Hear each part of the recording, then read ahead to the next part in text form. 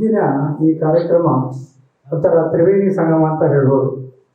ಕನ್ನಡ ಅಭಿವೃದ್ಧಿ ಪ್ರಾಧಿಕಾರ, ಕನ್ನಡಿಗರ ಕಲ್ಯಾಣ ಅಭಿವೃದ್ಧಿ ಸಂಘ ಹೈದರಾಬಾದ್ ಮತ್ತು ಕನ್ನಡ ಸಾಹಿತ್ಯ ಪರಿಷತ್ತು ತೆಲಂಗಾಣ ಘಟಕ ಮೂರು ಸೇರಿಕೊಂಡು ಈ ವಿಚಾರ ಸಂಕಿರಣವನ್ನು ಇವತ್ತಿನ ದಿವಸ ಇಲ್ಲಿ ಆಯೋಜನೆ ಮಾಡ್ತಾ ಇದ್ದಾರೆ. ಇದಕ್ಕೆ ಸಂಬಂಧವಾಗಿ ಧರ್ಮೇಂದ್ರ ಪೂಜಾರಿ ಅವರನ್ನ ನಾನು ಮುಂಚಿತವಾಗಿ ವೇದಿಕೆ ಮೇಲೆ ಕರೀತಾ ಇದ್ದೀನಿ. ಬನ್ನಿ. ಈ ಕಾರ್ಯಕ್ರಮನ ಉದ್ಘಾಟನೆ ಮಾಡಲಿಕ್ಕೆ ಬಂದಂಥ DCP traffic Hyderabad Shri Rahul Hegde IPS ಅವರನ್ನ ಸಗೌರವವಾಗಿ ವೇದಿಕೆ ಮೇಲೆ ಆಹ್ವಾನಿಸಿದ್ದಾರೆ.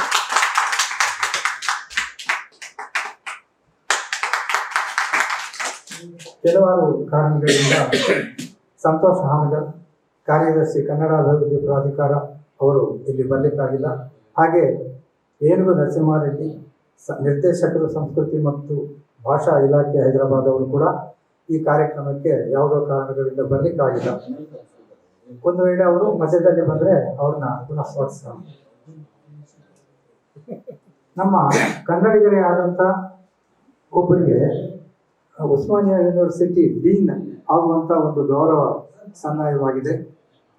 ಶ್ರೀ ಪ್ರೊಫೆಸರ್ ಲಿಂಗಪ್ಪ ಗೋನಾಳ್ ಅವರನ್ನು ಸಹ ಸಭೆಯಿಂದ ವೇದಿಕೆ ಮೇಲೆ ಆಹ್ವಾನಿಸ್ತಾರೆ. ಈ ಕಾರ್ಯಕ್ರಮಗಳಿಗೆಲ್ಲ ಒಂಥರ ಲೈವ್ ವೈವ್ ಥರ ಇರುವಂಥ ಕನ್ನಡ ಸಾಹಿತ್ಯ ಪರಿಷತ್ತು ತೆಲಂಗಾಣ ಘಟಕದ ಅಧ್ಯಕ್ಷರಾದಂಥ ಶ್ರೀ ವಿಠಲ್ ಜೋಶಿ ಅವರು ಸಹ ದಯವಿಟ್ಟು ವೇದಿಕೆ ಮೇಲೆ ಬರಬೇಕು ಅಂತ ಆಹ್ವಾನಿಸ್ತಾರೆ. ಗೌರವ ಅಧ್ಯಕ್ಷರು ಕನ್ನಡಿಗರ ಕಲ್ಯಾಣ ಅಭಿವೃದ್ಧಿ ಸಂಘ ಅನಿಲ್ ಕುಮಾರ್ ಪಾಟೀಲ್, ಅಧ್ಯಕ್ಷರು ಕನ್ನಡ ನಟರಂಗ ಹೈದರಾಬಾದ್ ಮಾರಾಟಗಾರ ಕೃಷ್ಣಮೂರ್ತಿ ಅವರು ಯಾವಾಗಾದರೂ ನಮ್ಮ ಈ ಕಾರ್ಯಕ್ರಮ ಬಂದು ಸೇರಿಕೊಳ್ತಾರೆ. ಅವರಿಗೆ ಮತ್ತೊಮ್ಮೆ ಸ್ವಾಗತ ಬಯಸೋಣ. ಈಗ ನಾನು ಧರ್ಮೇಂದ್ರ ಪೂಜಾರಿ ಅವರನ್ನ ಸ್ವಾಗತ ಭಾಷಣ ಮಾಡಬೇಕಂತ ಕೇಳ್ಕೊಳ್ತೀನಿ. ಈ ಒಂದು ಸಭೆಗೆ ಆಗಮಿಸಿದಂಥ ಎಲ್ಲ ಆತ್ಮೀಯರಿಗೂ ನಮ್ಮ ಕನ್ನಡ ಅಭಿವೃದ್ಧಿ ಪ್ರಾಧಿಕಾರ ಬೆಂಗಳೂರು ಮತ್ತು ಕನ್ನಡಿಗರ ಕಲ್ಯಾಣ ಅಭಿವೃದ್ಧಿ ಸಂಘ ಹೈದರಾಬಾದ್ ಹಾಗೂ ಕನ್ನಡ ಸಾಹಿತ್ಯ ಪರಿಷತ್ ತೆಲಂಗಾಣ ಘಟಕ ವತಿಯಿಂದ ತಮ್ಮೆಲ್ಲರಿಗೂ ಈ ಹೊರನಾಡು ಕನ್ನಡಿಗರ ಸಮಸ್ಯೆ ಹಾಗೂ ಸಾಹಿತ್ಯ ವಿಚಾರ ಸಂಕಿರಣಕ್ಕೆ ಆಧಾರದ ಸ್ವಾಗತ ಕೋರುತ್ತೇನೆ. ಈ ನಮ್ಮ ವಿಚಾರ ಸಂಕಿರಣಕ್ಕೆ ನಮ್ಮ ವಿಶೇಷ ವ್ಯಕ್ತಿಗಳಾಗಿ ಕನ್ನಡ ಅಭಿಮಾನಿಗಳು, ಕನ್ನಡ ಅಂದರೆ ಬಹಳಷ್ಟು ಒಂದು ಅಭಿಮಾನಿ ಇಟ್ಟುಕೊಂಡಿರ್ತಕ್ಕಂಥ ನಿಮ್ಮೆಲ್ಲರ ಒಂದು ಆತ್ಮೀಯರಾಗಿರ್ತಕ್ಕಂಥ ಈ ಹೈದರಾಬಾದ್ ಜೂನ್ 3ರ ಟ್ರಾಫಿಕ್ DCP ಆಗಿ ಇಂದು ನಿಮ್ಮ ಮಧ್ಯೆ ರಾಹುಲ್ ಹೆಗಡೆ ಅವರು ಈ ಕಾರ್ಯಕ್ರಮಕ್ಕೆ ಉದ್ಘಾಟಕರಾಗಿ ಆಗಮಿಸಿದ್ದಾರೆ. ಅವರಿಗೆ ತಮ್ಮೆಲ್ಲರ ಮತ್ತು ಈ ಸಂಘಟನೆಗಳ ಪರವಾಗಿ ಆಧಾರದ ಸ್ವಾಗತ. ಅದೇ ರೀತಿಯಾಗಿ ಇತ್ತೀಚೆಗೆ ಉಸ್ಮಾನಿಯಾ ವಿಶ್ವವಿದ್ಯಾಲಯದ ಆರ್ಟ್ಸ್ ಕಾಲೇಜ್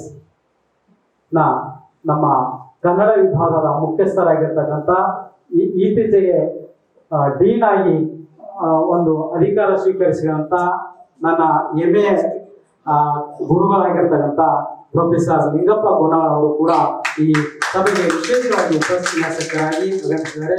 ಅವರಿಗೆ ತಮ್ಮೆಲ್ಲರ ಮೂಲಕ ನನ್ನ ಹಾಗೂ ಸಂಸ್ಥೆಯ ಮೂಲಕ ಸ್ವಾಗತವನ್ನು ಕೋರುತ್ತೇನೆ. ಅದೇ ರೀತಿಯಾಗಿ ಇಲ್ಲಿ ಹೈದರಾಬಾದ್ನಲ್ಲಿ ಕನ್ನಡ ಸೇವೆಗಾಗಿ ತಮ್ಮನ್ನೇ ತಾವು ಮುಡುಪಾಗಿಟ್ಟುಕೊಂಡಿರ್ತಕ್ಕಂಥ ವಿಶೇಷ ವ್ಯಕ್ತಿ ಯಾರಾದರಿದ್ದರೆ ಅವರು ವಿಠಲ್ ಜೋಶಿ ಅಂತ ಹೇಳಬೇಕಾಗುತ್ತೆ. ಅಂತಹ ನಾಯಕರು ಈ ಒಂದು ಕನ್ನಡ ಸಾಹಿತ್ಯ ಪರಿಷತ್ನ ಪ್ರಥಮ ಘಟಕದ ಅಧ್ಯಕ್ಷರಾಗಿ ಸೇವೆ ಸಲ್ಲಿಸಿದರೆ ಅವರಿಗೂ ಕೂಡ ತಮ್ಮೆಲ್ಲರ ಪರವಾಗಿ ಆಧಾರದ ಸ್ವಾಗತ ಕೋರುತ್ತೇನೆ. ಈ ಒಂದು ಸಭೆಗೆ ಎಲ್ಲ ಭಾಗದಿಂದ ಬಂದಿರತಕ್ಕಂಥ ತಮ್ಮೆಲ್ಲರಿಗೂ ಹಿರಿಯರಾಗಿರ್ತಕ್ಕಂಥ DB ರಾಘವೇಂದ್ರ ರಾವ್ ಅವರಿಗೂ ಕೂಡ ಆಧಾರದ ಸ್ವಾಗತ ಕೋರುತ್ತೇನೆ. ಅದೇ ರೀತಿಯಾಗಿ DB ರಾಮಚಂದ್ರ ಅವರಿಗೂ ಕೂಡ ಆಧಾರದ ಸ್ವಾಗತ ಕೋರುತ್ತೇನೆ. ಮತ್ತೆ ನಮ್ಮ ಸುಮತಿ ಮೇಡಮ್ ಅವರು ಕೂಡ ಒಳ್ಳೆಯ ಒಂದು ಸೇವೆ ಮಾಡುತ್ತಲಿದ್ದಾರೆ, ಅವರಿಗೂ ಕೂಡ ಆಧಾರದ ಸ್ವಾಗತ ಕೋರುತ್ತೇನೆ.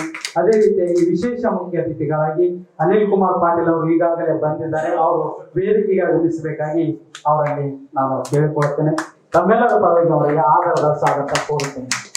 ಅದೇ ರೀತಿಯಾಗಿ ಈ ಒಂದು ವಿಶೇಷ ಕಾರ್ಯಕ್ರಮಕ್ಕೆ ಮೆರುಗು ಕೊಟ್ಟಿರ್ತಕ್ಕಂಥ ಎಲ್ಲರಿಗೂ ನನ್ನ ಪರವಾಗಿ ಹಾಗೂ ಸಂಸ್ಥೆಗಳ ಪರವಾಗಿ ಆಧಾರದ ಸ್ವಾಗತ ಕೋರುತ್ತೇನೆ. ಇದೇ ರೀತಿಯಾಗಿ ಮುಂದೆ ಕೂಡ ಎಲ್ಲ ಕನ್ನಡ ಕಾರ್ಯಕ್ರಮಗಳಿಗೆ ತಾವು ಬೆನ್ನೆಲುಬಾಗಿ ನಿಂತಿರತಕ್ಕಂತಹ ಸನ್ನಿವೇಶ ಕೂಡ ನಾವು ಇಂದು ಕಾಣುತ್ತೇವೆ. ಅದೇ ರೀತಿಯಾಗಿ ಉಸ್ಮಾನಿಯಾ ವಿಶ್ವವಿದ್ಯಾಲಯದಲ್ಲಿ PhD ಮಾಡತಕ್ಕಂತಹ ಕೃಷ್ಣ ಅವರು ಬಂದಿದ್ದಾರೆ, ಮತ್ತೆ ರೂಪ ಅವರು ಬಂದಿದ್ದಾರೆ, ಧನರಾಜ್ ಧರ್ಮಪುರ ಅವರು ಬಂದಿದ್ದಾರೆ. ಅದೇ ರೀತಿಯಾಗಿ ನಮ್ಮ ಜೇಗುಡದ ಅಧ್ಯಕ್ಷರಾಗಿರ್ತಕ್ಕಂಥ ಭಾಗ್ಯವಾನ್ ಜವಳಿ ಅವರು ಕೂಡ ಬಂದಿದ್ದಾರೆ. ದಿಲ್ಸುಖ್ ನಗರದಿಂದ ಬಾಬುರಾವ್ ಅವರು ಬಂದಿದ್ದಾರೆ, ಮತ್ತೆ ನಮ್ಮ ಸಂಗಮೇಶ್ ಅವರು ಬಂದಿದ್ದಾರೆ, ಮಾಣಿಕ್ ರೆಡ್ಡಿ ಅವರು ಬಂದಿದ್ದಾರೆ. ಹೀಗೆ ನಮ್ಮ ಶಿವಕುಮಾರ್ ಸಜ್ಜನ್ ಅವರು ಬಂದಿದ್ದಾರೆ, ಪುಣಶೆಟ್ಟಿ ಅವರು ಬಂದಿದ್ದಾರೆ. ಹೀಗೆ ಪ್ರತಿಯೊಂದು ಏರಿಯಾದಿಂದ ಒಬ್ಬೊಬ್ಬರು ಬಂದಿದ್ದಾರೆ. ಅಂದರೆ ಪ್ರತಿಯೊಂದು ಏರಿಯಾದ ಎಲ್ಲಾ ಜನರು ಇಲ್ಲಿ ಸೇರಿದಾರೆ ಅಂತ ಅನಿಸ್ತಾ ಇದೆ. ಯಾಕಂದ್ರೆ ಎಷ್ಟು ದೂರದಿಂದ ಬಂದಿದ್ದೀರಿ. ಅದೇ ರೀತಿಯಾಗಿ ನಮ್ಮ ಇವರು ಬಂದಿದ್ದಾರೆ, ಹಿರಿಯರು. ಎಲ್ಲರಿಗೂ ಕೂಡ ನಾನು ಹೆಸರು ತಗೊಳ್ಳಾರದೆ ಎಲ್ಲರಿಗೂ ನಾನು ನನ್ನ ಪರವಾಗಿ ಮತ್ತು ಸಂಸ್ಥೆ ಪರವಾಗಿ ಆಧಾರದ ಸ್ವಾಗತ ಕೋರುತ್ತೇನೆ. ಇವಾಗ ನಮ್ಮ ಉದ್ಘಾಟಕರು ಆಗಿರ್ತಕ್ಕಂಥ ರಾಹುಲ್ ಹೆಗ್ಡೆ ಅವರು ಜ್ಯೋತಿ ಬೆಳಗಿಸುವ ಮೂಲಕ ಕಾರ್ಯಕ್ರಮವನ್ನು ಎಲ್ಲ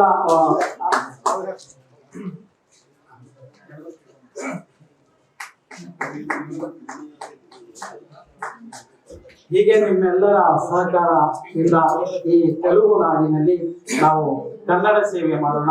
ಹಾಗಾಗಿ ಇವಾಗ ನಮ್ಮ ರಾಹುಲ್ ಹೆಗ್ಡೆ ಸರ್ ಅವರು ಜ್ಯೋತಿ ಬೆಳಗಿಸುವ ಮೂಲಕ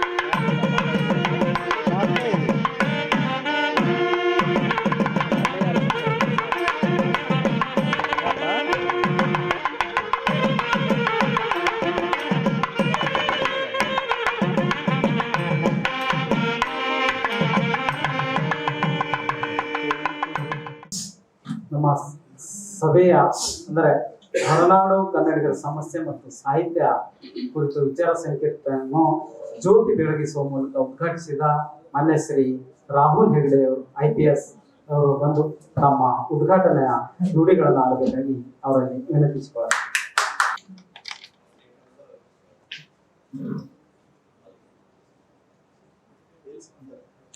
ವೇದಿಕೆಯಲ್ಲಿ ಉಪಸ್ಥಿತ ಇರುವ ಎಲ್ಲ ಗಣ್ಯ ಅತಿಥಿಗಳು, ನನ್ನ ಪ್ರೀತಿಯ ಕನ್ನಡ ಬಂಧುಗಳೇ, ಎಲ್ಲರಿಗೂ ನನ್ನ ಹೃತ್ಪೂರ್ವಕ ನಮಸ್ಕಾರಗಳು.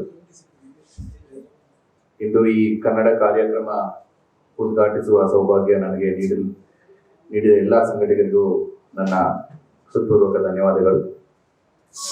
ನಾವು ಹೈದರಾಬಾದ್ನಂತಹ ಮಹಾನಗರದಲ್ಲಿ ವಾಸಿಸುತ್ತಿದ್ದರೂ ನಮ್ಮ ಮಾತು, ಮನಸ್ಸು ಮತ್ತು ಸಂಸ್ಕೃತಿಯಲ್ಲಿ ಕನ್ನಡ ಜೀವಂತವಾಗಿದೆ ಎಂಬುದಕ್ಕೆ ಈ ಕಾರ್ಯಕ್ರಮವೇ ಸಾಕ್ಷಿ.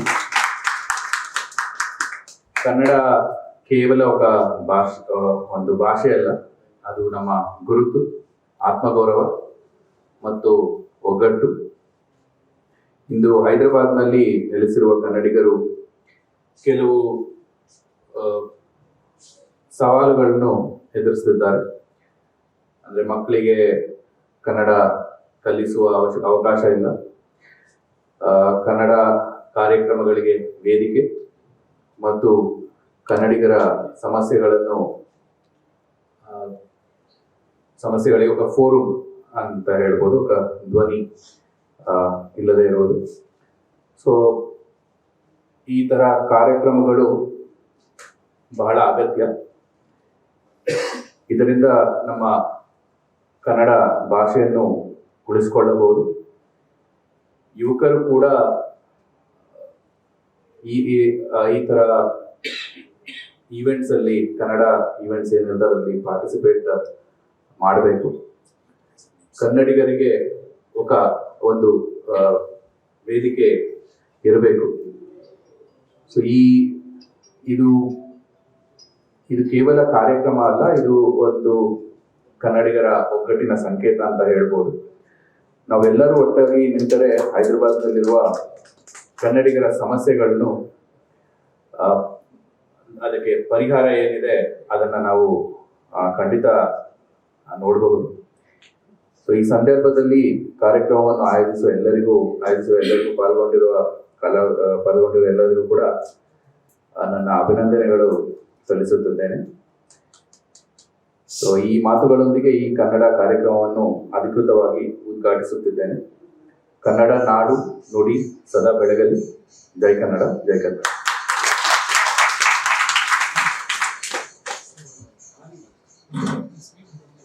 ಇದು ಬರೀ ಕನ್ನಡ ಕಾರ್ಯಕ್ರಮ ಅಲ್ಲ, ಕನ್ನಡಿಗರ ಒಗ್ಗಟ್ಟಿನ ಸಂಗೀತ ಎಂಬುದು ಒಂದು ನಮ್ಮ ಮುಖ್ಯ ಅತಿಥಿಗಳಿಂದ ಬಂದಂಥ ಒಂದು ಒಳ್ಳೆ ಸಂದೇಶ ಆಗಿದೆ. ಹೌದು, ಕನ್ನಡಿಗರೆಲ್ಲ ಒಗ್ಗಟ್ಟಾಗಿ ಆಗಾಗ ಇಂಥ ಕಾರ್ಯಕ್ರಮಗಳನ್ನು ನಡೆಸ್ತಾ ನಮ್ಮ ಒಂದು ಅಸ್ಮಿತೆಯನ್ನು ನಾವು ಉಳಿಸ್ಕೊಳ್ಬೇಕು. ಮತ್ತೆ ಎರಡೂ ಸರ್ಕಾರಗಳಿಗೆ ನಾವು ಆವಾಗ ಸಾರ್ತಾ ಇರಬೇಕು. ನಾವು ಇಲ್ಲಿ ನಿಮ್ಮವರಾಗೆ ಇದ್ದೇವೆ ಅಂತ ತೆಲಂಗಾಣವರಿಗೆ, ಸ್ವಾಮಿ ನಾವು ನಿಮ್ಮವರೇ ಇಲ್ಲಿದ್ದೀವಿ ಅಂತ ಕನ್ನಡದವರಿಗೆ, ಕರ್ನಾಟಕ ಸರ್ಕಾರಕ್ಕೆ ನಾವು ಅವಾಗ ಹೇಳ್ತಾ ಇದ್ವಿ. ತುಂಬ ಧನ್ಯವಾದ ಸರ್, ಈ ಥರ ಒಂದು ಒಳ್ಳೆ ಸಂದೇಶ ಕೊಟ್ಟಿದ್ದೀವಿ. ಈ ವಿಚಾರ ಸಂಕಿರಣವನ್ನು ಹೀಗೆ ಮುಂದುವರಿಸ್ತಾ ಈಗ ನಾವು ಪ್ರೊಫೆಸರ್ ಲಿಂಗಪ್ಪ ಗೋನಾಳ್ ಅವರಿಗೆ ದಯವಿಟ್ಟು ಇದನ್ನು ಮುಂದುವರಿಸಬೇಕು ಅಂತ ಕೇಳ್ಕೊಳ್ತೀವಿ. ಎಲ್ಲರಿಗೆ ನಮಸ್ಕಾರಗಳು. ಕನ್ನಡ ಅಭಿವೃದ್ಧಿ ಪ್ರಾಧಿಕಾರ ಬೆಂಗಳೂರು, ಕನ್ನಡಿಗರ ಕಲ್ಯಾಣ ಅಭಿವೃದ್ಧಿ ಸಂಘ ಹೈದರಾಬಾದ್, ಕನ್ನಡ ಸಾಹಿತ್ಯ ಪರಿಷತ್ತು ತೆಲಂಗಾಣ ಘಟಕ, ಇವುಗಳ ಸಂಯುಕ್ತ ಆಶ್ರಯದಲ್ಲಿ ಹೊರನಾಡು ಕನ್ನಡಿಗರ ಸಮಸ್ಯೆ ಹಾಗೂ ಸಾಹಿತ್ಯ ಈ ವಿಷಯದ ಕುರಿತು ಇಂದು ಈ ಸಂಘಟನೆಗಳು ಹಮ್ಮಿಕೊಂಡಿರ್ತಕ್ಕಂಥ ವಿಚಾರ ಸಂಕಿರಣ ಅರ್ಥಪೂರ್ಣವಾಗಿದೆ, ಔಚಿತ್ಯವಾಗಿದೆ, ಅಗತ್ಯವಾಗಿದೆ. ಈಗಾಗಲೇ ಕಾರ್ಯಕ್ರಮವನ್ನು ಉದ್ಘಾಟಿಸಿ ಶ್ರೀ ರಾಹುಲ್ ಹೆಗಡೆ ಅವರು ಸಂಕ್ಷಿಪ್ತವಾಗಿ ಬಹಳ ಮಹತ್ವದ ತಮ್ಮ ಉದ್ಘಾಟನಾ ಮಾತುಗಳನ್ನು ಹೇಳಿದ್ದಾರೆ. ಕನ್ನಡ ಅನ್ನುವಂಥದ್ದು ಅದು ಸಂಸ್ಕೃತಿ, ಅದು ಒಗ್ಗಟ್ಟು, ನಮ್ಮ ಕಣಗಳಲ್ಲಿ ಅದು ಒಡಗೂಡಿ ಬಂದಿದೆ ಅನ್ನುವ ಹಿನ್ನೆಲೆಯಲ್ಲಿ ಅವರ ಉದ್ಘಾಟನೆಯ ಮಾತುಗಳನ್ನು ಆಡಿದರು. ಕಾರ್ಯಕ್ರಮ ರೂಪಿಸುವ ಮುಂದೆ ಧರ್ಮೇಂದ್ರ ಅವರು ನನಗೆ ಫೋನ್ ಮಾಡಿ, ಸರ್ ಈ ಕುರಿತು ಮಾತಾಡಬೇಕು ಅಂತೇಳಿ ಒಪ್ಪಿಸಿದರು. ಸೊ ಈ ವಿಷಯದ ಕುರಿತು ಸುಮಾರು 30-35 ವರ್ಷಗಳಿಂದ ನಾನು ಆಲೋಚನೆ ಮಾಡ್ತಿರೋದ್ರಿಂದ ಒಪ್ಕೊಂಡೆ. ಹಾಗೆ ಕನ್ನಡ ಸಾಹಿತ್ಯ ಪರಿಷತ್ತು ತೆಲಂಗಾಣ ಘಟಕದ ಅಧ್ಯಕ್ಷರು ನಮ್ಮ ಬಹಳ ಆತ್ಮೀಯರಾಗಿರ್ತಕ್ಕಂಥ ವಿಠಲ್ ಜೋಶಿ ಅವರು, ಧರ್ಮೇಂದ್ರ ಪೂಜಾರಿ ಅವರು, ಅನಿಲ್ ಕುಮಾರ್ ಪಾಟೀಲ್ ಅವರು, ಇಷ್ಟಲ್ಲೇ ಮಾರ್ನಗಟ್ಟಿ ಅವರು ಬಂದು ಸೇರ್ಕೊಳ್ತಾರೆ. ಸೊ ರಮೇಶ್ ಬಾಬು ಅವರೇ, ಮೇಡಮ್ ಸುಂತೆ ಅವರೇ, ಅನೇಕ ಜನ ಕನ್ನಡದ ಮನಸ್ಸುಗಳೇ, ರಾಘವೇಂದ್ರ ರಾಯರ್ ಇದ್ದಾರೆ, ಡಿ ವಿ ರಾಘವೇಂದ್ರ ರಾಯರ್, ಅನೇಕ ಕನ್ನಡದ ಮನಸ್ಸುಗಳು ಸೇರ್ಕೊಂಡಿದ್ದಾರೆ. ಮುಖ್ಯವಾಗಿ ಹೊರನಾಡು ಕನ್ನಡಿಗರ ಸಮಸ್ಯೆ ಮತ್ತು ಸಾಹಿತ್ಯದ ಕುರಿತು ಆಲೋಚನೆ ಮಾಡುವಂತಹ ಸಂದರ್ಭದಲ್ಲಿ ಹೊರನಾಡ ಕನ್ನಡಿಗರು ಯಾರು ಅನ್ನುವಂಥ ಪ್ರಶ್ನೆಗಳನ್ನು ಹಾಕೊಳ್ಬೇಕು. ಹೊರನಾಡ ಕನ್ನಡಿಗರು, ಒಳನಾಡ ಕನ್ನಡಿಗರು, ಗಡಿನಾಡ ಕನ್ನಡಿಗರು, ಇಂಥ ಪ್ರಶ್ನೆಗಳನ್ನ ಹಾಕಿಕೊಳ್ಳುವ ಮೂಲಕ ಹೊರನಾಡ ಕನ್ನಡಿಗರಿಗೆ ಸಮಸ್ಯೆ ಮತ್ತು ಸವಾಲುಗಳಿವೆಯೇ ಅನ್ನುವಂಥ ಪ್ರಶ್ನೆಗಳನ್ನು ಹಾಕೊಳ್ಬೇಕಾಗ್ತದೆ. ಮತ್ತು ಹೊರನಾಡ ಕನ್ನಡಿಗರು ಯಾರು ಅನ್ನುವಂಥದ್ರ ಕುರಿತು ನಾವು ಡೆಫಿನೇಷನ್ ಅದನ್ನ ಅರ್ಥ ಹಚ್ಚಿಕೊಂಡು ಮುಂದೆ ಹೋಗಬೇಕಾಗದಂತ ಅಗತ್ಯತೆ ಇದೆ ಅನ್ನೋದು. ಈ ಹಿನ್ನೆಲೆಯಲ್ಲಿ ನನ್ನ ಕೆಲವು ಹೊರನಾಡ ಕನ್ನಡಿಗರು ಯಾರು ನಿಜವಾಗ್ಲೂ ಅವ್ರಿಗೆ ಸಮಸ್ಯೆಗಳಿವೆ ಇದಾವೆ, ಎಂಥ ಸಮಸ್ಯೆಗಳಿದಾವೆ ಅನ್ನೋದ್ರ ಕುರಿತು ಮಾತಾಡ್ತಾ ಕೊನೆಗೆ ಸಾಹಿತ್ಯಕ್ಕೆ ಬಂದು ತಲುಪ್ತೇನೆ. ಇದು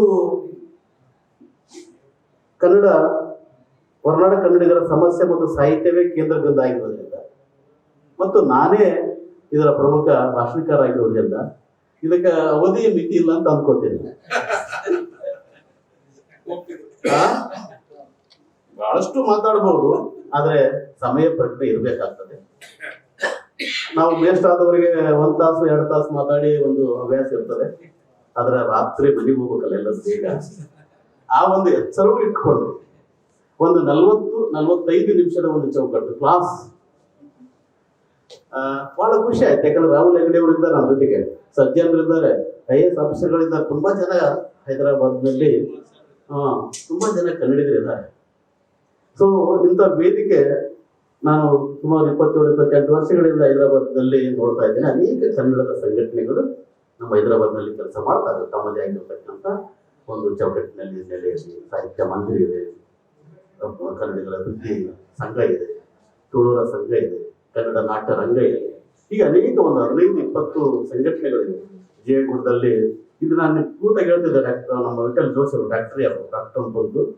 ಸೊ ಈ ಹೊರನಾಡು ವಿಶೇಷವಾಗಿ ಕನ್ನಡಕ್ಕೆ ಒಂದು ಕೇಂದ್ರ ಬಿಂದುವಿನ ಹಾಗೆ ಹೈದರಾಬಾದು ಶರಣರ, ದಾಸರ, ಸಂತರ ಬೀಡು. ಹಾಗೆ ಇದು ಬರೀ ನಮ್ಮ ಅಭಿಮಾನಕ್ಕಾಗಿ ಹೇಳ್ಕೊಳ್ಳುವಂತ ಮಾತೇನಲ್ಲ.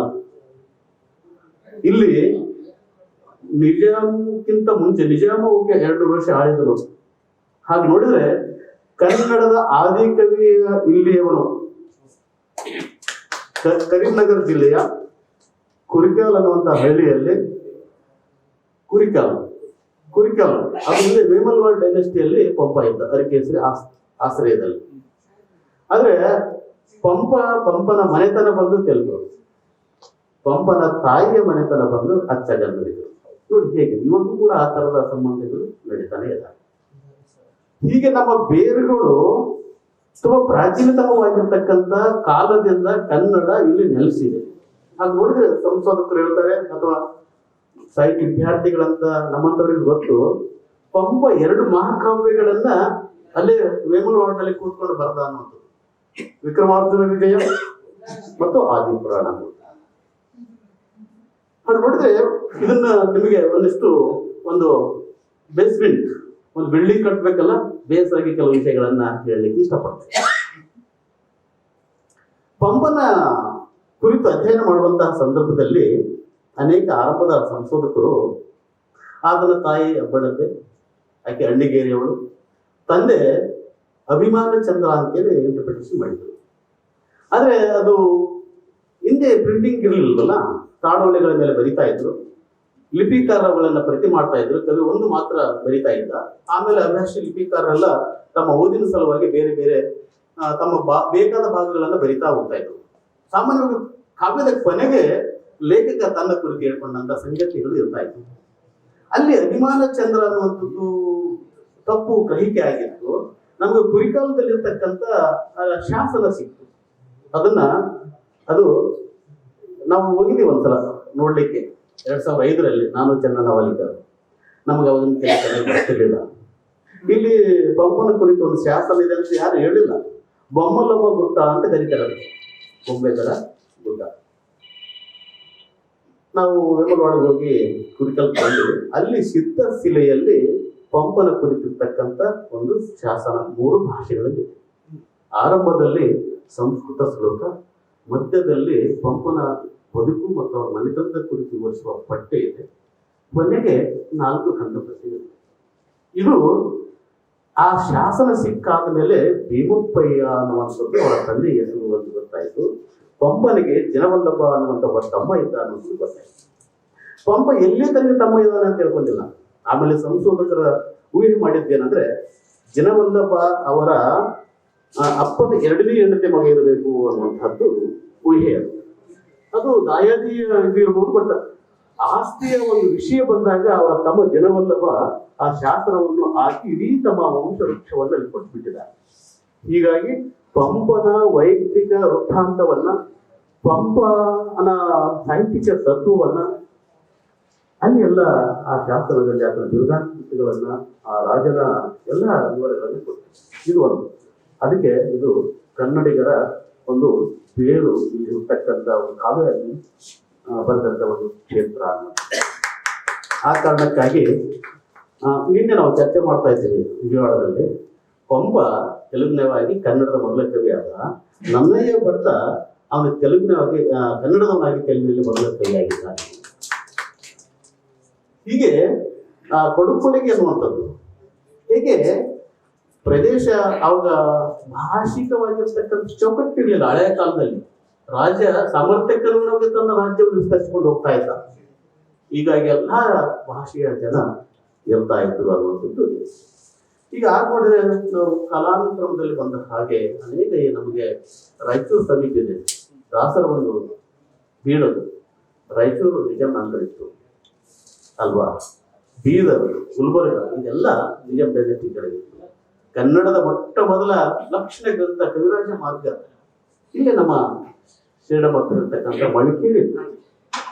ನಮ್ಮ ನಾಡು ಎಷ್ಟು ವಿಸ್ತಾರವಾಗಿತ್ತು ಅಂತ ಬಹಳ ಅದ್ಭುತವಾಗಿ ಹೇಳ್ತಾನೆ. ಕಾವೇರಿಯಿಂದ ಗೋದಾವರಿವರೆಗೆ ವರ್ಣಿಸಿದ ನಾಡಾದ ಕನ್ನಡ ನಾಡು ಅನ್ನುವಂಥ ಮಾತು ಅದಾಗಿರುತ್ತೆ. ಈಗ ಎಲ್ಲ ನೋಡದೇ ಇದ್ರೆ ಸುತ್ತ ಕನ್ನಡದ ಕಂಪು, ದಾಸರ ಆ ಒಂದು ವಾಣಿ, ಶರಣರ ತಪ ಎಲ್ಲಗಳನ್ನು ಒಳಗೊಂಡಿರ್ತಕ್ಕಂಥ ಇರತಕ್ಕಂಥ ನಾಡು ಈ ಹೈದರಾಬಾದ್ ಅಥವಾ ನಿಜಾಮನ ಒಂದು ರಾಜ್ಯ.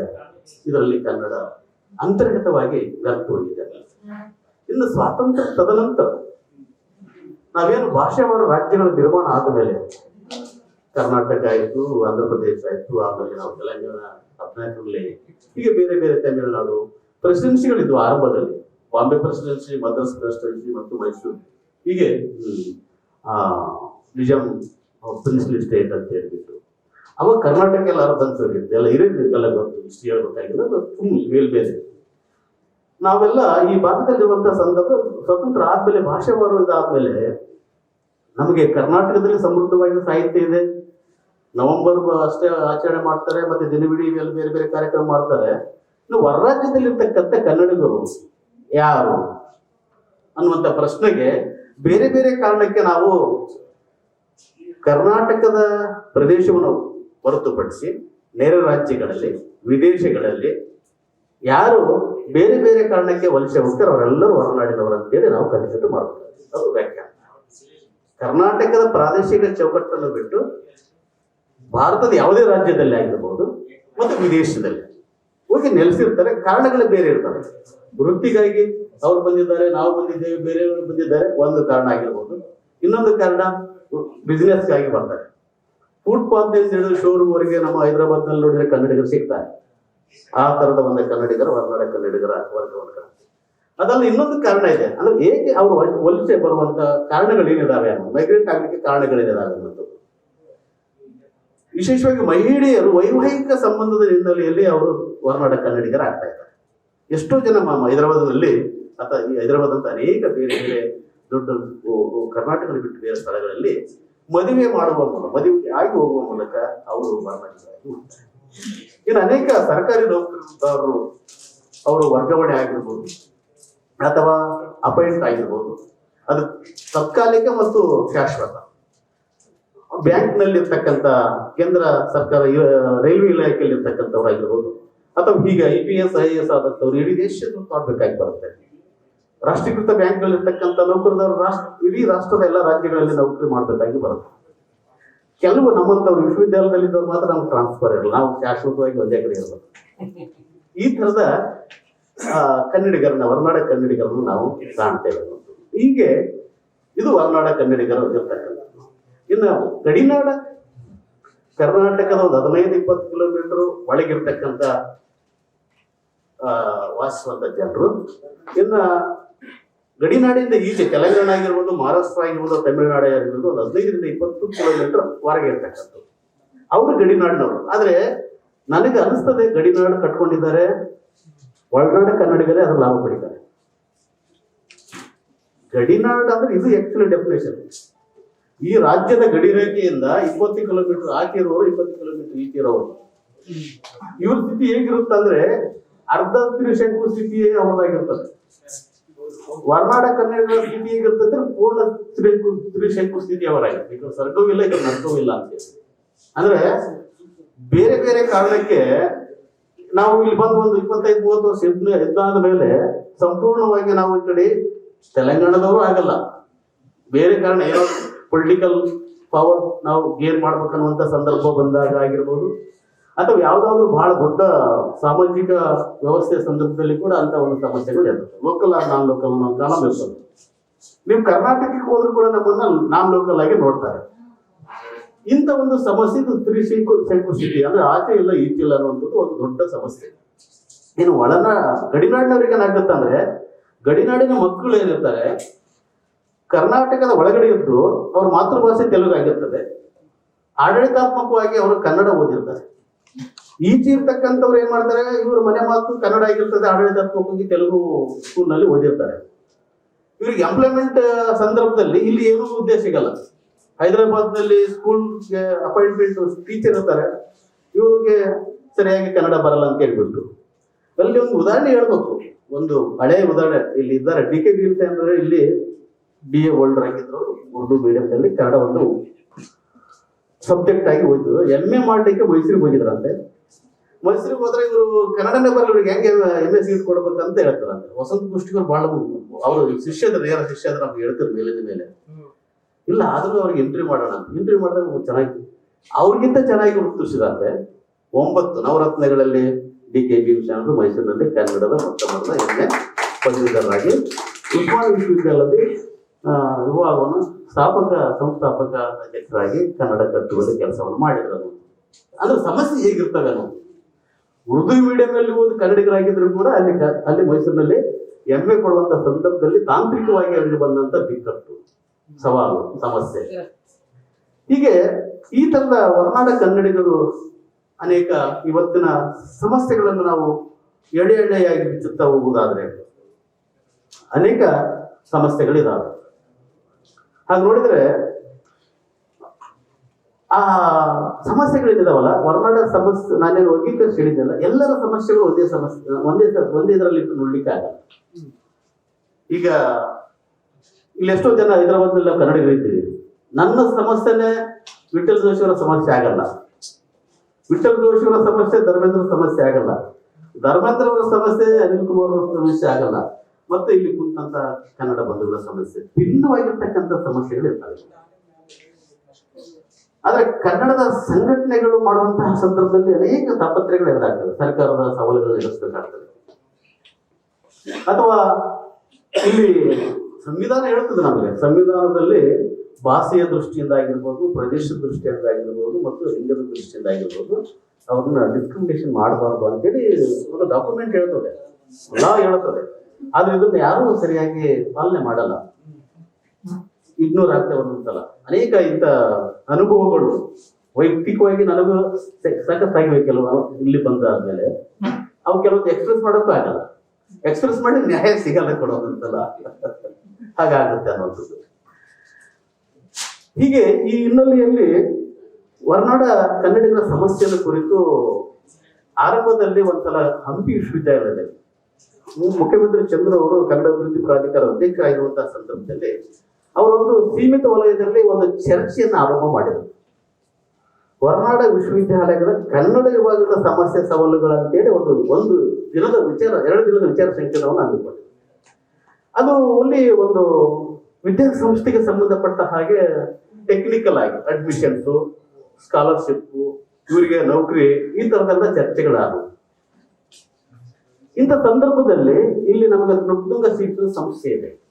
ಇಲ್ಲಿ ಓದಿದ ಮಕ್ಕಳು ಕನ್ನಡ ಮೀಡಿಯಂ ಅವರು ಸ್ವಲ್ಪ ಓದ್ತಾರೆ, ಅವ್ರ ಭವಿಷ್ಯ ಏನು, ಎಂಪ್ಲಾಯ್ಮೆಂಟ್ ದೃಷ್ಟಿಯಿಂದ ಅವ್ರ ಭವಿಷ್ಯ ಏನು ಅನ್ನುವಂಥದ್ದು. ಅಥವಾ MA ಮಾಡ್ತಾರೆ ನಮ್ಮ ಹತ್ರ, ಎಂಪ್ಲಾಯ್ಮೆಂಟ್ ದೃಷ್ಟಿಯಿಂದ ಅವ್ರ ಸಮಸ್ಯೆ ಏನು, ವಿದ್ಯೆ ಒಂದು ಇದಕ್ಕೆ ಸಂಬಂಧಪಟ್ಟ ಹಾಗೆಗಳು. ಅಥವಾ ನಮ್ಮಲ್ಲಿ MA ಮಾಡಿದವರಿಗೆ ಅಥವಾ PhD ಮಾಡಿದವರಿಗೆ ಸ್ಕಾಲರ್ಶಿಪ್ ಸಿಗ್ಬೇಕಲ್ಲ. ಮುಖ್ಯಮಂತ್ರಿ ಚಂದ್ರ ಕಾಲಕ್ಕೆ ನಾವೆಲ್ಲ ಚರ್ಚೆ ಮಾಡಿದಾಗ ಅವರಿಗೆ PG ಮಾಡೋರಿಗೆ ಮಾತ್ರ ಸ್ಕಾಲರ್ಶಿಪ್ ಬರ್ತಾ ಇದೆ. ನಮಗಷ್ಟೇ ಅಲ್ಲ, ಕರ್ನಾಟಕದ ಹೊರಗಡೆ 9 ಕಡೆ PG ಸೆಂಟರ್ಗಳಿದ್ದಾವೆ, ವಿಶ್ವವಿದ್ಯಾಲಯದ ಕೇಂದ್ರಗಳಿದ್ದಾವೆ.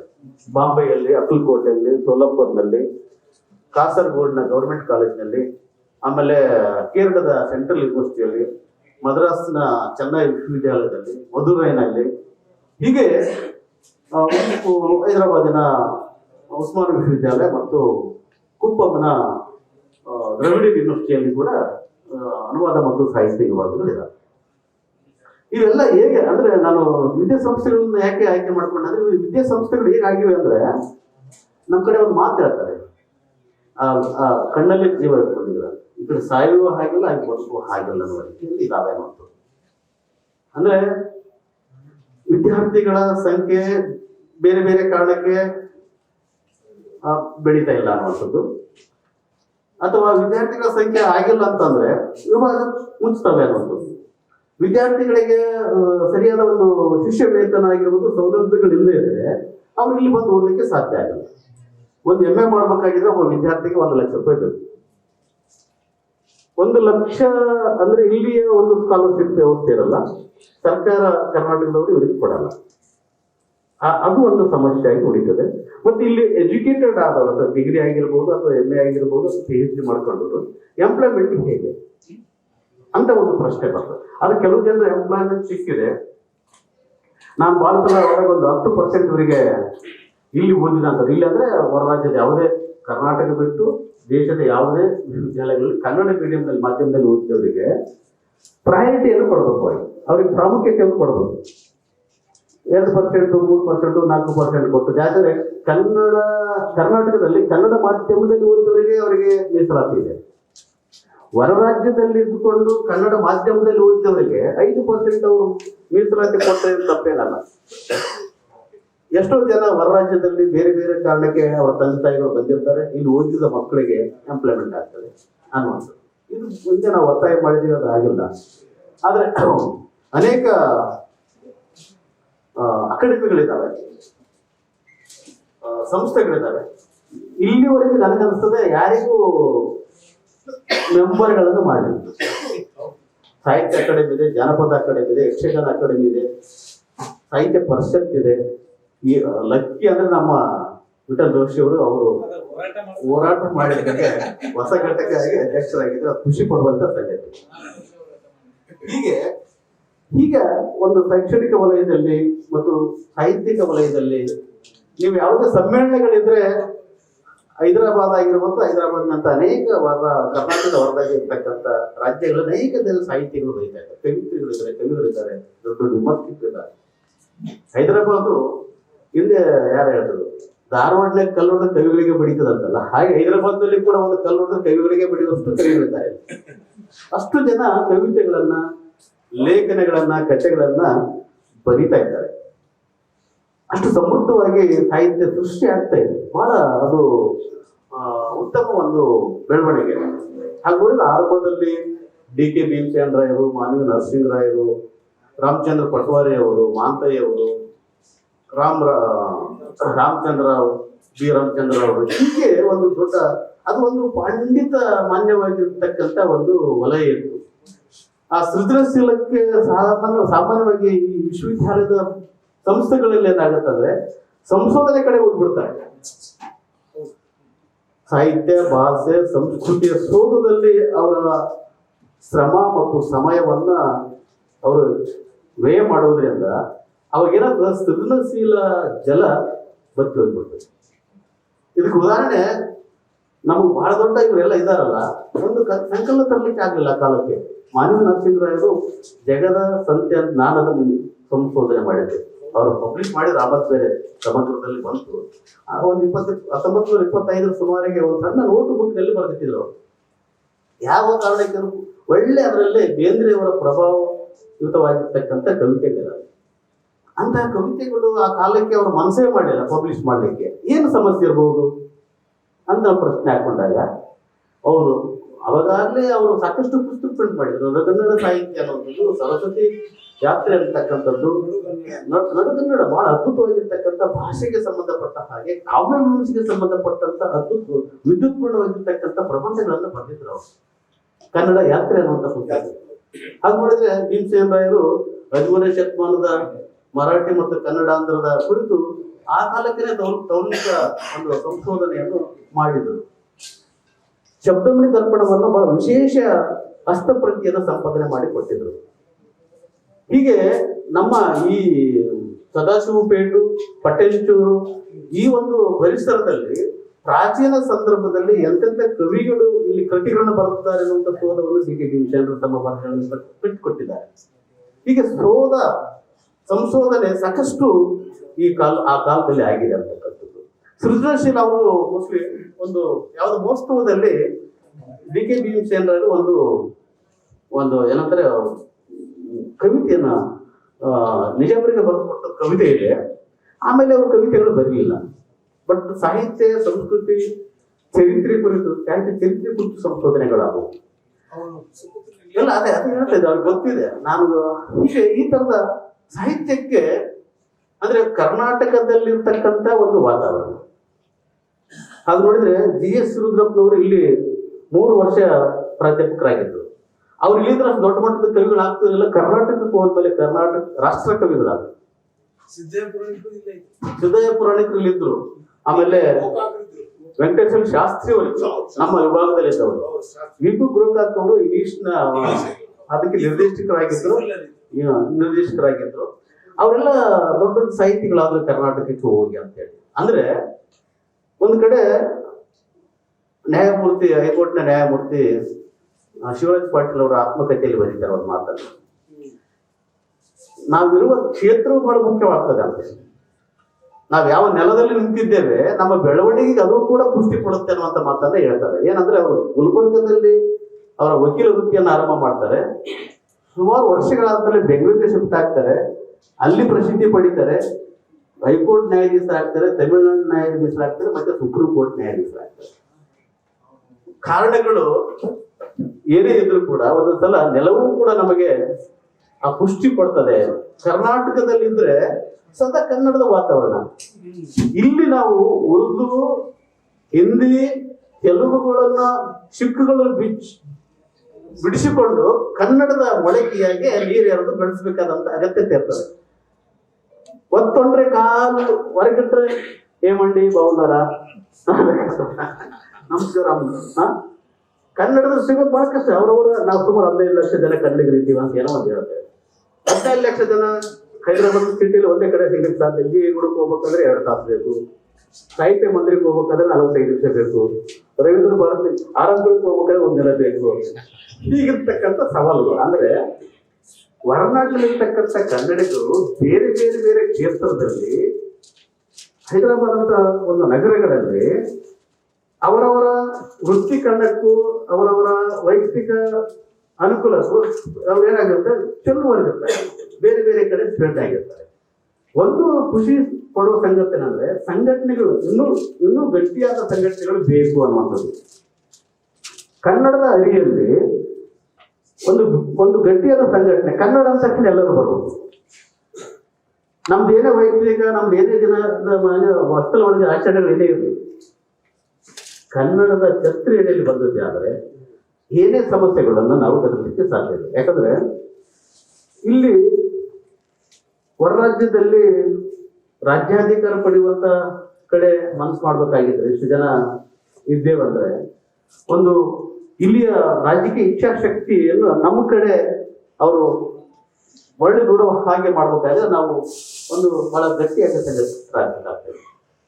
ಸಂಘಟಿತ ಆಗಿ ಯಾರೋ ಒಬ್ರು ಹೇಳ್ತಾರೆ ಅಂದ್ರೆ ಇಷ್ಟು ಜನ ಕನ್ನಡಿಗರು, ಇಷ್ಟು ಜನ ಒಬ್ಬ MLA ಗೆಲ್ಲಿಸ್ತಾರೆ ಅನ್ನುವಂತ ಒಂದು ಶಕ್ತಿಯನ್ನು ತೋರಿಸಬೇಕಾಗ್ತದೆ. ಅಂದಾಗ ಮಾತ್ರ ಕನ್ನಡಿಗರಿಗೆ ಒಂದು ಶಕ್ತಿ ಇದೆ, ರಾಜಕೀಯ ಶಕ್ತಿ, ಒಬ್ಬ MLA ಅಥವಾ MP ಆರಿಸುವಂತ ಶಕ್ತಿ ಇದೆ ಅನ್ನುವಂಥದ್ದನ್ನ ನಾವು ಬೇಕಾದ ಅಗತ್ಯತೆ ಇದೆ ಅನ್ನುವಂಥದ್ದು. ಅಂದಾಗ ಮಾತ್ರ ನಮ್ಮ ಬೇರೆ ಬೇರೆ ಸಮಸ್ಯೆಗಳಿಗೆ ಬಹಳ ಸರಾಗವಾಗಿರ್ತಕ್ಕಂಥ ಪರಿಹಾರಗಳನ್ನು ಕಂಡುಕೊಳ್ಳಿಕ್ಕೆ ಸಾಧ್ಯ ಆಗ್ತದೆ ಅಂತಕ್ಕಂಥದ್ದು. ಇಲ್ಲದೆ ಹೋಗಿದ್ರೆ ಏನಾಗ್ತದೆ ಅಂದ್ರೆ ಒಗ್ಗಟ್ಟಿನಲ್ಲಿ ಇರ್ತಕ್ಕಂಥ ಶಕ್ತಿ ಏನಿದೆಯಲ್ಲ ಒಡಕಿನಲ್ಲಿರ್ಲಿಕ್ಕೆ ಸಾಧ್ಯ ಆಗಲ್ಲ. ಒಡಕು ನಮ್ಮನ್ನ ಬಲಹೀನರಾಗಿ ಮಾಡ್ತದೆ ಅಂತಕ್ಕಂಥದ್ದು. ಆಗ್ಲೇ ನಾವು ಬೇರೆ ಬೇರೆ ಕಡೆ ಇರೋದ್ರಿಂದ ಆ ಸಂಘಟನೆ ಕೊರತೆ ಇದ್ದೇ ಇರುತ್ತೆ. ಒಂದ್ ಕಡೆ ಸೇರ್ಲಿಕ್ಕೆ ಬೇರೆ ಬೇರೆ ಕಾರಣಗಳಿರ್ತವೆ. ಅದು ಸವಾಲು ನಮಗೆ. ಯಾಕಂದ್ರೆ ಬೇರೆ ಕಾರಣಕ್ಕೆ ಇಲ್ಲಿ ಬರ್ಲಿಕ್ಕೆ ಆಗದೆ ಹೋಗ್ಬೋದು. ಎಷ್ಟೋ ಸಲ ನಾನೇ ಕನ್ನಡ ಇದಕ್ಕೆ ಬೇರೆ ಕನ್ನಡ ಪ್ರಾಧ್ಯಾಪಕನಾಗಿ ಕನ್ನಡದ ಕಾರ್ಯಕ್ರಮಕ್ಕೆ ಬರ್ಲಿಕ್ಕೆ ಆಗಲ್ಲ ಅಂತೇಳಿ ಆರೋಪ ಬರ್ಬೋದು. ಆ ವೈಯಕ್ತಿಕ ಕಾರಣ ಇರ್ಬೋದು ಅಥವಾ ನನ್ನ ಆಡಳಿತಾತ್ಮಕ ಕಾರಣಗಳಾಗಿರ್ಬೋದು. ಇಂಥ ಕಾರಣಗಳನ್ನ ನಾವು ಬಿಡಿಸಿಕೊಂಡು ಮುಂದೆ ಹೋಗ್ಬೇಕಾದಂತ ಅಗತ್ಯ ಇದೆ ಅನ್ನುವಂಥದ್ದು. ಇನ್ನ ಸಾಹಿತ್ಯದ ಬಗ್ಗೆ ಅನೇಕ ನಾನು ಹೇಳ್ತಾ ಇದ್ದೆ. ಇತ್ತೀಚೆಗೆ ಹೈದರಾಬಾದ್ನಲ್ಲಿ ನಾನು ಗಮನಿಸಿದ ಹಾಗೆ ಕಥೆಗಳನ್ನು ಬರಿತಾ ಇದ್ದಾರೆ, ಬರೆದಿದ್ದಾರೆ, ಕವಿತೆಗಳನ್ನು ಬರಿತಾ ಇದ್ದಾರೆ, ಬರೆದಿದ್ದಾರೆ, ವಿಮರ್ಶೆ, ಲಲಿತ ಪ್ರಬಂಧಗಳು, ಚುಟುಕುಗಳು, ಹಾಸ್ಯ, ಈ ತರದೆಲ್ಲ ಬರಹಗಳು ಬರ್ತಾ ಇದ್ದಾರೆ. ಅದು ನೋಡಿದ್ರೆ ತಿರುಮಲೇಶ್ವರು ಈ ನೆಲದಲ್ಲಿ ಇಟ್ಕೊಂಡು ಅಗಾಧವಾಗಿರ್ತಕ್ಕಂಥ ಸಾಹಿತ್ಯ ಸೃಷ್ಟಿಯನ್ನು ಮಾಡಿದ್ದಾರೆ. ನಮ್ಮ ಆಧುನಿಕ ಕಾಲ ಸಂದರ್ಭದಲ್ಲಿ, ಅದು ವಿಶೇಷವಾಗಿ ನವ್ಯ ಸಂದರ್ಭದಲ್ಲಿ ಅವರು ಗುರುತಿಸ್ತಾರೆ.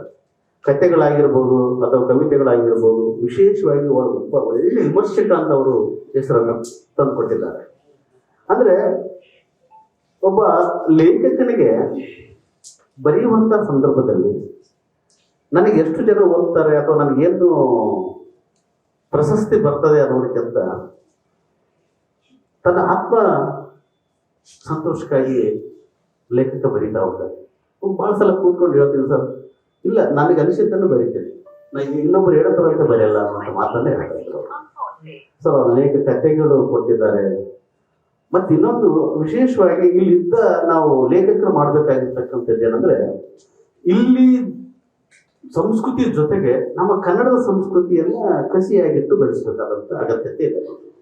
ಹೈದರಾಬಾದಿನಲ್ಲಿ ಪೆಂಟೆಯನ ಅಂಗಿ, ಮಿರ್ಚಿ ಲಚ್ಚಮ್ಮ ಅನ್ನುವಂಥ ಕಥೆ ಇವೆಲ್ಲ ಬರಿತಾ ಹೋಗ್ತಾರೆ ತಿರುಮಲೇಶ್ವರು.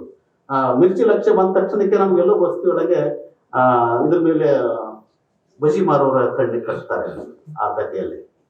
ಅಥವಾ ಪೆಂಟೈನ್ ಅಂಗಿ ಅಂದ ತಕ್ಷಣಕ್ಕೆ ಒಬ್ಬ ಇಸ್ತ್ರಿ ಮಾಡೋನು, ಅವನಿಗೆ ಅಂಗಿ ಹರಿದಿರ್ತದೆ, ಅವನು ಇದ್ದಿಲ್ಲ ಮಸಿ ಹಚ್ಚಿರ್ತದೆ, ಅದನ್ನ ಕಟ್ಕೋತ ಹೋಗ್ತಾರೆ. ಬದುಕನ್ನು ಬಹಳ ಸೂಕ್ಷ್ಮವಾಗಿ ಸಮಾಜವನ್ನು ಗಮನಿಸುವಂಥದ್ದು. ಸಾಹಿತಿಗೆ ಎಲ್ಲರ ಕವಿಗಳಾಗಲ್ಲ, ಎಲ್ಲರೂ ಕಥೆಗಾರರಾಗಲ್ಲ. ಅದಕ್ಕೆ ಸೂಕ್ಷ್ಮ ದೃಷ್ಟಿಯೂ ಬೇಕು, ವರದಿ ಆಗದ ಹಾಗೆ ಸೃಜನಶೀಲವಾಗಿ ಅವು ಬರಬೇಕು ಅನ್ನೋದು. ಇಲ್ಲ ಹೋಗಿದ್ರೆ ಏನಾಯ್ತು, ವರದಿ ಆಗಿಬಿಟ್ರೆ ಸತ್ವ ಇರಲ್ಲ ಅನ್ನೋದು. ಅದಕ್ಕೆ ಹೊರರಾಜ್ಯದಲ್ಲಿರ್ತಕ್ಕಂಥ ಅನೇಕ ಕವಿಗಳಿದ್ದಾರೆ, ಕಥೆಗಾರಿದ್ದಾರೆ. ಪ್ರೇಮ ಮಟ್ಮಾರಿ ಅವರು ಏಕದಂತ ಅಂತ ಕಥಾ ಸಂಕಲನ ಮೊನ್ನೆ ನಾನು ನನ್ನ ವೈಯಕ್ತಿಕ ಲೈಬ್ರರಿ ನೋಡಿದೆ. ಚಿಕ್ಕ ಚಿಕ್ಕ ಕಥೆಗಳನ್ನ ಬರೀತಾ ಹೋಗಿದ್ದಾರೆ. ಅವರು ಈ IT ಪ್ರಭಾವದ ಕುರಿತು ಕವಿತೆಯನ್ನು ವಾಚನ ಮಾಡ್ತಾ ಇದ್ರು. ಬೆನ್ನಿಗೆ ಲ್ಯಾಪ್ಟಾಪ್ ಹಾಕೊಂಡು ಹೋಗುವಂತ ಚಿತ್ರಣವನ್ನು ಕಣ್ಣಿಗೆ ಕಟ್ಟಿಕೊಡುವ ಹಾಗೆ ಅಂತ. ಅಂದ್ರೆ ಇಲ್ಲಿ ಅನೇಕ ಜನ ಕವಿಗಳಲ್ಲಿ ಅಥವಾ ಒಂದು ಪ್ರತಿಭೆ ಇದೆ. ಅಂದ್ರೆ ಸಮಕಾಲೀನ ಸಂದರ್ಭದ ವಿದ್ಯಮಾನಗಳಿಗೆ ಸ್ಪಂದಿಸುವಂತಹದ್ದು. ನಿಜವಾಗ್ಲೂ ಸಾಹಿತ್ಯ ಅನ್ನುವಂಥದ್ದು ಸಮಕಾಲೀನ ಸಮಸ್ಯೆಗಳಿಗೆ ಮತ್ತು ವಿದ್ಯಮಾನಗಳಿಗೆ ಸ್ಪಂದಿಸಬೇಕು ಅನ್ನುವಂಥದ್ದು. ಹಂಗಾಗಿ ಮಾತ್ರ ಸಾರ್ವಕಾಲಿಕವಾಗಿ ಆ ಕವಿ ಅಥವಾ ಸಾಹಿತಿ ಉಳಿಲಿಕ್ಕೆ ಸಾಧ್ಯ ಆಗ್ತದೆ ಅಂತ. ಇಲ್ಲಿ ಸಾಹಿತ್ಯಕ್ಕೆ ಏನು ಸವಾಲಿದೆ, ಯಾಕಂದ್ರೆ ಸಮಸ್ಯೆ ಏನಿದೆ ಅದ್ರ ಬಗ್ಗೆ ಮಾತಾಡ್ಬೇಕಲ್ಲ. ಅನೇಕ ಜನ ಬರೀತಾರೆ, ಅದಕ್ಕೆ ಓದುಗರು ಮತ್ತು ಪ್ರಕಟಣೆಯ ಸವಾಲು. ಯಾರು ಮುದ್ರಿಸ್ಬೇಕು? ಬರೆದವರೇ ಮುದ್ರಿಸ್ಬೇಕಾ ಅಥವಾ ಬರೆಸಿದವ್ರು ಮುದ್ರಿಸ್ಬೇಕಾ? ಬರೆದವರು ಓದಬೇಕಾ, ಬರೆಸಿದವರು ಓದ್ಬೇಕಾ ಅನ್ನುವಂಥದ್ದು. ಹೀಗೆ ಮುದ್ರಣ ಆಯ್ತು, ಮುದ್ರಣ ಮಾಡಿದ್ದೀವಿ, ವಿತರಣೆ ಮಾಡ್ಬೇಕಲ್ವ, ಹೇಗೆ ಮನೇಲಿ ಇಟ್ಕೊಳ್ಳೋದ? ಇಂಥ ಸಮಸ್ಯೆಗಳಿದ್ದಾವೆ. ಅಥವಾ ನಾನು ಒಳ್ಳೆ ಒಂದು ಕವನ ಸಂಕಲನ ಬರೆದಿದ್ದೇನೆ, ನನ್ನ ಕೃತಿಯನ್ನು ಪಬ್ಲಿಷ್ ಮಾಡಿ ಅಂತ ಕರ್ನಾಟಕದವ್ರು ಕೇಳಿ ಸತ್ರು ಮಾಡಲ್ಲ. ಯಾಕೆ ಮಾಡಲ್ಲ ಅಂತ ಅಂದಿದ್ದೆ. ಆದರೆ ನಮ್ಮಿಂದ ಏನು ಫೈದೆ ಇಲ್ಲ ಅವರಿಗೆ. ನಾ ಯಾಕೆ ಮಾತನ್ನು ಹೇಳ್ತಾ ಇದ್ದೆ, ವೈಯಕ್ತಿಕ ನನ್ನ ಅನುಭವದಿಂದ ಹೇಳ್ತಾ ಇದ್ದೆ. ನಾನು ಒಂದು ಕವನ ಸಂಕಲನವನ್ನ 5 ವರ್ಷಗಳ ಹಿಂದೆ ತೆಲುಗಿನಿಂದ ಕನ್ನಡಕ್ಕೆ ಅನುವಾದ ಮಾಡಿದ್ದೀನಿ. ಒಂದು 5-6 ಜನಕ್ಕೆ ಕೇಳಿದ್ರೆ ಮಾಡ್ತೀನಿ ಅಂತ ಮಾಡಲಿಲ್ಲ. ಇದು ಒಂದು ಅನುಭವ. ನನ್ನ ಒಂದು ಕವನ ಸಂಕಲನ ರೆಡಿಯಾಗಿದೆ, ಅದು ಯಾರಿಗೆ ಕೇಳಿಲ್ಲ. ನಾನೇ ಮಾಡ್ಬೇಕು ಅಂದ್ಕೊಂಡಿದ್ದೆ. ಅದರ ಲಕ್ಕಿಲಿ ನಿನ್ನೆ ಒಬ್ಬರು ಪ್ರಕಾಶಕರು 2 ಕವನ ಸಂಕಲನ ಮಾಡಿ ಅಂತ ಒಪ್ಕೊಂಡಿದ್ದಾರೆ. ಅವ್ರು ಏನು ಗೊತ್ತಿಲ್ಲ, ಮಾಡ್ತಿದ್ದಾರೆ, ನೋಡ್ಬೇಕಾಯ್ತು. ಆಮೇಲೆ ಇಲ್ಲಿ ತನಕ ನನ್ನ ಕೆಲವು ಕೃತಿಗಳು ಬೇರೆ ಪ್ರಕಾಶಕರು ಮಾಡಿದ್ದಾರೆ. ಇತ್ತೀಚೆಗೆ ಸುಮಾರು ಒಂದು 15-16 ಪುಸ್ತಕಗಳು ಬಂದಿದ್ದೀನಿ ನಾನು. ನನ್ನ ಥೀಸಿಸ್ 300 ಪುಟದ್ದು. 1,000 ಪ್ರತಿಗಳು ನಾನೇ ಮಾಡಿಸಿದ್ವಿ. ಡಿಪಾರ್ಟ್ಮೆಂಟ್ನಲ್ಲಿ ಇಟ್ಟಿದ್ದೀನಿ, ಬಂದವರು ಫ್ರೀಯಾಗಿ ಕೊಡ್ತೀನಿ. ಅಂದರೆ ಹೇಗೆ ಸಮಸ್ಯೆ ಇರುತ್ತೆ. ಸುಮಾರು ಆ ಕಾಲಕ್ಕೆ ನಾನು ಒಂದು 20 ವರ್ಷದಿಂದ 35,000 ರೂಪಾಯಿ ಇನ್ವೆಸ್ಟ್ ಮಾಡಿದ್ದೆ. ಒಬ್ಬ ಮೇಷ್ಟ್ರು 35,000 ರೂಪಾಯಿ ಇನ್ವೆಸ್ಟ್ ಮಾಡಿದರೆ ಅಷ್ಟಾದರೂ ದುಡ್ಡು ಬರ್ಬೇಕು. ಒಂದು ಇನ್ನೊಂದು ಪುಸ್ತಕ ಪ್ರಿಂಟ್ ಹಾಕಲಿಕ್ಕೆ ಸಾಧ್ಯ ಆಗ್ತದೆ, ಏನೂ ಬರಲಿಲ್ಲ. ಅದೇ ಒಬ್ಬ ಪ್ರಕಾಶಕ್ಕಾಗಿದ್ರೆ 35,000ಕ್ಕೆ 1 ಲಕ್ಷ ರೂಪಾಯಿ ತೆಗಿತಾರೆ. ಹೀಗಾಗಿ 2000ರಲ್ಲಿ 200 ಪುಟದ ಮಹಾಮೌನ ಅಂತ ಒಂದು ಕವನ ಸಂಕಲನ ಎಡಿಟ್ ಮಾಡಿದ್ದೆ.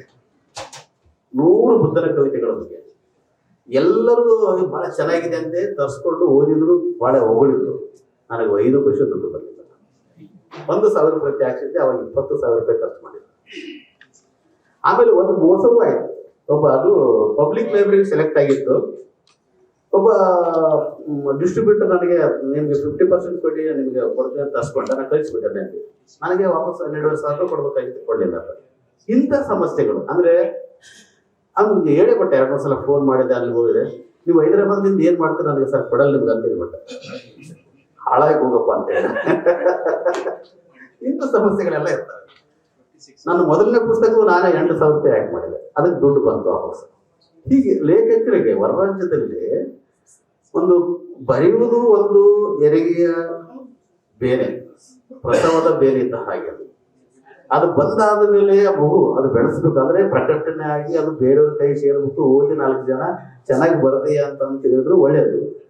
ಚೆನ್ನಾಗಿ ಬರ್ದಿಲ್ಲ ಅಂದ್ರೆ ತಿದ್ಕೋ ಅಂತ ಹೇಳಿದ್ರು ಇನ್ನೂ ಒಳ್ಳೇದು. ಅಂದಾಗ ಮಾತ್ರ ಸಾಹಿತ್ಯ ಬಿಡಲಿಕ್ಕೆ ಸಾಧ್ಯ ಆಗ್ತದೆ. ಬರೀ ಹೊಗಳಿದ್ರೆ ನಾವು ಖುಷಿ ಪಡ್ಬೇಕಾಗಿಲ್ಲ. ಒಬ್ಬ ಸಹೃದಯನಾದಂಥವನು ವಿಮರ್ಶಕನೂ ಆಗಿರ್ಬೇಕು, ಅಂದ್ರೆ ಸಾಹಿತ್ಯ ಸರಿಯಾದ ಕ್ರಮದಲ್ಲಿ ಸಾಗಲಿಕ್ಕೆ ಸಾಧ್ಯ ಆಗ್ತದೆ. ನಾವು ಯಾವುದೋ ಒಂದು ಪ್ರೀತಿಗಾಗಿ ಅಥವಾ ಯಾವುದೋ ಒಂದು ಬಿಡೆಗಾಗಿ ಅದು ಸ್ವಲ್ಪ ಇಲ್ಲಿದ್ರು ಕೂಡ ಸಾಹಿತ್ಯ ಚೆನ್ನಾಗಿದೆ ಅಂತ ಅಂದಿದ್ದಾರೆ, ದಾರಿ ತಪ್ಪಿರ್ತದೆ. ಮೆರ್ಸಿಯಲ್ಲಿ ವಿನಯ ಇರಬೇಕು, ಎಷ್ಟಿರ್ಬೇಕು ಅಷ್ಟೇ ವಿನಯ ಇರಬೇಕು. ಆದ್ರೆ ಅದರ ಗುಣದೋಷಗಳನ್ನು ತೂಗಿ ಹೇಳುವಂತ ಒಂದು ಪ್ರಾಮಾಣಿಕತೆ ಕೂಡ ವಿಮರ್ಶೆಯಲ್ಲಿ ಇರಬೇಕು. ಇಲ್ಲದೆ ಹೋಗಿದ್ರೆ ಎಲ್ಲವೂ ಸತ್ವಯುತ ಸಾಹಿತ್ಯ ಆಗಲಿಕ್ಕೆ ಸಾಧ್ಯ ಆಗಲ್ಲ. ಅದಕ್ಕೆ ಸಾಹಿತ್ಯಕ್ಕೆ ವಿಮರ್ಶೆಯೂ ಬಹಳ ಮುಖ್ಯ. ಒಂದು ಸಾಹಿತ್ಯ ಬೆಳಿಬೇಕಾದ್ರೆ ಜೊತೆಗೆ ವಿಮರ್ಶೆ ಬೇಕು. ವಿಮರ್ಶಕರು ಯಾರಿದ್ದಾರೆ, ಬೆನ್ನತ್ಬೇಕಾಗ್ತದೆ. ಬರೀರಿ ಅದು ಬೇರೆ, ಅವ್ರ ತಾಪತ್ರಗಳು ಅಲ್ವಾ. ಬರೆದ್ರು ಕೂಡ ಮನಸ್ಸಿಲ್ಲದೆ ಮನಸ್ಸು ಬರೆದು ಬಿಡ್ತಾರೆ. ಅವಾಗ ಸರಿಯಾದ ಕೃತಿಗೆ ಈಗೇನಾಗಿದೆ, ಅದು ಸಾಹಿತ್ಯ ರಾಜಕಾರಣ ಅಂತ ಕರೀತಾರೆ. ಒಂದು 10 ಜನ ಗುಂಪು ಸಾಹಿತ್ಯ ರಾಜಕಾರಣ ಇವತ್ತು ತುಂಬಾ ವರ್ಷಗಳಿಂದ ಶುರುವಾಗಿಬಿಟ್ಟಿದೆ. ಲಿಂಗಣ್ಣ ಚೆನ್ನಾಗಿ ಬರೀತಾನೆ ಅಂತ ಹೇಳ್ಬಿಡೋದು. ಅವ್ನು ಏನ್ ಬರೋದು ಲಿಂಗಣ್ಣ ಚೆನ್ನಾಗಿ ಬರೀತಾನೆ, ಅವ್ನು ದೊಡ್ಡ ಕವಿ ಆಗಿಬಿಡ್ತಾನೆ, ವಿಮರ್ಶಕ ಆಗಿಬಿಡ್ತಾನೆ. ನಿಜವಾಗ್ಲೂ ಅಂದ್ರೆ ನಾನು ಯಾಕೆ ಮಾತನ್ನು ಹೇಳ್ತೀನಿ ಅಂದ್ರೆ, ಸೀರಿಯಸ್ ಆಗಿ ಅಥವಾ ಬಹಳ ಓದುವ ಒಂದು ಜನ ಅಥವಾ ಒಂದು ಪರಂಪರೆ ಕಡಿಮೆ ಆಗ್ತಾ ಇದೆ. ಸುಮಾರು 10 ತಾಸುಗಳವರೆಗೆ ನಾವು ಓದ್ತಾ ಇದ್ದೀವಿ. MA ಮಾಡುವಾಗ ಅಥವಾ ನಾವು PhD ಮಾಡುವಂಥ ಸಂದರ್ಭದಲ್ಲಿ 10 ತಾಸುಗಳಿಗೆ ಗೊತ್ತಾಗ್ತಾ ಇರಲಿಲ್ಲ. ಈ 1 ತಾಸು ಓದಕ್ಕಾಗಲ್ಲ. ಅಂದ್ರೆ ಅದಕ್ಕೆ ಕಾರಣಗಳು ಬೇರೆ ಇರ್ಬೋದು. ಆದ್ರೂ ಟೈಮ್ ಓದಿಸ್ಕೊಂಡು ಓದುವಂತಹ ಒಂದು ಪರಂಪರೆ ಏನಿದೆಲ್ಲ ಅದು ಬೆಳೆಸ್ಕೊಂಡು ಹೋಗುವಂತ ಅಗತ್ಯ ಇದೆ. ಸಹೃದಯ ಇಲ್ಲದೆ ಇದ್ರೆ ಸಾಹಿತ್ಯ ಬೆಳೀಲಿಕ್ಕೆ ಸಾಧ್ಯ ಇಲ್ಲ. ಸಾಮಾನ್ಯವಾಗಿ ನಮ್ಮ ಕಾವ್ಯದಲ್ಲಿ ಹೇಳ್ತೀವಲ್ಲ, ಒಂದ್ ಕಡೆ ಕವಿ, ಕಾವ್ಯ, ಸಹೃದಯ, ಇದು ಸಮಾನವಾಗಿ ಸಾಕ್ಬೇಕು. ಕವಿ ಬರೀತಾನೆ, ಸಹೃದಯ ಅದನ್ನು ಓದ್ತಾನೆ, ಕಾವ್ಯ ಅವಾಗ ಸಾರ್ಥಕ ಆಗ್ತದೆ. ಇಲ್ಲಿದ್ರೆ ಸಾರ್ಥಕ ಆಗಲ್ಲ. ಅದಕ್ಕೆ ಒಂದ್ ಕಡೆ ಆದ್ರೂ ಒಂದ್ ಕವಿ ಹೇಳ್ತಾನೆ, ನಾನಂತೂ ಮಾಲೆ ಅಂತ ಕಟ್ಬಿಟ್ಟಿದ್ದೇನೆ, ಮುಡಿಯುವ ಭಾಗ್ಯಗಳು ಮುಡ್ಲಿ ಇಲ್ಲದಿಲ್ಲ ಅನ್ನುವಂಥ ಮಾತು. ಹಾಗೆ ಕಾವ್ಯ ಅನ್ನುವಂಥದ್ದು, ಸಾಹಿತ್ಯ ಅನ್ನುವಂಥದ್ದು ಬಹಳ ಒಳ್ಳೆ ಮನುಷ್ಯನನ್ನ ಒಬ್ಬ ಒಳ್ಳೆ ನಾಗರಿಕನಾಗಿ ರೂಪಿಸುವಂತ ಶಕ್ತಿ ಅದಕ್ಕಿದೆ. ಆ ಒಂದು ಶಕ್ತಿ ಬೇರೆ ಯಾವುದಕ್ಕಿಲ್ಲ, ಸಾಹಿತ್ಯಕ್ಕಿದೆ. ಎಷ್ಟೋ ಜನ ಸಾಹಿತ್ಯವನ್ನು ಓದಿ ಮನುಷ್ಯರಾಗಿದ್ದಾರೆ. ನಾವು ಹುಟ್ಟುವುದು ಮನುಷ್ಯರಾಗಿ ಹುಟ್ಟಿರಲ್ಲ, ಒಂದು ಜೀವಿಯಾಗಿ ಹುಟ್ಟಿರ್ತೇವೆ. ನಮ್ಮ ಸಂಸ್ಕಾರದಿಂದ ನಮ್ಮ ಸುತ್ತಮುತ್ತಲಿನ ನಮ್ಮ ಬದುಕು ಹೇಗಿದೆ ಅದನ್ನ ನೋಡಿ ಬೇರೆಯವರು ಹೇಳ್ಬೇಕು ಒಳ್ಳೆ ಮನುಷ್ಯರ ಆಗಿದೆ. ಎಲ್ಲರೂ ಒಳ್ಳೆ ಮನುಷ್ಯರಲ್ಲ, ನಾವು ಜೀವಿಗಳು, ಎಲ್ಲರ ಹಾಗೆ ಜೀವಿಗಳಾಗಿರ್ತೇವೆ. ಮನುಷ್ಯರಾಗುವ ಕಡೆ ಪ್ರಯತ್ನ ಮಾಡ್ಬೇಕಾದ್ರೆ ಸಾಹಿತ್ಯ, ಸಂಸ್ಕೃತಿ, ಸಂಸ್ಕಾರಗಳೆಲ್ಲ ಬೇಕಾಗ್ತವೆ. ಅದು ಸಾಹಿತ್ಯ ಮಾತ್ರ ಕೊಡ್ತದೆ ಸಂಸ್ಕಾರ ಮನುಷ್ಯನಿಗೆ. ಒಂದ್ ಕಡೆ ಆರಂಭದಲ್ಲಿ ತಂದೆ ತಾಯಿಗಳು, ಶಿಕ್ಷಣ ಸಂದರ್ಭದಲ್ಲಿ ಗುರುಗಳು, ಸಮಾಜದಲ್ಲಿ ಸಾಹಿತ್ಯ. ಒಬ್ಬ ಜೀವಿಯನ್ನು ಮನುಷ್ಯನನ್ನಾಗಿ ಮಾಡ್ತಾರೆ ಅನ್ನುವಂಥ ನಂಬಿಕೆ ನನ್ನದು. ಒಂದು ವೇಳೆ ಈ ತಂದೆ ತಾಯಿ ಮತ್ತು ಗುರುಗಳು ಸಾಹಿತ್ಯ ಇಲ್ಲದ್ರೆ ಮನುಷ್ಯ ಒಳ್ಳೆಯ ಮನುಷ್ಯನಾಗಿ ಬೆಳೀಲಿಕ್ಕೆ ಸಾಧ್ಯ ಇಲ್ಲ. ಆ ಒಂದು ಶಕ್ತಿ ಸಾಹಿತ್ಯಕ್ಕಿದೆ. ಆ ನಿಟ್ಟಿನಲ್ಲಿ ಅನೇಕ ಏನೇ ಸಮಸ್ಯೆಗಳಿದ್ರು ಕೂಡ ಸಮಸ್ಯೆ ಇದೆ ಅಂತ ಹೇಳಿಬಿಟ್ಟು ನಾವು ನಿರಾಶರಾಗಿದೆ ಕುಗ್ಗದೆ ನಮ್ಮ ಮನಸ್ಸಲ್ಲಿರ್ತಕ್ಕಂಥ ಅಥವಾ ನಮಗೆ ತೋಚಿದ ಒಳ್ಳೆಯ ವಿಚಾರಗಳನ್ನು, ಆದಷ್ಟು ಒಳ್ಳೆಯ ವಿಚಾರಗಳನ್ನು ಸಾಹಿತ್ಯದೊಳಗೆ ಹಿಡಿದಿಡುವ ಮೂಲಕ ಸಮಾಜಕ್ಕೆ ಏನಾದರೂ ಒಳ್ಳೆಯ ಒಂದು ಕೊಡುಗೆಯನ್ನು ಕೊಡುವಂಥ ಪ್ರಯತ್ನವನ್ನು ಮಾಡಬೇಕು. ಹಾಗೆ ನೋಡಿದ್ರೆ ಪಾಶ್ಚಾತ್ಯರು ಕವಿಗಳನ್ನ ಬಹಳ ದಿಟ್ಟವಾಗಿ ನಿರಾಕರಿಸಿಬಿಡ್ತಾರೆ. ಪ್ಲೇಟೋ ಅರಿಸ್ಟಾಟಲ್ ಕಾಲಕ್ಕೆ ಆದರ್ಶ ಅವಾಗೇನು ಐಡಿಯಲ್ ಸ್ಟೇಟ್ ಅನ್ನೋದಿತ್ತಲ್ಲ, ಕವಿಗಳನ್ನು ಹೊರಗಾಕಿ ಬಿಡ್ತಾರೆ. ಅವಾಗ ಬೇಡ ಕವಿಗಳು ಉನ್ಮತ್ತದಲ್ಲಿ ಅವ್ರು ಏನನ್ನು ಬರೆದು ಬಿಡ್ತಾರೆ, ಜನರ ಮನಸ್ಸನ್ನು ಕೇಳಿಸ್ಬಿಡ್ತಾರೆ ಅನ್ನೋದು. ಅದಕ್ಕೆ ಅವ್ರ ಕವಿಗಳಿಗೆ ಒಂದು ಚೌಕಟ್ಟು ಹಾಕ್ತಾರೆ. ನೀವು ಬರೀದ್ರೆ ಒಳ್ಳೆಯದನ್ನು ಬರೀರಿ, ನಿಮ್ಮ ಬರ ಎಷ್ಟು ಪವರ್ಫುಲ್ ಆಗಿರ್ತದೆ ಅಂದ್ರೆ ಸಮಾಜದ ದಾರಿನೂ ತಪ್ಪಿಸ್ಬೋದು, ಸಮಾಜವನ್ನು ಒಳ್ಳೆಯದಾಗಿ ರೂಪಿಸ್ಬೋದು. ಆ ಕಾರಣಕ್ಕಾಗಿ ಒಳ್ಳೆಯದು ಇಟ್ಕೊಂಡು ಬರಬೇಕು. ಆದರೆ ಒಳ್ಳೆ ಸಮಾಜ ನಿರ್ಮಾಣ ಆಗ್ತದೆ. ಅಂತ ಕವಿಗಳಿಗೆ ಗೌರವಿಸ್ತೇನೆ. ಇಲ್ಲದಿದ್ರೆ ಬಹಳ ಗೌರವಿತವಾಗಿ ನಿಮ್ಮನ್ನ ಆದರ್ಶ ರಾಜ್ಯದಿಂದ ಹೊರಗಾಗ್ತೇನೆ ಅಂತೇಳಿ ಆ ಪ್ಲೇಟೋ ಹೇಳ್ತಾನೆ. ಹೀಗೆ ನಮಗೆ ಅನೇಕ ನಾವು ಕನ್ನಡ ನಾಡಿನಿಂದ ಹೊರಗಿದ್ದಾಗಿ ಕೂಡ ನಮ್ಮದೇ ಆಗಿರ್ತಕ್ಕಂಥ ಕೆಲವು ಸೃಷ್ಟಿ ಮಾಡ್ಕೊಳ್ಬೇಕಾಯ್ತು. ಪ್ರಕಾಶನ ಬಗ್ಗೆ ಮಾತಾಡ್ತಾ ಇದ್ದೇವೆ. ಸಾಹಿತ್ಯ ಸೃಷ್ಟಿ ಆಗ್ಬೇಕಾಗಿದ್ರೆ ಪ್ರಕಾಶನ ಬಾಳ. ನಾವು ಈ ಸಮಸ್ಯೆ ನಾನು ಮೊನ್ನೆ ಮಾತಾಡ್ತಾ ಹೇಳ್ತಾ ಇದ್ದೆ. ಈ ಸಮಸ್ಯೆ ನಮಗಷ್ಟೇ ಕಾಡಿಲ್ಲ, ಬೇಂದ್ರವರಿಗೂ ಮಾಸ್ತಿಯವರಿಗೂ ಕಾಡಿದೆ, ಅವರೆಲ್ಲ ಕುವೆಂಪು ಅವ್ರಿಗೂ ಕಾಡಿದೆ. ಆ ಕಾಲಕ್ಕೆ ಕುವೆಂಪು ಅವರು ತಾವೇ ಉದಯರವಿ ಪ್ರಕಾಶನವನ್ನು ಊಟ ಹಾಕೊಂಡು ಸಂಸ್ಕೃತಿಗಳೆಲ್ಲ ಆ ಮೂಲಕವೇ ತಂದರು. ಮಾಸ್ತಿಯವರು ಕೂಡ ಶಾರದಾ ಮುದ್ರಣಾಲಯ, ಶಾರದಾ ಪ್ರಕಾಶ ಜೀವನ ಪ್ರಕಾಶನ ಅಂತ ಮಾಡ್ಕೊಂಡ್ರು. ಅಂದ್ರೆ ಆ ಕಾಲಕ್ಕೂ ಕೂಡ ಆಯಾ ಕಾಲದಲ್ಲಿ ಕೂಡ ಈ ಮುದ್ರಣ ಅಥವಾ ಪ್ರಕಟಣೆಯ ಸಮಸ್ಯೆ ಇರ್ತದೆ. ಅವುಗಳನ್ನು ನಾವು ನೀಗಿಸಿಕೊಂಡು ಅವುಗಳನ್ನು ಬದಿಗೆ ತಳ್ಳಿ ನಮ್ಮ ಸಾಮರ್ಥ್ಯದಿಂದ ನಾವು ಮೇಲೆ ಬರಲಿಕ್ಕೆ ಸಾಧ್ಯತೆ ಇದೆ. ಈ ನಿಟ್ಟಿನಲ್ಲಿ ಸರ್ಕಾರವು ಅನೇಕ ಕೈ ಜೋಡಿಸಬೇಕಾಗಿದೆ. ಜೊತೆಗೆ ನಾಗರಿಕರಾದಂಥವರು ಕೂಡ ನಾವು ಹೊರರಾಜ್ಯದಲ್ಲಿರ್ತಕ್ಕಂಥ ಸಮಸ್ಯೆಗಳಿಗೆ, ವಿಶೇಷವಾಗಿ ನಮ್ಮ ಇಲ್ಲಿ ಅಸ್ತಿತ್ವದ ಬಗ್ಗೆ, ಇಲ್ಲಿಯ ಸರ್ಕಾರಕ್ಕೆ ನಾವು ನಮ್ಮ ಅಸ್ತಿತ್ವದ ಬಗ್ಗೆ ನಾವು ಇದೇವೆ ಅನ್ನುವಂಥದ್ದು ಮೇಲಿನ ಮೇಲೆ ಇಂಥ ಕಾರ್ಯಕ್ರಮಗಳು ಮಾಡುವ ಮೂಲಕ ಅಥವಾ ಎಲ್ಲರೂ ಒಂದ್ ಕಡೆ ಸೇರಿ ಸಮಾವೇಶ ಮಾಡುವ ಮೂಲಕ ಕನ್ನಡಿಗರಿದ್ದಾರೆ ಅನ್ನುವಂಥದ್ದು ಒಂದು ಮೆಸೇಜ್ ಅನ್ನು ಕಳಿಸ್ಬೇಕು. ಮತ್ತು ಹೊರರಾಜ್ಯದಲ್ಲಿ ಇದ್ದೇವೆ ಅನ್ನಲಿಕ್ಕೆ ನಾವು ನಮ್ಮ ಕನ್ನಡದ ಸಂಸ್ಕೃತಿಯನ್ನ ಅಥವಾ ನಮ್ಮ ಆಚರಣೆಗಳನ್ನ ಅವರಿಗೂ ಕರ್ನಾಟಕದವರು ಕೂಡ ನಮ್ಮ ಕಡೆ ನೋಡುವ ಹಾಗೆ ನಾವು ಏನು ಮಾಡ್ತಾ ಇರಬೇಕನ್ನುವಂಥದ್ದು. ಕೆಲವು ಸಂದರ್ಭಗಳಲ್ಲಿ ಮಾತ್ರ ನಮ್ಮ ಸೇವೆ ಅಗತ್ಯ ಇರ್ತದೆ. ಅಂತ ಸಂದರ್ಭದಲ್ಲಿ ನಮ್ಮನ್ನು ಬಹಳ ಹೊಗಳು ಕೂಡ ಕರೀತಾರೆ. ಹೊರರಾಜ್ಯದಲ್ಲಿ ಇರ್ತಕ್ಕಂಥ ಕನ್ನಡಿಗರು ಸಾಂಸ್ಕೃತಿಕ ರಾಯಭಾರಿಗಳು ಅಂತೇಳಿ, ಅದಕ್ಕೆ ಖುಷಿ ಬಹಳಷ್ಟು ಸಲ ಸಾಂಸ್ಕೃತಿಕ ರಾಯಭಾರಿಗಳು ಅಂತೇಳಿ ಕರೀತಾರೆ. ಯಾವುದೇ ಅಂದ್ರೆ ನಾವು ಹೇಳ್ತಾ ಇರ್ತೇವೆ ಅಲ್ಲಿ ಹೋದಾಗ, ನಾವು ಹೊರರಾಜ್ಯದಲ್ಲಿ ಇದ್ರು ಕೂಡ 365 ಕನ್ನಡದ ನಾವು ಜಪ ಮಾಡ್ತಿರ್ತೀವಿ. ನೀವು ಕರ್ನಾಟಕದಾಗ 1ನೇ ತಾರೀಕು ಮಾತ್ರ ಜಪ ಮಾಡ್ತಿರ್ತೀವಿ. ಯಾಕಂದ್ರೆ ಕರ್ನಾಟಕದಲ್ಲಿ ಅದಕ್ಕೆ ಒಂದು ಫಂಡ್ ಇರ್ತದೆ, ಖರ್ಚು ಮಾಡ್ಬೇಕಾಗಿರ್ತದೆ. ಧ್ವಜಗಳು ಹಿಡ್ಕೊಂಡು ಹಾರಾಡ್ತಾರೆ, ನಾವು ಕನ್ನಡದ ಪದಗಳು ಹಿಡ್ಕೊಂಡು ಹಾರಾಡ್ತೇವೆ. ದಿನ ಮನೆಯಲ್ಲಿ ಕನ್ನಡ ಮಾತಾಡ್ತೇವೆ, ಮಕ್ಕಳಿಗೆ ಕನ್ನಡ ಕಲಿಸ್ತೇವೆ. ನನಗನ್ನಿಸೋದು ಎಲ್ಲದೂ ತಕ್ಷಣ ಮಕ್ಕಳಿಗೆ ಮನೆಯಲ್ಲಿ ಕನ್ನಡ ಕಲಿಸ್ತಾ ಇದ್ದೀವಿ. ಅವ್ರು ಅನಿವಾರ್ಯ ಕಾನ್ವೆಂಟ್ ಸ್ಕೂಲಿಗೆ ಕಳಿಸ್ತಾ ಇದ್ದೀವಿ, ಆ ಮಕ್ಕಳು ಬೇರೆ. ಅದು ಮನೆಯಲ್ಲಿ ಮಕ್ಕಳೆಲ್ಲ ಕನ್ನಡ ಮಾತಾಡ್ತಾ ಇದ್ದಾರೆ. ಅದು ಬಹಳ ಖುಷಿ. ಯಾಕಂದ್ರೆ ನಾನು ವಿಠ್ಠಲೇಶ್ವರ ಮನೆಗೆ ಹೋಗಿದ್ದೇನೆ. ಅವ್ರು ಸರ್ ಅವ್ರ ಮಗಳು ಡಾಕ್ಟರ್, ಅವ್ರಿಗೊಂದು ಅಭಿನಂದನೆ, ಮಗಳು MD ಇವತ್ತು ಸೀಟ್ ಅಡ್ಮಿಷನ್ ಸಿಕ್ಕಿದೆ. ಅನೇಕ ಜನ ನಮ್ಮ ಹೊರನಾಡಿನ ಕನ್ನಡಿಗರ ಮಕ್ಕಳು ಇಂಜಿನಿಯರು ಮತ್ತು ಡಾಕ್ಟರ್ಸ್, ಲಾಯರ್ಸು, ಏನೇ ಆಗಿದ್ರು, ವಿಜ್ಞಾನಿಗಳಾಗಿದ್ರು ಅಥವಾ IAS ಆಫೀಸರ್ ಆಗಿದ್ರು, IPS ಆಫೀಸರ್ ಆಗಿದ್ರು, ಬೇರೆ ಬೇರೆ ದೊಡ್ಡ ದೊಡ್ಡ ಹುದ್ದೆಗಳು ಹೋಗಿದ್ರು ಕೂಡ ಕನ್ನಡದ ಒಂದು ಸಂಸ್ಕೃತಿಯನ್ನು ಮನೆಯಲ್ಲಿ ಕಾಪಾಡ್ಕೊಂಡು ಬರ್ತೀವಿ. ಅದು ನಮ್ಮ ಸಮಸ್ಯೆ ಸವಾಲುಗಳನ್ನ ಮೆಟ್ಟಿ ಮುನ್ನುಗ್ಲಿಕ್ಕೆ ಅದು ಸಾಧ್ಯ ಆಗ್ತದೆ. ಈಗ ನೋಡಿ ರಾಹುಲ್ ಸರ್ ಅವ್ರು ನೋಡಿದ್ರೆ ನಾವು ಕನ್ನಡ ಮಾತಾಡ್ತಾರೆ ಅನ್ಲಿಕ್ಕೆ ಸಾಧ್ಯ ಇಲ್ಲ. ಅದು ಅದ್ಭುತವಾಗಿ. ಹೀಗೆ ನಮ್ಮ ಮಾತು ಮನೆಯಲ್ಲಿ ಮಾತಾಡಿದರೆ ನಮ್ಮ ಭಾಷೆ ಉಳಿತದೆ, ನಮ್ಮ ಸಂಸ್ಕೃತಿ ಉಳಿತದೆ. ಅದು ಮುಂದಿನ ಪರಂಪರೆಗೆ ತೆಗೆದುಕೊಂಡು ಹೋಗಲಿಕ್ಕೆ ಸಾಧ್ಯ ಆಗ್ತದೆ. ಆ ನೆಲೆಯಲ್ಲಿ ನಾವು ಕೆಲಸ ಮಾಡಬೇಕಾಗಿದೆ. ಸರ್ಕಾರದ ಸವಲತ್ತುಗಳು ಬಂದಾಗ ಕೂಡ ಎಲ್ಲರೂ ಒಗ್ಗಟ್ಟಿನಿಂದ ಕರ್ನಾಟಕ ಸರ್ಕಾರ ಹೊರರಾಜ್ಯದಲ್ಲಿರ್ತಕ್ಕಂಥ ಕನ್ನಡಿಗರಿಗೂ ಸ್ವಲ್ಪ ನೋಡಿ ಅನ್ನುವಂಥ ಒಂದು ನಮ್ಮ ಮಾತು ಯಾವ ರೀತಿಯಾಗಿ ಅವ್ರಿಗೆ ತಲುಪಿರುತ್ತೋ ಆ ರೀತಿಯಲ್ಲಿ ತಲುಪಲಿಕ್ಕೆ ನಾವೆಲ್ಲರೂ ಕೂಡ ಆಲೋಚನೆ ಮಾಡಬೇಕಾಗ್ತದೆ. ಅಂದ್ರೆ ಕೆಲವು ಸಂದರ್ಭಗಳಲ್ಲಿ ಅವಗಣನೆಗೆ ಈಡಾಗ್ತೇವೆ. ಇಲ್ಲಿಯವರಿಂದ ಆಗ್ತೇವೆ, ಅಲ್ಲಿಯವರಿಂದ ಆಗ್ತೇವೆ. ಅವುಗಳಿಗೆ ನಾವು ಯಾವ ಮಾರ್ಗದಿಂದ ಅವರ ಕಡೆ ನಾವು ಅವರ ದೃಷ್ಟಿ ನಮ್ಮ ಕಡೆ ಒಳ್ಳಬೇಕು ಆ ನೆಲೆಯಲ್ಲಿ ನಾವು ಕೆಲಸ ಮಾಡಬೇಕಾದಂಥ ಅಗತ್ಯತೆ ಇದೆ ಅನ್ನುವಂಥ ಮಾತನ್ನ ಹೇಳುತ್ತಾ, ಹೀಗೆ ಸಾಹಿತ್ಯದ ಕುರಿತು ಅನೇಕ ಮಾತುಗಳನ್ನ ಹೇಳ್ಬೋದು.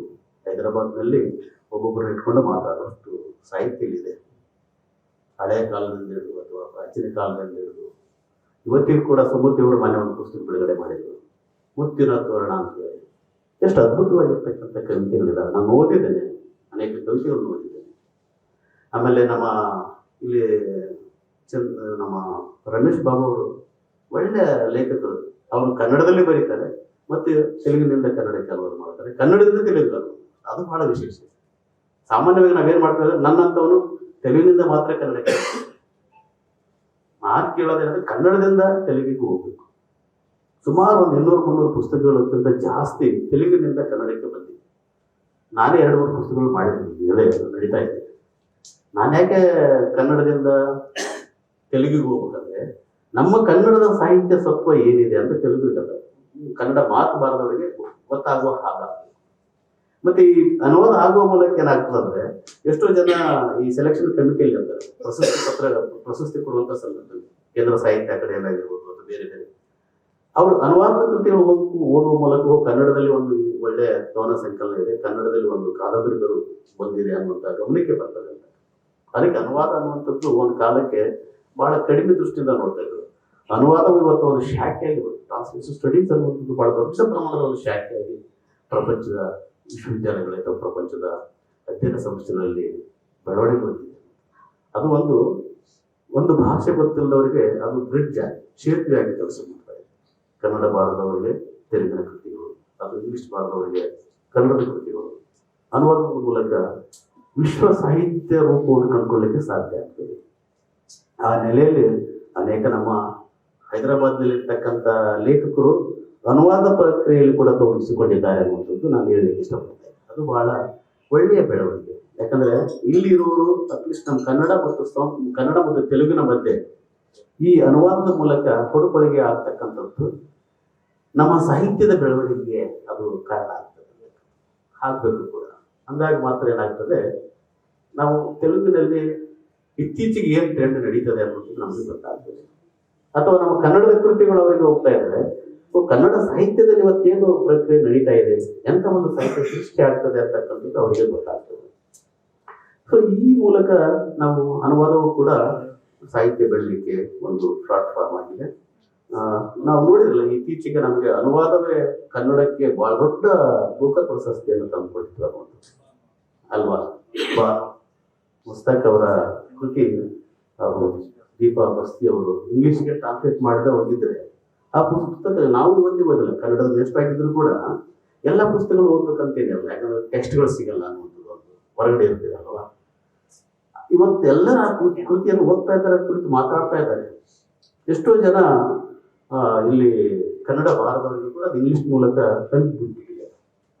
ಅದಕ್ಕೆ ಅನುವಾದವು ಕೂಡ ಎಷ್ಟು ದೊಡ್ಡ ಒಂದು ಮಹತ್ವದ ಇದೆ ಅನ್ನಲಿಕ್ಕೆ ಈ ಘಟನೆಗಳು ನಮಗೆ ಸಾಕ್ಷ್ಯ ಆಯ್ತು. ಆ ನೆಲೆಯಲ್ಲಿ ಅನುವಾದ ಮಾಡುವುದಕ್ಕೂ ಕೂಡ ಮಾಡಲಿ ಅನ್ನುವಂಥ ಮಾತನ್ನು ನಾನು ಹೇಳ್ತಾ ಇದ್ದೇನೆ. ಅನುವಾದಕ್ಕೂ ಅದರದ್ದೇ ಆಗಿರ್ತಕ್ಕಂಥ ಸ್ಥಾನ ಮಾಡುವ ಶಕ್ತಿ ಇದೆ. ಅದು ಕೂಡ ಸಾಹಿತ್ಯ ಪ್ರಕಾರವಾಗಿ ಬೆಳೀತಾ ಇದೆ ಅಂತ. ಹೀಗೆ ಅನೇಕ ಮಾತುಗಳನ್ನು ಆಗ್ತಾ ಹೋಗ್ಬೋದು. ಸಮಯ ಹೋಗ್ತಾನೆ ಇದೆ. ಎಲ್ಲೋ ಒಂದು ಕಡೆ ನಾವು ಕೊಡಲೇಬೇಕು. ಸಮಸ್ಯೆಗಳ ಕುರಿತು ನಾವು ಮಾತಾಡ್ತಾ ಹೋಗ್ಬೋದು. ಆದರೆ ಅವುಗಳಿಗೆ ಪರಿಹಾರ ಸರ್ಕಾರವೂ ಮಾಡಬೇಕು ಮತ್ತು ನಾವು ಮನಸ್ಸು ಮಾಡಬೇಕು. ನಮ್ಮ ಸಮಸ್ಯೆಗಳನ್ನು ಕೂತ್ಕೊಂಡು ಚರ್ಚೆ ಮಾಡಿ ಸರ್ಕಾರಕ್ಕೆ ಮನವಿ ಮಾಡಬೇಕು. ಇಲ್ಲಿ ಎಷ್ಟು ಜನ ಇದ್ದೇವೆ, ನಮ್ಮ ಸಮಸ್ಯೆಗಳಿದ್ದಾವೆ. ಪ್ರತಿ ವರ್ಷ ಒಂದು ಒಂದು ಒಂದು ಮನವಿ ಮಾಡುವಂಥದ್ದು ಸರ್ಕಾರ ಕಳಿಸ್ತಾ ಹೋಗ್ಬೇಕು. ಎಲ್ಲಾದ್ರೂ ಒಂದಿನ ಯಾರೋ ಒಂದು ಗಮನಕ್ಕೆ ಬರ್ತದೆ. ಅದು ಇಡೀ ಒಂದು ವರ್ಷ ನವೆಂಬರ್ 1 ಅಥವಾ ನವೆಂಬರ್ ಯಾವುದೋ ಒಂದು ತಿಂಗಳಲ್ಲಿ ನವೆಂಬರ್ 1 ಬರೋಷ್ಟಕ್ಕೆ ಮುಂಚಿತವಾಗಿ ಹೈದರಾಬಾದ್ನಲ್ಲಿ ಇಂಥ ಸಮಸ್ಯೆ ನೀವು ಏನು ಮಾಡ್ತೀರಾ ಅಂತ ಒಂದು ಪತ್ರ ಹೋಗ್ಬೇಕು, ಮನವಿ ಪತ್ರ. ಕನ್ನಡ ಕಲ್ಚರ್ ಡಿಪಾರ್ಟ್ಮೆಂಟ್ ಮಿನಿಸ್ಟ್ರಿಗೆ ಆಗಿರ್ಬೋದು ಅಥವಾ ಚೀಫ್ ಮಿನಿಸ್ಟರ್ಗೆ ಆಗಿರ್ಬೋದು. ಅಟ್ಲೀಸ್ಟ್ ಅವ್ರ ಕಡೆ ಒಂದ್ಸಲ ಹೊಳಿಸಿ ನೋಡ್ತಾರೆ. ಆ ನೆಲೆಯಲ್ಲಿ ಮೀಟಿಂಗ್ಗಳನ್ನ ಮಾಡೋಣ, ಸಭೆ ಕರೆದು ಚರ್ಚಿಸಿ ಆ ಸಮಸ್ಯೆಗಳಿಗೆ ಪರಿಹಾರಗಳನ್ನು ಹುಡುಕುವ ನಿಟ್ಟಿನಲ್ಲಿ ಪ್ರಯತ್ನಿಸೋಣ. ನನ್ನ ಮಾತನ್ನು ಇಲ್ಲಿವರೆಗೂ ತಾವು ಕೇಳಿದ್ದೇನೆ, ಅದಕ್ಕೆ ವಂದಿಸುತ್ತಾ ಈ ಅವಕಾಶವನ್ನು ಕೊಟ್ಟ ಇದಕ್ಕೆ ಧನ್ಯವಾದಗಳು ಹೇಳುತ್ತಾ ನನ್ನ ಮಾತನ್ನು ಮುಗಿಸ್ತೇನೆ. ಧನ್ಯವಾದಗಳು. ಲಿಂಗಪ್ಪ ಗನೋರ್ ಸರ್ ಅವರಿಗೆ ತುಂಬ ಹೃದಯದ ಅಭಿನಂದನೆಗಳನ್ನು ಸಲ್ಲಿಸ್ತೇನೆ. ಸರ್ ಅವರು ವಿಸ್ತಾರವಾಗಿ ಕನ್ನಡ ಭಾಷೆ, ಕನ್ನಡ ಜನರ ಸಮಸ್ಯೆಗಳ ಬಗ್ಗೆ ವಿವರವಾಗಿ ವಿಸ್ತಾರವಾಗಿ ನಮ್ಮನ್ನು ಹೇಳಿದ್ದಾರೆ. ಅದೇ ರೀತಿಯಾಗಿ ನಾವು ಕನ್ನಡ ವೆಲ್ಫೇರ್ ಸೊಸೈಟಿ ನಿರಂತರವಾಗಿ 2015ರಿಂದ ನಿರಂತರವಾಗಿ ಸರ್ಕಾರಕ್ಕೆ ನಾವು ಪ್ರತಿ ವರ್ಷ ಮನವಿ ಕೊಡ್ತಾನೆ ಇದ್ದೀವಿ. ಇವತ್ತಿಗೆ 11 ವರ್ಷ ಆಯಿತು. ನಮ್ಮ ಸಮಸ್ಯೆಗಳು ಏನಿದ್ದಾವೆ, ನಮ್ಮ ಹೊರ ರಾಜ್ಯದ ಅಂದರೆ ನಾವು ಒಂದು ರಾಜ್ಯ ಅಂತ ಇಟ್ಕೊಂಡಿಲ್ಲ, ನಮ್ಮ ದೃಷ್ಟಿಯಲ್ಲಿ ಹೊರನಾಡಿನ 6 ರಾಜ್ಯ ಮಹಾರಾಷ್ಟ್ರ, ಕೇರಳ, ತಮಿಳುನಾಡು, ಗೋವಾ ಮತ್ತೆ ತೆಲಂಗಾಣ, ಆಂಧ್ರ ಪ್ರದೇಶ 6 ರಾಜ್ಯಗಳಲ್ಲಿ ನಾವು ಹೊರ ರಾಜ್ಯದಲ್ಲಿ ಇರ್ತಕ್ಕಂಥ ಕನ್ನಡ ಏನು ಸಮಸ್ಯೆಗಳು ಅನುಭವಿಸ್ತಾ ಇದ್ದೀವಿ ಅಂತ ಪ್ರತಿ ವರ್ಷ ನಾವು ಪ್ರತಿ ಸಂಬಂಧಪಟ್ಟಂತ ಸಂಸ್ಕೃತಿ ಇಲಾಖೆಯ ಮಂತ್ರಿಗಳಿಗೆ ಮತ್ತು ಡೈರೆಕ್ಟರ್ ಅವರಿಗೆ ಮತ್ತು ವಿಶೇಷವಾಗಿ ಅದಕ್ಕೆ ಆಗಿರ್ತಕ್ಕಂಥ ಕರ್ನಾಟಕ ಗಡಿ ಅಭಿವೃದ್ಧಿ ಪ್ರಾಧಿಕಾರ ಕೂಡ ನಾವು ಮನವಿ ಮಾಡುತ್ತಾನೇ ಬರ್ತಾ ಇದ್ದೀವಿ. ಅದರ ಜೊತೆಗೆ ಕನ್ನಡ ಅಭಿವೃದ್ಧಿ ಪ್ರಾಧಿಕಾರ ಕೂಡ ಮನವಿ ಮಾಡ್ತಾ ಇದ್ದೀವಿ. ನಮ್ಮ ಒಂದೇ ಹೋರಾಟ, ನಮ್ಮ ಹೊರ ರಾಜ್ಯದಲ್ಲಿ ಇರ್ತಕ್ಕಂಥ ಕನ್ನಡಿಗರ ಸಮಸ್ಯೆಗಳು ಏನು, ಮುಂದೆ ಪೀಳಿಗೆ ಕನ್ನಡ ಮಾಧ್ಯಮ ಓದಿಸ್ತಕ್ಕಂಥ ಸಂದರ್ಭದಲ್ಲಿ ಏನು ಸಮಸ್ಯೆ ಆಗ್ತಾ ಇದೆ, ಮಕ್ಕಳಿಗೆ ಶಾಲೆ ಓದಿಸ್ಬೇಕಂದ್ರೆ ಕೆಲವರು ಬಡತನ ಇರ್ತಕ್ಕಂಥ ಮಕ್ಕಳಿಗೆ ವಸತಿಗಳು ಸಿಗ್ತಾ ಇಲ್ಲ, ಅವ್ರಿಗೆ ಅಂದ್ರೆ ಗಡಿ ಭಾಗದಲ್ಲಿ ಇರ್ತಕ್ಕಂಥ ಮಕ್ಕಳಿಗೆ ಪಾಸ್ ಫ್ರೀ ಕೊಡ್ತಾ ಇಲ್ಲ. ಹೀಗಾಗಿ ಪ್ರತಿಯೊಂದು ವಿಷಯದಲ್ಲಿ ನಾವು ಬೆಳಕು ಚೆಲ್ಲುತ್ತಾನೆ ಇದ್ದೀವಿ. ಆದರೆ ಇಲ್ಲಿವರೆಗೆ ಸರ್ಕಾರ ಯಾವುದು ಕೂಡ ಪರಿಹಾರ ಇರ್ತಕ್ಕಂಥ ಸಮಸ್ಯೆಗೆ ಅಲ್ಲೇ ಸಮಸ್ಯೆ ಆಗಿದೆ. ಆದರೆ ನಾವು ಒಂದು ಆಶಾಭಾವದೊಂದಿಗೆ ಇರ್ತಕ್ಕಂಥ ಒಂದು ಉಪನ್ಯಾಸ ವಿಶೇಷವಾಗಿ ಲಿಂಗಪ್ಪ ಗನಾಳ್ ಅವರು ನೀಡಿದ್ದಾರೆ. ಅವರ ಒಂದು ಉಪನ್ಯಾಸದೊಂದಿಗೆ ನಾವು ಕೂಡ ಇನ್ನು ಮುಂದೆ ಆಶಾಭಾವದೊಂದಿಗೆ ಮುನ್ನುಗ್ಗೋಣ. ಸಮಸ್ಯೆ ಪರಿಹಾರ ಎಲ್ಲಿವರೆಗೆ ಇರುತ್ತಾ ನಾವು ಜೀವಂತವಾಗಿ ಇರುವವರೆಗೆ ಅದರ ವಿರುದ್ಧ ಹೋರಾಟ ಮಾಡೋಣ ಅಂತ ನಾನು ಹೇಳುತ್ತಾ ಈ ಎಲ್ಲ ಸಭೆಗೆ ಒಂದು ವಿಚಾರ ಸಂಕಿರಣಕ್ಕೆ ಆಗಮಿಸಿದಂತ ಅಂದ್ರೆ ವಿಶೇಷವಾಗಿ ಈಗ ರಾಹುಲ್ ಹೆಗ್ಡೆ ಸರ್ ಅವರು ವಿಶೇಷವಾಗಿ ಇಲ್ಲಿ ಹೈದರಾಬಾದ್ ಅಂದ್ರೆ ನಮ್ಮ ರಾಜೇಂದ್ರ ನಗರ್, ಚಾರ್ಮಿನಾರ್, ಏರ್ಪೋರ್ಟ್ ಆ ಭಾಗದ DCP ಆಗಿ ಇವತ್ತೇ ಅಧಿಕಾರ ವಹಿಸಿಕೊಂಡಿದ್ದಾರೆ. ವಿಶೇಷವಾಗಿ ಅಭಿನಂದನೆಗಳು. ಹಾಗಾಗಿ ಈಚೆಗೆ ನಮ್ಮ ಲಿಂಗಪ್ಪ ಗನಾಳ್ ಅವರು ಆರ್ಟ್ಸ್ ಕಾಲೇಜಿನ ಡೀನ್ ಆಗಿ ಅಧಿಕಾರ ವಹಿಸಿಕೊಂಡಿದ್ದಾರೆ. ಇಬ್ಬರ ವ್ಯಕ್ತಿಗಳನ್ನು ನಾವು ನಮ್ಮ ಸಂಸ್ಥೆ ವತಿಯಿಂದ ವಿಶೇಷವಾಗಿ ಅಂದರೆ ಕನ್ನಡ ವೆಲ್ಫೇರ್ ಸೊಸೈಟಿ ಹಾಗೂ ಕನ್ನಡ ಅಭಿವೃದ್ಧಿ ಪ್ರಾಧಿಕಾರ ಮತ್ತು ಸಾಹಿತ್ಯ ಪರಿಷತ್ ತೆಲಂಗಾಣ ಘಟಕ ವತಿಯಿಂದ ವಿಶೇಷವಾಗಿ ಅವರಿಗೆ ಅಭಿನಂದನೆಗಳನ್ನು ಸಲ್ಲಿಸುತ್ತಾ ಅವರಿಗೆ ಸನ್ಮಾನ ವಿಶೇಷವಾಗಿ ಮಾಡುತ್ತಾ ಇದ್ದೇವೆ. ಇವಾಗ ಒಂದು 2 ನಿಮಿಷ, ಯಾಕಂದ್ರೆ ವಿಶೇಷವಾಗಿ ಸರ್ ಎಲ್ಲೋ ಹೋಗ್ಬೇಕಾಗಿದೆ ಅವರಿಗೆ, ಹಾಗಾಗಿ 1-2 ನಿಮಿಷ ಅನಿಲ್ ಪಾಟೀಲ್ ಅವರು ತಮ್ಮ ಮಾತನಾಡ. ಇವತ್ತಿನ ಸಂಜೆ ನಮ್ಮ ರಾಹುಲ್ ಹೆಗ್ಡೆ ಸರು, DCP ಟ್ರಾಫಿಕ್ ಹೈದರಾಬಾದ್, ಅಧ್ಯಕ್ಷರು ಕನ್ನಡಿಗರ ಕಲ್ಯಾಣಾಭಿವೃದ್ಧಿ ಸಂಘ ಹೈದರಾಬಾದ್ ಧರ್ಮೇಂದ್ರ ಪೂಜಾರಿ, ಸಂತೋಷ್ ಹಾನ್ಗಾರು, ಲಿಂಗಪ್ಪ ಗೋನಾಳ್ ಅವರು, ವಿಠಲ್ ಜೋಶಿ ಅವರು, ನಮ್ಮ ಆರಪಟ್ಟಿ ಕೃಷ್ಣಮೂರ್ತಿ ಅವರು, ಕನ್ನಡ ಸಾಹಿತ್ಯ ಪರಿಷತ್ತು, ಕನ್ನಡಿಗರ ಕನ್ನಡಾಭಿವೃದ್ಧಿ ಪದಾಧಿಕಾರಿಗಳು, ನಮ್ಮ ಬಂದ ಎಲ್ಲ ನಮ್ಮ ಬ್ರದರ್ ನಾಗರಾಜ್ ಸುರಳೆ ಅವರು, ಪ್ರದೀಪ್ ಪಾಟೀಲ್ ಅವರು, ಬಾಬುರಾವ್ ದುಕಾನ್ದಾರ್ ಅವರು, ನಮ್ಮ ಜಿಯಾಗೌಡ ಅಧ್ಯಕ್ಷರು, ಭಾಗ್ಯವಾನ್ ಜವಳಿ ಅವರು, ಮಾಣಿಕ್ ರೆಡ್ಡಿ ಅವರು, ಸಂಗಮೇಶ್ ಅವರು, ಆಮೇಲೆ ಇಲ್ಲಿ ಬಂದ ಎಲ್ಲ ಸಂಜು ಪಾಟೀಲ್ ಅವರು, ಆಮೇಲೆ ನಮ್ಮ ಬಂದ ಎಲ್ಲ ನಮ್ಮ ಅಣ್ಣವರು ನಾಗನಾಥ್ ಪಾಟೀಲು, ನಮ್ಮ ಮಗ ಬಸವರಾಜು, ಎಲ್ಲರಿಗೂ ಅಣ್ಣ ತಮ್ಮ ಎಲ್ಲರಿಗೆ ಹೆಸರು ಹೇಳಿ ಶರಣು ಶರಣಾರ್ಥಿ. ಈಗ ಇಷ್ಟೊತ್ತು ನಮ್ಮ ಲಿಂಗಪ್ಪ ಗೋನಾಳ್ ಸರ್ ಮಾತಾಡಿದ್ರು.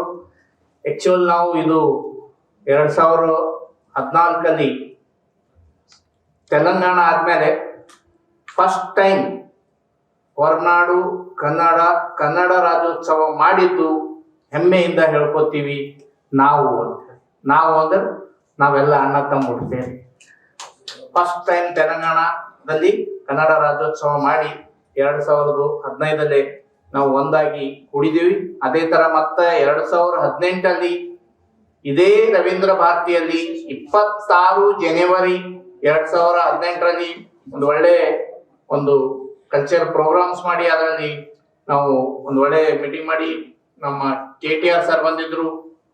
ಆಮೇಲೆ ಈಗ ಮೊದಲಿಗೆಲ್ಲ ನಮ್ದು ಲಿಂಗಪ್ಪ ಗೋನಾಳ್ ಸರ್ ಅವ್ರು ಹೇಳಿದ್ದಾರೆ, ಎಲ್ಲ ಅವರು ಅನುಭವಿ ಎಲ್ಲ ಕೇಳಿದ್ರೆ ಅವರೆಲ್ಲ ಆಲ್ರೆಡಿ ಕನ್ನಡ ವಿಭಾಗ ಪ್ರೊಫೆಸರ್ ಹೆಸರಿಂದ ಡೀನ್ ಆಗಿದ್ದಾರೆ. ತುಂಬಾ ಕಂಗ್ರಾಚುಲೇಷನ್ ಅವರಿಗೆ. ಮೊನ್ನೆ ಹೋಗಿ ಸನ್ಮಾನ ಮಾಡಿದೆವು, ಬಟ್ ಆ ಸನ್ಮಾನ ಸರಿ ಹೋಗಲ್ಲ ಅವರಿಗೆ. ಅವ್ರಿಗೆ ಸನ್ಮಾನ ಮಾಡಬೇಕಾಗಿದ್ದು ಎಕ್ಸಿಬಿಷನ್ ಗ್ರೌಂಡ್ ಅಲ್ಲಿ ಇಲ್ಲ ರವೀಂದ್ರ ಭಾರತಿ ಕೆಳಗಡೆ ವಿಭಾಗದಲ್ಲಿ. ಯಾಕಂದ್ರೆ 2000 ನಾವು ಇದೆಲ್ಲ ಯಾಕೆ ಹೇಳ್ಬೇಕಂದ್ರೆ ಕನ್ನಡಿಗರು ಒಂದ್ ಜಾಗ ಕೂತ್ಕೋಬೇಕು ಅಂತ ಹೇಳಿದ್ದು ಮೊಟ್ಟ ಮೊದಲ ಕೆಲಸ. ನಾವು ಹೆಂಗ ನಮ್ದೆಲ್ಲ ಲಿಂಗಾಯತರು ರಾಷ್ಟ್ರ ಬಸಗಳು ಎಲ್ಲ ಇದ್ದಾರಲ್ಲ, ಅದೇ ತರ ನಾವು ಒಂದು ಕನ್ನಡಿಗರು ಒಂದೇ ಪ್ಲಾಟ್ಫಾರ್ಮ್ ಅಲ್ಲಿ ನಾವು ಆಲ್ರೆಡಿ ಅವಾಗ ಕೂತಿದ್ದೀವಿ. ಮತ್ತು ಸ್ವಲ್ಪ ಮಧ್ಯದಲ್ಲಿ ಏನಾಯ್ತು ಅಂದ್ರೆ ಅಲ್ಲಿ ಇಲ್ಲಿ ಸ್ವಲ್ಪ ಅನುಕೂಲ ಇದರಲ್ಲಿ ನಮ್ಮ ಪರಶುರಾಮ್ ನಾಯಕ್ ಅಂತ ಹೇಳಿ ಒಬ್ಬರು ಆರ್ಮಿ ಆಫೀಸರ್ ಇದ್ರು, ಅವರು ಬೇರೆ ಕಡೆ ಟ್ರಾನ್ಸ್ಫರ್ ಆದ್ರು. ಇನ್ನೊಬ್ರು ನಮ್ಮ ರಹಮತ್ ಕನ್ಸ್ಗಾರ್ ಅಂತ ಹೇಳಿ TV9 ಅವರು ಇದ್ರು, ಅವರು ಹುಬ್ಳಿ ಕಡೆ ಹೋದ್ರು. ಅವಾಗಿಂದ ಏನಾಯ್ತು ಅಂದ್ರೆ ಸ್ವಲ್ಪ ಇದಾಯ್ತು. 2018 ನಾವು ನಂದು ಹೇಳ್ತೇನಿ, ನನ್ನ ಮಗಳಿಗೆ MBBS ಸೀಟ್ಗೋಸ್ಕರ A-CAD ಬರ್ಲಿ, P-CAD ಬರ್ಲಿ, C-CAD ಬರ್ಲಿ, ಸೀಟ್ ತಗೋಬೇಕು ಅಂತ ಹೇಳಿ ಪೂರ್ತಿ ಕರ್ನಾಟಕ ಅಡ್ಡಾಡ್ ಬಂದಿದ್ದೀನಿ. ಪೂರ್ತಿ ಮಹಾರಾಷ್ಟ್ರ ಎಲ್ಲ ಕಡೆ ಹೋಗಿ ಬಂದೀವಿ. ಉಸ್ಮಾನಿಯಾ ಯೂನಿವರ್ಸಿಟಿಯಲ್ಲಿ ಇವಾಗಿನ ತರ ಆನ್ಲೈನ್ ಇದ್ದಿಲ್ಲ. ಅವಾಗ ಸೀಟು MBBS ಅಲಾಟ್ಮೆಂಟ್ ಆಗ್ಬೇಕಾದ್ರೆ OU ಅಲ್ಲಿ ಲಿಂಗಪ್ಪ ಗೋನಾಳ್ ಸರ್ ಎಲ್ಲಿ ಉಸ್ಮಾನಿಯಾ ಯೂನಿವರ್ಸಿಟಿ ಇದೆ ಅಲ್ಲಿ 3 ರೌಂಡ್ ಮುಗೀತು, ಸೀಟ್ ಬಂದಿಲ್ಲ. 4ನೇ ರೌಂಡು ಲಾಸ್ಟ್ ದಿವಸ 2018 ಕೊನೆಯದಾಗಿ ಬೆಳಗ್ಗೆ 10 ಗಂಟೆಯಿಂದ 3:30 ಕೂತ್ಕೊಂಡಿದ್ಮೇಲೆ ಹೊರಗಡೆ ಬಂದ್ವಿ. ನಮಗೆ ಸೀಟ್ ಅಲಾಟ್ ಆಗಿಲ್ಲ. ಸೀಟ್ ಅಲಾಟ್ ಆಗಿಲ್ಲ ಅಂದ್ರೆ 3:30 ಲಿಂಗಪ್ಪ ಗೋನಾಳ್ ಸರ್ ನನಗೆ ಫೋನ್ ಮಾಡಿದ್ರು, NH ಪಾಟೀಲ್ ಸರ್ ನಿಮ್ಮ ಮಗಳದು ಸೀಟು ಅಂತೇಳಿ. ಸರ್ ಬಂದಿಲ್ಲ, ಏನ್ ಮಾಡೋದು? ಯಾಕೆ ಬಂದಿಲ್ಲ? ನೀವು C-CAD ತಗೊಳಕ್ ರೆಡಿ ಇದ್ರಲ್ಲ. ಅಂದ್ರೆ C-CAD ತಗೋಬೇಕಂದ್ರೆ NRI ಡಾಕ್ಯುಮೆಂಟ್ ಬೇಕು. NRI ಡಾಕ್ಯುಮೆಂಟ್ ನಮ್ಮ ಹತ್ರ ಇರಲ್ಲ. ನಾವು ಕನ್ನಡಿಗರು, ನಾವು ಇಲ್ಲಿದ್ದೀವಿ, ನಮ್ಗೆ ಹೆಂಗ್ NRI ಡಾಕ್ಯುಮೆಂಟ್ ಅಲ್ಲ. ಇವಾಗೆ ಜಸ್ಟ್ ಆಗಿ ನೋಟಿಫಿಕೇಶನ್ ಬಂದಿದೆ, NRI ಡಾಕ್ಯುಮೆಂಟ್ ಅವಶ್ಯಕತೆ ಇಲ್ಲ. ನೀವು ಡೈರೆಕ್ಟ್ ಆಗಿ ಏನದಂದ್ರ C-CAT ಅಲ್ಲಿ ನೀವು ಮೆರಿಟ್ ಪ್ರಕಾರ ಸೀಟ್ ತಗೋಬಹುದು. ನಾನಂದೆ ನನಗೆ ಇಲ್ಲಿ ಎಲ್ಲರೂ ಅಂತ ಇದ್ದಾರೆ 1,00,000 2 ಲಕ್ಷ ಕೊಡಿ ನಾನು ಮಾಡಿಸ್ಕೋತೀನಿ ಅಂತೇಳಿ. ನನಗೆ ನಂಬಿಕೆ ಇಲ್ಲ. ಯಾಕಂದ್ರೆ ಇದುವರೆಗೆ ಎಲ್ಲರಿಗೂ ಕೊಟ್ಟು ಸಾಕಾಗಿದೆ. ಅದು ತಾವೇ ಬನ್ನಿ ಅಂದ್ರೆ ಅವ್ರು 2 ನಿಮಿಷದಲ್ಲಿ ಬಂದ್ರು. ನಾವು ಜೊತೆಗೆ ಒಳಗಡೆ ಹೋದಿವಿ. ಒಳಗೆ ಅಪ್ಪಾರಾವ್ ಸರ್ ಇದ್ರು. ಅವ್ರು ಕರ್ಕೊಂಡು ಕೇಳಿದಾಗ ಅವ್ರು ಹೇಳಿದ್ರು, ಹೌದು ಇವ್ರು 5 ಸಲ ಆಯ್ತು ಬರ್ತಾ ಇದ್ದಾರಲ್ಲ, ಇವ್ರು ಚೆನ್ನಾಗಿ ಪರಿಚಯ ಆದಂಗೆ ಆಗಿದಾರಲ್ಲ, ಇವಾಗೇ ಬಂದಿದೆ ಸರ್ ಇದು ಅವ್ರಿಗೆ ಗೊತ್ತಿದೆ, ನೀವು ಡೈರೆಕ್ಟ್ ಆಗಿ ಕೌನ್ಸಿಲಿಂಗ್ ರೂಮಲ್ಲಿ ಹೋಗಿ ಅಂತೇಳಿ. ಆ ಜಾಗ ಚೇಂಜ್ ಆಗಿ ಹೋಗೋದು, ನಾವು ಡೈರೆಕ್ಟ್ ಕೌನ್ಸಿಲಿಂಗ್ ರೂಮಲ್ಲಿ ಹೋಗಿ ಬರೀ 5 ನಿಮಿಷ ಒಳಗಡೆ ನಮ್ಮ ಅಲಾಟ್ಮೆಂಟ್ ಲೆಟರ್ ತಗೊಂಡು ನಾವು ಹೊರಗಡೆ ಬಂದಿದ್ದೇವೆ. ಪ್ರತಿಮಾ ಕಾಲೇಜ್ ಕರೀಂನಗರ್. ಅಂದ್ರ ಇದು ನಾವೇನಂದ್ರೆ ಮೊದಲು ನಮ್ದು ಪರಿಚಯ ನಾವೆಲ್ಲ ಒಬ್ಬರದೊಬ್ರು ಗುರ್ತಿಸ್ಕೋಬೇಕು ಮೊದಲು. ಅದೇ ಲಿಂಗಪ್ಪ ಗೋನಾಳ್ ಸರ್ ಅಲಾಟ್ಮೆಂಟ್ ಕೊಟ್ಟ ಮೇಲೇನು ಪ್ರತಿಮಾ ಕಾಲೇಜಲ್ಲಿ ಅಲಾಟ್ಮೆಂಟ್ ಒಳಗಡೆ ಹೋದ್ರೆ ಗೇಟ್ ಬಂದ್ ಮಾಡ್ತಾರೆ. ಅವಾಗ ನಮ್ಮ ನಾಗರಾಜ್ ಸೊರಳೆ ಅವರು, BB ಪಾಟೀಲ್ ಅವ್ರಿಗೆ ಹೇಳಿ, ಅಲ್ಲಿಂದ MP ವಿನೋದ್ ಅವ್ರಿಗೆ ಹೇಳಿ ಗೇಟ್ ಓಪನ್ ಮಾಡೋದು. ಇದು ಎಲ್ಲ ಏನಂದ್ರ ನಾವು ಇದು ಇಂಥವೆಲ್ಲ ಕೆಲಸಗಳು ಬಹಳ ಇದ್ದಾವೆ. ಆಮೇಲೆ ನೆಕ್ಸ್ಟ್ ಇಯರ್ ಮತ್ತೆ 2018 ಆದ್ಮೇಲೆ 2019 ಸೇಮ್ ಇದೇ ತರ ಅಲಾಟ್ಮೆಂಟ್ ಆಯ್ತು. 7:30 ಟೈಮ್ ಆಯ್ತು. 7:30 ಟೈಮ್ ಆದ್ಮೇಲೆ DD ಕೊಡ್ಬೇಕು ಯೂನಿವರ್ಸಿಟಿಗೆ. 7:30 ಯಾವ ಬ್ಯಾಂಕ್ ಇರ್ತದ? ಯಾವ್ದು ಬ್ಯಾಂಕ್ ಸಿಗಲ್ಲ. ಸಿಕ್ಕಿದ್ರು ಕ್ಲೋಸ್ ಮಾಡ್ತಾರೆ. ಲಿಂಗಪ್ಪ ಗೋನಾಳ್ ಸರ್ಗೆ ಹೇಳಿದ್ರೆ, ಸರಿ ಆಯ್ತು ನೀವು ಅಲ್ಲೇ ಇರಿ ಪಾಟೀಲ್ ಸರ್ ನಾನು ಬರ್ತಾ ಇದ್ದೇನೆ ಅಂತೇಳಿ ಅವ್ರು ಬಂದ್ರು. ಅಲ್ಲೇ ಅವ್ರದೇ ಉಸ್ಮಾನಿಯಾ ಯೂನಿವರ್ಸಿಟಿಯಲ್ಲಿ ಅವ್ರದ್ದು ಅಕೌಂಟ್ ಇತ್ತು. ಅಲ್ಲಿ ಒಳಗಡೆ ಹೋಗಿ DD ತಗೊಂಡು ಅವ್ರು ಸಬ್ಮಿಟ್ ಮಾಡಿ ಆ ಹುಡುಗಿದು ಈ ವರ್ಷ MBBS ಮುಗೀತು. ಅಂದ್ರೆ ಇಬ್ಬರಿಗೆ ಲಿಂಗಪ್ಪ ಗೋನಾಳ್ ಅವರು MBBS ಮುಗಿಸಿ ಮತ್ತೆ ಈಗ PG ಸೀಟು ಸಿಗ್ತಾ ಇದೆ. ಅಂದ್ರೆ ನಾವು ಕನ್ನಡಿಗರು ಅಂತಲ್ಲ, ನಾವೆಲ್ಲ ಒಂದು ಕಡೆ ಕೂತ್ಕೊಂಡು ಇದೆಲ್ಲ ನಾವು ಒಂದಾಗಿ ಮಾಡ್ಬೇಕಾದ್ರೆ ಒಂದು ಒಳ್ಳೆ ನಮ್ಮ ಪ್ಲಾಟ್ಫಾರ್ಮ್. ನಾವ್ ಯಾಕಂದ್ರೆ ಕನ್ನಡಿಗರು ನಾವೇನ್ ಮಾಡ್ತೀವಿ ಅಂದ್ರೆ, ನಮ್ಗೆ ನಮ್ DCP ಸಾಹೇಬ್ರಿಗೆ ಗುರುತಿರ್ಬೇಕು. ಒಂದು ಹೆಮ್ಮೆಯಿಂದ ಹೇಳ್ತೇವೆ ಸರ್, ನಾವು ಪೂರ್ತಿ ತೆಲಂಗಾಣದಲ್ಲಿ ಕನ್ನಡಿಗರದು ನಿಮ್ಗೆ ಒಂದು FIR ಸಿಗಲ್ಲ, 100% FIR ಸಿಗಲ್ಲ. ನಾವು ಏನಿದ್ರು ಕೇಳು ತಗೊಳ್ಳೋರು ಬಟ್ಟು ಕಸ್ಕೊಳ್ಳೋರಲ್ಲ. ಅದಕ್ಕೆ 14 ವರ್ಷ 2014 ಇಂದ 2026 ವರೆಗೂ ನಾವು ಏನ್ ಕೊಟ್ಟಿದ್ರು ಯಾಕೆ ಸಿಗ್ತಾ ಇಲ್ಲ ಅಂದ್ರೆ ಇದೇ ಕಾರಣ. ಅದಕ್ಕೆ ನಾವೆಲ್ಲ ಏನದಂದ್ರ ಇನ್ನು ಮುಂದೆ ಆದರೂ ನಾವೆಲ್ಲ ಒಂದಾಗಿ ಅಂತ ಹೇಳಿ ನಮ್ಮ DCP ಸರ್ ಇದ್ದಾರೆ, ಆಮೇಲೆ ನಮ್ಮ ವಿಜಯ್ ಕುಮಾರ್ ಸರ್ ಬಂದಿದ್ದಾರೆ. ಇವಾಗ ಹೊಸದಾಗಿ ಮತ್ತೆ ಬೇರೆ ಕಡೆ ಹೋಗಿದ್ರು, ಇವಾಗ ಇಲ್ಲೇ ಬಂದಿದ್ದಾರೆ. ನಮ್ಮೂರು ಬಹಳ ಜನ ಇದ್ದಾರೆ. ಭಾರತಿ ಅಳಿಕೆರೆ ಅಂತೇಳಿ IAS ಆಫೀಸರ್ ಕಲೆಕ್ಟರ್ ಇದ್ದಾರೆ. ಇನ್ನೊಬ್ರು ನಮ್ ಸಂತೋಷ್ ಸರ್ ಅಂತೇಳಿ ಗದವಾಲ್ IAS ಕಲೆಕ್ಟರ್ ಇದ್ದಾರೆ. ಸಜ್ಜನರ್ ಸರ್, ವಿಜಯ್ ಕುಮಾರ್ ಸರ್ ಮತ್ತ ಬಹಳ ಜನ ಇದ್ದಾರೆ. ಅದಕ್ಕೆ ಈಗ ಒಂದು ನಮ್ಮ DCP ಸರ್ಗೆ ಒಂದು ನನ್ನ ಕಡೆಯಿಂದ ರಿಕ್ವೆಸ್ಟ್ ಮಾಡ್ಕೋತೀನಿ, ಇನ್ನು ಮುಂದೆ ಆದ್ರೂ ನಮ್ ಕನ್ನಡಿಗರದು ಏನಾದ್ರೂ ಇದ್ರೆ ಸ್ವಲ್ಪ ತಮ್ಮ ಗಮನ ಕೊಡ್ತೀವಿ, ತಾವೇ ಮುಂದುವರಿಸಬೇಕು. ಯಾಕಂದ್ರೆ ನಾವ್ ಏನಿದ್ರು ಕೊಟ್ಟು ಕೂತ್ಕೋತೀವಿ ಅಷ್ಟೇ. ಯಾಕಂದ್ರೆ ಹೋಗಿ ಅದೆಲ್ಲ ನಾವು ಏನಾದ್ರೆ ಕೊಳ್ಳೇಬೇಕು, ಹೇಳಲೇಬೇಕು, ಅದು ಆ ಭಾಷೆ ಬರೋದಿಲ್ಲ. ಯಾಕಂದ್ರೆ ನಮ್ಗೆಲ್ಲ ನಾವು ಬಸವಣ್ಣನ ನಾಡದವರು, ನಾವು ಬಸವಣ್ಣನ ತರ ಏನಂದ್ರೆ ಶಾಂತಿ ಪ್ರಿಯತೆಯಿಂದ ಬದುಕೋರು. ನಮಗೊಂದು ಕಾಯಕವೇ ಕೈಲಾಸ ಅನ್ನೋದು ಇಂಥವೆಲ್ಲ ಬಹಳ ಮುಖ್ಯ ಇದಿದ್ದಾವೆ. ಅದಕ್ಕೆ ನಮ್ಮ ಎಲ್ಲ ವಿಠಲ್ ಜೋಶಿ ಸಾಹೇಬ್ರು ಇದ್ದಾರೆ. ಅವ್ರು ಬಹಳ ದಿವಸದಿಂದ ಎಲ್ಲ ಕರ್ನಾಟಕದಿಂದ ಪ್ರತಿಯೊಬ್ಬರು ಮಿನಿಸ್ಟರ್ ಬರ್ತಾರೆ ಕನ್ನಡ ಸಾಹಿತ್ಯ ಮಂದಿರಿಗೆ. ಆ ಲೆಟರ್ ಹೋಗ್ತದ ಅಲ್ಲೇ, ಅಂದ್ರೆ ಅದು ಯಾವುದು ಮುಂದುವರೆಯಲ್ಲ. ಈಗ ಇನ್ ಮುಂದೆ ಆದರೂ ನಮಗೆ ಹೈದರಾಬಾದ್ ಅಲ್ಲಿ ಮೊಟ್ಟ ಮೊದಲೇ ಬೇಕಾಗಿದ್ದು ಒಂದು ಕರ್ನಾಟಕ ಭವನ್. ನಮಗ ನಮ್ದೇ ತೆಲಂಗಾಣ ನಮ್ದು ಅಂತ ಹೇಳ್ಕೋಬಹುದು ಇವಾಗ ನಾವ್. ಯಾಕಂದ್ರೆ 1 ವರ್ಷ 2 ವರ್ಷ 3 ವರ್ಷ ಇದ್ದಿದ್ದವ್ರೆ ಬಾಟವನ್ನವ್ರು ಆಗ್ತೀವಿ. 35 ವರ್ಷದಿಂದ ನಾವ್ ಇದ್ದೇವೆ ಅಂದ್ರೆ ನಾವ್ ಇಲ್ಲಿನವ್ರು ಆಗಲ್ಲ ಅಂತ ಹೇಳಿ ಯಾವತ್ತೂ ಆಗಲ್ಲ. ಇಲ್ಲಿಂದು ತೆಲಂಗಾಣದೇ ಪ್ರತಿ ಒಂದು ಕಡೆ, ಕರ್ನಾಟಕದಲ್ಲಿ ಇರ್ಬೋದು, ಕರ್ನಾಟಕದಲ್ಲಿ ಬೆಂಗಳೂರಲ್ಲಿ ತೆಲಂಗಾಣ ಭವನ್ ಇದೆ, ದಿಲ್ಲಿಯಲ್ಲಿ ತೆಲಂಗಾಣ ಭವನ್ ಇದೆ, ಎಲ್ಲಾ ಕ್ಯಾಪಿಟಲ್ ಸಿಟಿಯಲ್ಲಿ ತೆಲಂಗಾಣ ಭವನ್ ಇದೆ. ಬಟ್ ತೆಲಂಗಾಣದಲ್ಲಿ ಕರ್ನಾಟಕ ಭವನ್ ಇಲ್ಲ. ಅದು ಏನ್ ನನಗೆ ಅದು ಅರ್ಥ ಆಗಲ್ಲ. ಅದಕ್ಕೆ ಈಗ ನಾವು ಅದೇ ಒಂದು ನಾವು ನಮ್ ಶಾಂತಿ ಪ್ರಿಯತ ಆಗ್ತಾ ಇಲ್ಲ ನಮ್ದು ಏನಿದೆ ಗೊತ್ತಿಲ್ಲ. ಅದಕ್ಕೆ ನಾವೆಲ್ಲ ಸ್ವಲ್ಪ ನಾವು ಮಾಡ್ತೀವಿ ಟ್ರೈ. ಅಂದ್ರೆ ನಾವ್ ಏನಿದ್ರು ಅಷ್ಟೇ ಸಮಾಧಾನವಾಗಿ ಕೊಡ್ತೀವಿ. ಸ್ವಲ್ಪ ತಾವು ತಮ್ಮ ಕಡೆಯಿಂದ ಎಲ್ಲನ ಮೀಟಿಂಗ್ ಇರ್ತದ, ಆ ಕಡೆ ಗೌರ್ಮೆಂಟ್ ಕಡೆ ಸಂಬಂಧ ಇರ್ತದ, ಸ್ವಲ್ಪ ಏನಂದ್ರೆ ಇದು ಎಲ್ಲರಿಗೂ ಅನುಕೂಲ ಆಗೋದಂತು. ಲ್ಯಾಂಡ್ ಅದ ಸರ್, ಲ್ಯಾಂಡ್ ಹಾಕಿಲ್ಲ. ಹೈದರಾಬಾದ್ ಲ್ಯಾಂಡ್ ನಮ್ದು ಆಗ್ಬೇಕಂದ್ರೆ ಗೌರ್ಮೆಂಟ್ ಕೊಡ್ಬೇಕಲ್ಲ, ಇಲ್ಲ ನಾವೇನೇನ್ ಕೊಡ್ತೀವಿ ನಾವು. ಅದಕ್ಕೆ ಆಕ್ಚುअल ನಾವು 2014 ಸಜ್ಜನರ್ ಸರ್ ಹತ್ರ ನಾವು ಧರ್ಮೇಂದ್ರ ಪೂಜಾರಿ, ರಹಮತ್ ಕನ್ಸ್ಕರ್ ಅವರು ಹೋಗಿ 2 ಅವರ್ ಕೂತ್ಕೊಂಡು ನಾವು ಇದ್ರ ಬಗ್ಗೆ ಮಾಡಿದ್ದೇವೆ.